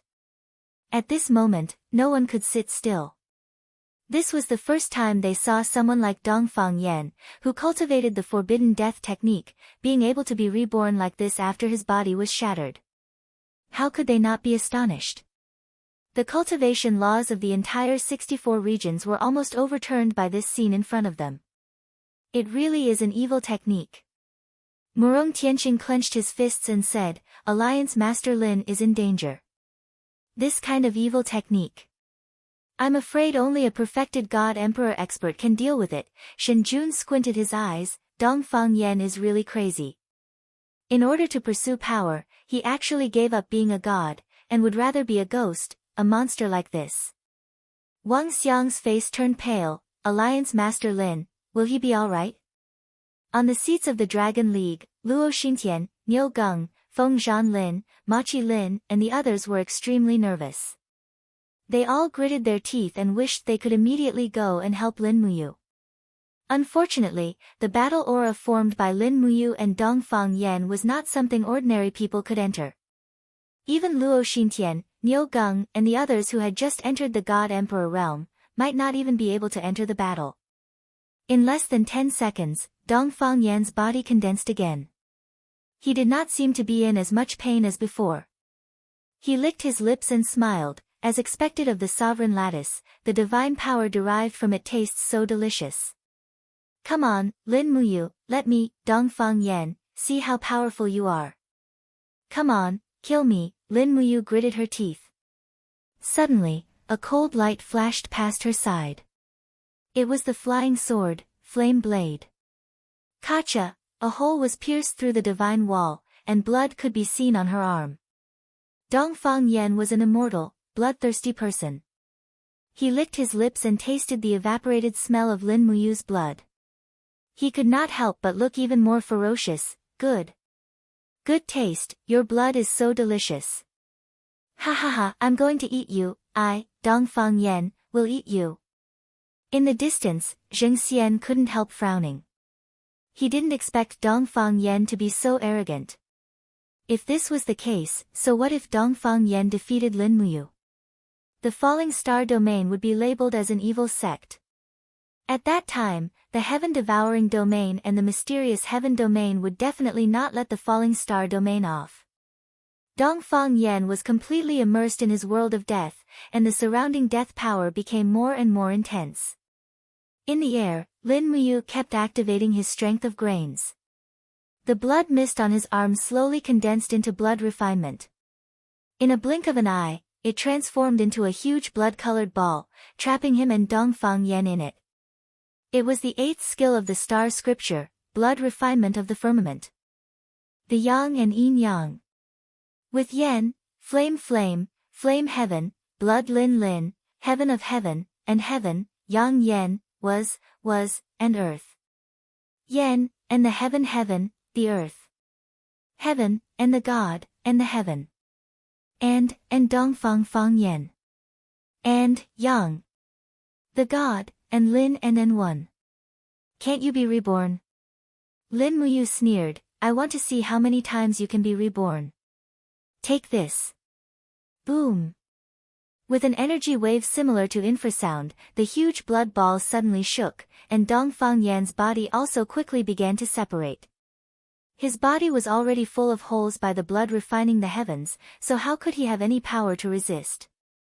In the blink of an eye, Dongfang Yan's body disappeared, turning into pieces of meat in the air. She won. Tang Xiaoxi opened her eyes wide. Mu won. Shi Yan frowned, not necessarily, let's wait and see. You did not completely relax, and Dongfang Yan's aura is still everywhere in the sky. Tang Xiaoxi was stunned. In the distance, Murong Tianxing, Shen Jun, Jiang Yuyang, and the others all opened their eyes wide. This was a rare battle, a battle between a god and a demon. Even though Dongfang Yan had been smashed into pieces, the result was still unknown. As if to confirm everyone's thoughts, the pieces of meat in the air slowly gathered like dust, and Dongfang Yan's arrogant laughter could be heard. He had become stronger. Can't he be killed? Lin Muyu frowned. Can't he be killed? Perhaps, only by completely destroying Dongfang Yan's body could he be killed. At this time, Dongfang Yan's upper body had been reunited. He looked at Lin Muyu with a playful face and laughed. I said, death is rebirth. Poor Lin Muyu, in my eyes, you are just like an ignorant and weak mortal, ha ha ha. The future of the 64 domains will be changed by me, Dongfang Yan, and you are just a small stumbling block. Lin Muyu did not say anything. His body rose into the air, and he sheathed his long sword. He raised both his palms in the air, and with a buzz, a golden light burst out, and a huge wheel began to spin rapidly under his body. Divine Wheel. Lin Muyu used all of her power to operate the divine wheel, and she did not give Dongfang Yan any time to buy time. Lin Muyu would not be so stupid to wait for Dongfang Yan to reunite his body before attacking. The divine wheel was not too big, only as big as a high platform, but all its power was concentrated and compressed by Lin Muyu into this small wheel. This attack must kill Dongfang Yan. You want to use the divine wheel? A trace of surprise flashed in Dongfang Yan's eyes. He hurriedly tried to fly away, but the cage of the blood-refining firmament was still around him. Dongfang Yan hit the blood wall with a peng-peng sound, but he was unable to break through. You, don't even think about it. This time, Dongfang Yan was really nervous. The power of the divine will came from the purest divine power. After being killed by the divine will, nothing would be left, and it was impossible to be reborn in that state of nothingness. According to the divine realm, this kind of death was called annihilation, and it had nothing to do with rebirth. Don't even think about it. Dongfang Yan was anxious, and his ferocious body suddenly trembled. A space crack was opening behind him, and he wanted to break the void and escape. In your dreams. Lin Muyu gritted her teeth, and with a thought, the invisible elephant formula quickly controlled the surrounding space, and extinguished Dongfang Yan's escape route like extinguishing a cigarette butt. Don't even think about killing me. Don't even think about it. Dongfang Yan roared, and his arms suddenly shook. Golden quicksand flowed between his fingers. That was the power of the samsara wheel. He wanted to go back in time and escape before Lin Muyu used the blood-refining sky. Lin Muyu could not help but smile slightly. Suddenly, golden quicksand also flew around her arms, and the samsara wheel in a small area was sped up. In the blink of an eye, the power of the divine will had been accumulated to the fullest, and the advantage of the Supreme Personality was instantly demonstrated. After Lin Muyu used the samsara wheel, Dongfang Yan did not have time to use the samsara wheel. Die! With a shout from Lin Muyu, the divine will smashed down with an overwhelming force. Dongfang Yan raised his head, and saw Lin Muyu's angry eyes. Boom! The whole mountain range of the meteorite domain was shaking, and the foundation of the longevity altar was constantly collapsing, and there were signs of collapse at the edge. In the dazzling golden light, Dongfang Yan's body began to disappear, and was completely disintegrated by the divine wheel. In the blink of an eye, the divine wheel smashed into the ground, and the hard divine spar was smashed into pieces. Back then, the ancestors of the meteorite domain chose the hard divine spar as the arena, but they did not expect that these divine spar would eventually be destroyed by an emperor god with the divine wheel. They never thought that this would happen. Dongfang Yan died, and the 3 flying swords were also evaporated by the divine wheel. This time, Dongfang Yan's aura completely disappeared. The moment the smoke and clouds dissipated, the afterglow of the setting sun fell on Lin Muyu. The Chiyu armor under his battle robe reflected a majestic luster, making him look like a god of war. She won, Mu won. Tang Xiaoxi almost cried tears of joy. It was not easy to win this battle, and Lin Muyu almost used all his skills and cultivation. Shi Yan nodded slightly. Yes, you won, he won. The people of the Dragon League all cheered. Not long after, the people of the Tianqing domain, the Earth Carrier domain, and the other domains all stood up and cheered for Lin Muyu. At this moment, almost everyone regarded Lin Muyu as the hero who saved the 8 southern regions. If it were not for Lin Muyu, no one would have the ability to defeat Dongfang Yan, who was neither human nor ghost. Under the cheers and shouts of the crowd, Lin Muyu sat in the mess for a full 3 minutes before she stood up again. She floated towards the Dragon League, knelt down on one knee next to Qin Yin, and asked, "Is Xiao Yin awake?" Tang Xiaoxi shook her head. Shi Yan said, "Xiao Yin's body was invaded by the death qi, and her senses and heart are temporarily sealed. Let's take her back to the Dragon League to recuperate first." Don't worry, there will be a way to cure her." Tang Xiaoxi frowned. Mu is also injured. Why didn't Mu's body be invaded by the death qi? Lin Muyu said, "I also think it's strange. Murong Tianqing is not injured, so it's understandable that the death qi did not invade his body. But I am injured, but I feel a force protecting me. I don't have Dongfang Yan's death qi, why is that?" Shi Yan sighed, "Because the Xianyuan sword on your back is a saint sword, it's filled with righteousness, it's the sword that protected you. And Xiao Yin's weapon is the Nuwa Zither, although the Nuwa Zither also has righteousness, it can't compare to the Xianyuan sword, this is probably the reason, it's all my fault." Lin Muyu carried Qin Yin, looked at her unconscious appearance, and blamed herself. "I should have given the Xianyuan sword to Xiao Yin, what's the use of blaming yourself?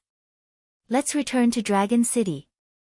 When Lin Muyu flew up, Murong Tianqing suddenly said, "Alliance leader Lin, please wait a moment. Since you are the champion of this treasure-seizing assembly, you can take away all the treasures." "Oh." Lin Muyu looked at the people on the ground, and said, "The star cluster chess originally belonged to our Dragon League. Feng Zhanlin, go and take it. As for the rest of the treasures, return them to their owners." Everyone was shocked, no one thought that Lin Muyu would deal with the spoils of war like this. At this time, Lin Muyu looked at Zheng Xian deeply, and said, "Domain Lord Zheng, you are the ruler of Fallen Star Domain, you should know that you should draw a clear line between yourself and people like Dongfang Yan, who walk the path of evil. If you do it again, our Dragon League will flatten Fallen Star Domain, don't blame me for not warning you." Zheng Xian disappointedly nodded, he didn't say anything, his heart was dead. Dongfang Yan was dead, and Fallen Star Domain's chance to rise seemed to have disappeared. Chapter 1042. At night, as the people of the 7 regions left one by one, the originally prosperous meteorite territory became barren. The longevity altar, which had been mostly destroyed, was in a mess. Many people of the meteorite territory were cleaning up the wreckage left behind by the battle. The moonlight slowly rose and fell on the mountain range, shining into the distance like a silver dragon winding above the earth. Several people stood on the balcony, overlooking the scene of the longevity altar being repaired. The light of the torches reflected something in their eyes that no one could understand. "Territory Master, Uncle has died in battle. He died for the meteorite territory. There must be an explanation, right?" Dongfang Jin frowned and said calmly. Zheng Xian had 2 sabers hanging from his waist. His expression was also not very good. He said calmly, "Nephew, don't be anxious. Dongfang Territory Master and I have been through life and death together. His death pains me more than anyone else. Nephew, please rest assured that the meteorite territory will definitely take revenge. Lin Muyu will die under my 2 sabers sooner or later. That would be for the best." Dongfang Jin raised his eyebrows and said, "Then, what does the Territory Master plan to do now? Although we have lost Uncle, the Dragon League has also lost Qin Yin. Qin Yin is Lin Muyu's woman. With Lin Muyu's personality, she will definitely not let this go."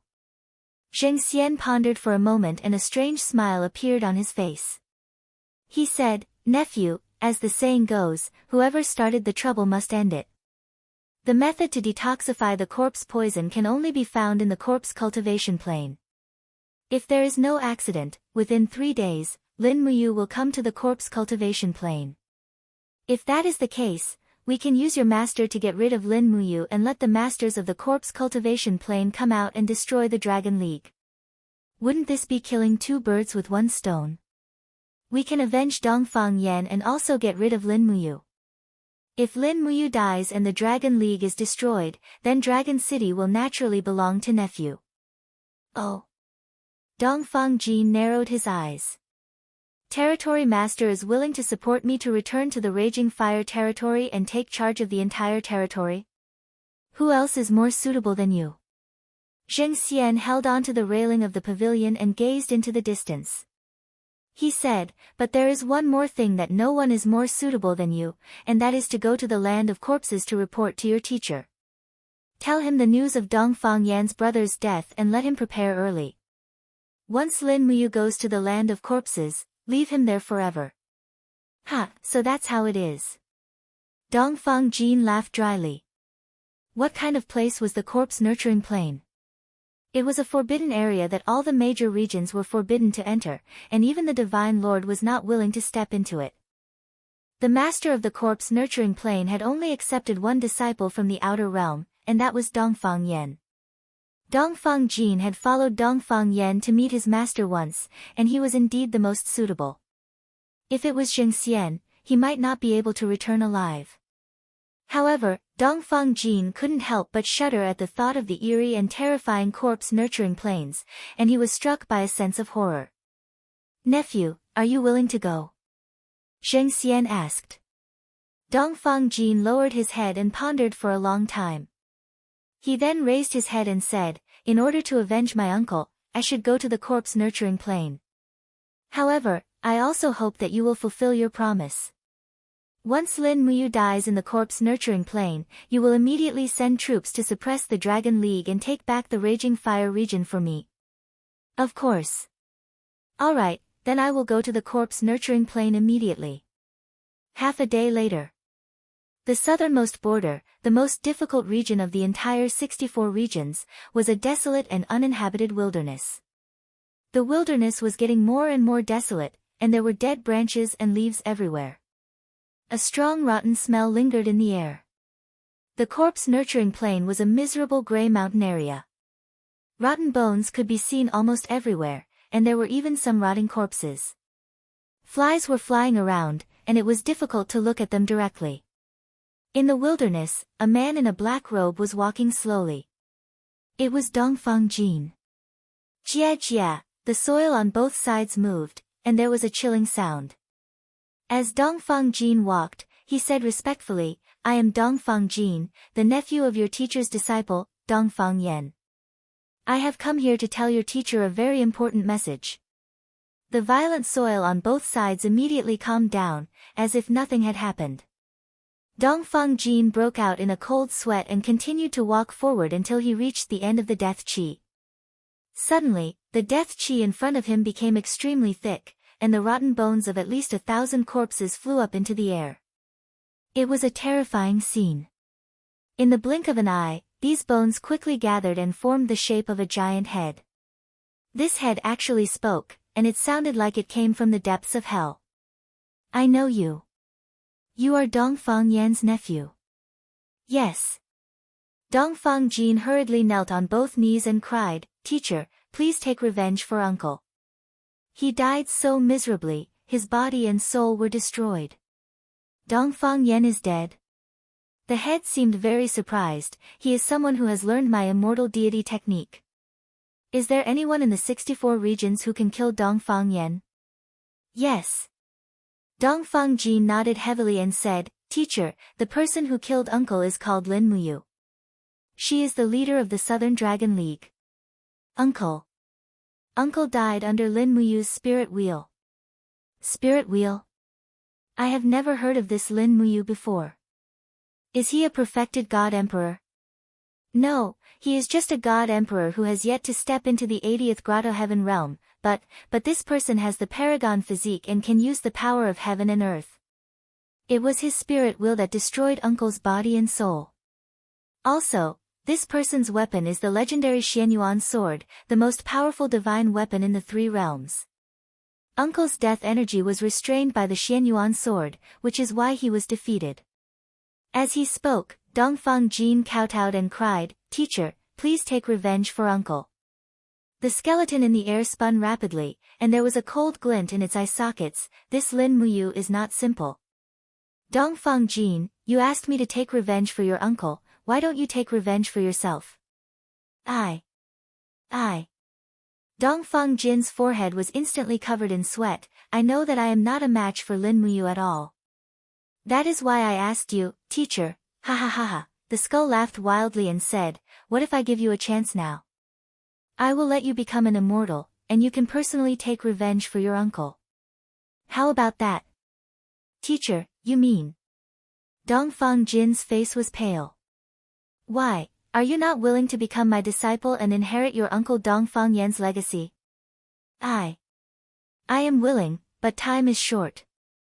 That Lin Muyu's woman, Qin Yin, has been poisoned, and Lin Muyu will definitely find the corpse nurturing plains in 3 to 5 days. I am worried that such a short period of time is not enough for me to cultivate the immortal deity technique. Ha ha ha ha ha. The skull laughed wildly again. "Don't worry, you have the body of a god emperor, and the billions of rotten bones in the corpse nurturing plains can all be absorbed by you. As long as you are determined to take revenge, the corpse nurturing plains can turn you into an immortal in 3 days. When Lin Muyu finds you, you can take revenge yourself. If you still can't do it, this senior will help you. How about that?" Dongfang Jin muttered to himself. "Humph." The skull showed a trace of displeasure. "Are you still greedy for the various things in the mortal world? Power and money, or women? To cultivate the immortal deity technique, you are destined to give up all of that. Do you want to live a lowly life, or do you want to obtain supreme power, to make your enemies bow at your feet?" Supreme power. Dongfang Jin's body trembled, and he looked up, his eyes filled with passion. "Teacher, Dongfang Jin is willing to follow teacher in cultivating the immortal deity technique." "Good, come here." "Yes." Dongfang Jin walked over slowly, and suddenly, the surroundings were filled with black clouds, filled with the wailing of ghosts and wailing of gods. The skull suddenly dispersed, turning into countless rotten bones that surrounded Dongfang Jin. Instantly, the rotten bones danced in the air, shattering Dongfang Jin's godly walls. Inch by inch, his skin was torn open, and blood splattered everywhere. In the blink of an eye, he was neither human nor ghost, and the black death energy quickly seeped into his body. In the darkness, a powerful death energy sighed, and it quickly absorbed Dongfang Jin's fresh flesh and blood, as if it was extremely satisfied. The taste of a living person was always more enjoyable than the taste of a dead person. Dragon City. In an exquisite room in the side palace, Qin Yin lay on the bed in a daze, her face pale. It was already the second day, and Qin Yin still had not woken up. If not for Shi Yan using the power of the blazing angel to protect her heart, perhaps Qin Yin's body would have been completely corroded. Holding her cold hand, Lin Muyu's heart was filled with self-blame and heartache. If he had fought Dongfang Yan at the first moment, perhaps Qin Yin would not have ended up like this. "Don't worry, Xiao Yin will get better." Tang Xiaoxi put her hand on his shoulder and comforted him, but she did not have much confidence. At this rate, Qin Yin might not wake up. What is going on with this death evil art? Lin Muyu sat down on the bed dejectedly. Why is it that our god powers are unable to cure the poison, and even the godly medicine that I have refined is unable to dispel the death energy in Xiao Yin's body? Why? Feng Zhanlin, Ma Qilin, and the others were silent. Domain lord level experts like them were helpless against this kind of evil art. Shi Yan furrowed her brows and said, "In the Western divine realm, death and rebirth are only a kind of transformation that exists. However, I have never seen such a tyrannical evil art of death before. Perhaps this is because of the forbidden art that was left behind in the Eastern Heaven realm since the ancient times. Xiao Yin can only hold on for less than half a month." Lin Muyu smiled bitterly, his eyes slightly red. He and Shi Yan had the highest cultivation, so they could see through Qin Yin's situation the best. If there was no way to cure the poison within half a month, Qin Yin's heart would no longer be able to resist the invasion of the corpse poison from the outside world. Shi Yan glanced at him, but couldn't help but worry in her heart. As expected, Lin Muyu still spoke. He stood up and asked, Feng Zhan Lin, Machi Lin, Feng Zhan Hai, do any of you know where the corpse nurturing plains is? Lin General, you. Feng Zhan Lin couldn't help but feel a chill in his heart. Machi Lin said, Lin General, the corpse nurturing plains is just a legend. No one knows where it is, and, a place like the corpse nurturing plains, once you go, I'm afraid, don't say any more. Lin Muyu clenched his fists and said, for Xiao Yin, even if it's a mountain of daggers or a sea of flames, I will still go. Otherwise, can I still be considered a man? Since you don't know, then stay in Dragon City and look after the house. I'll go alone.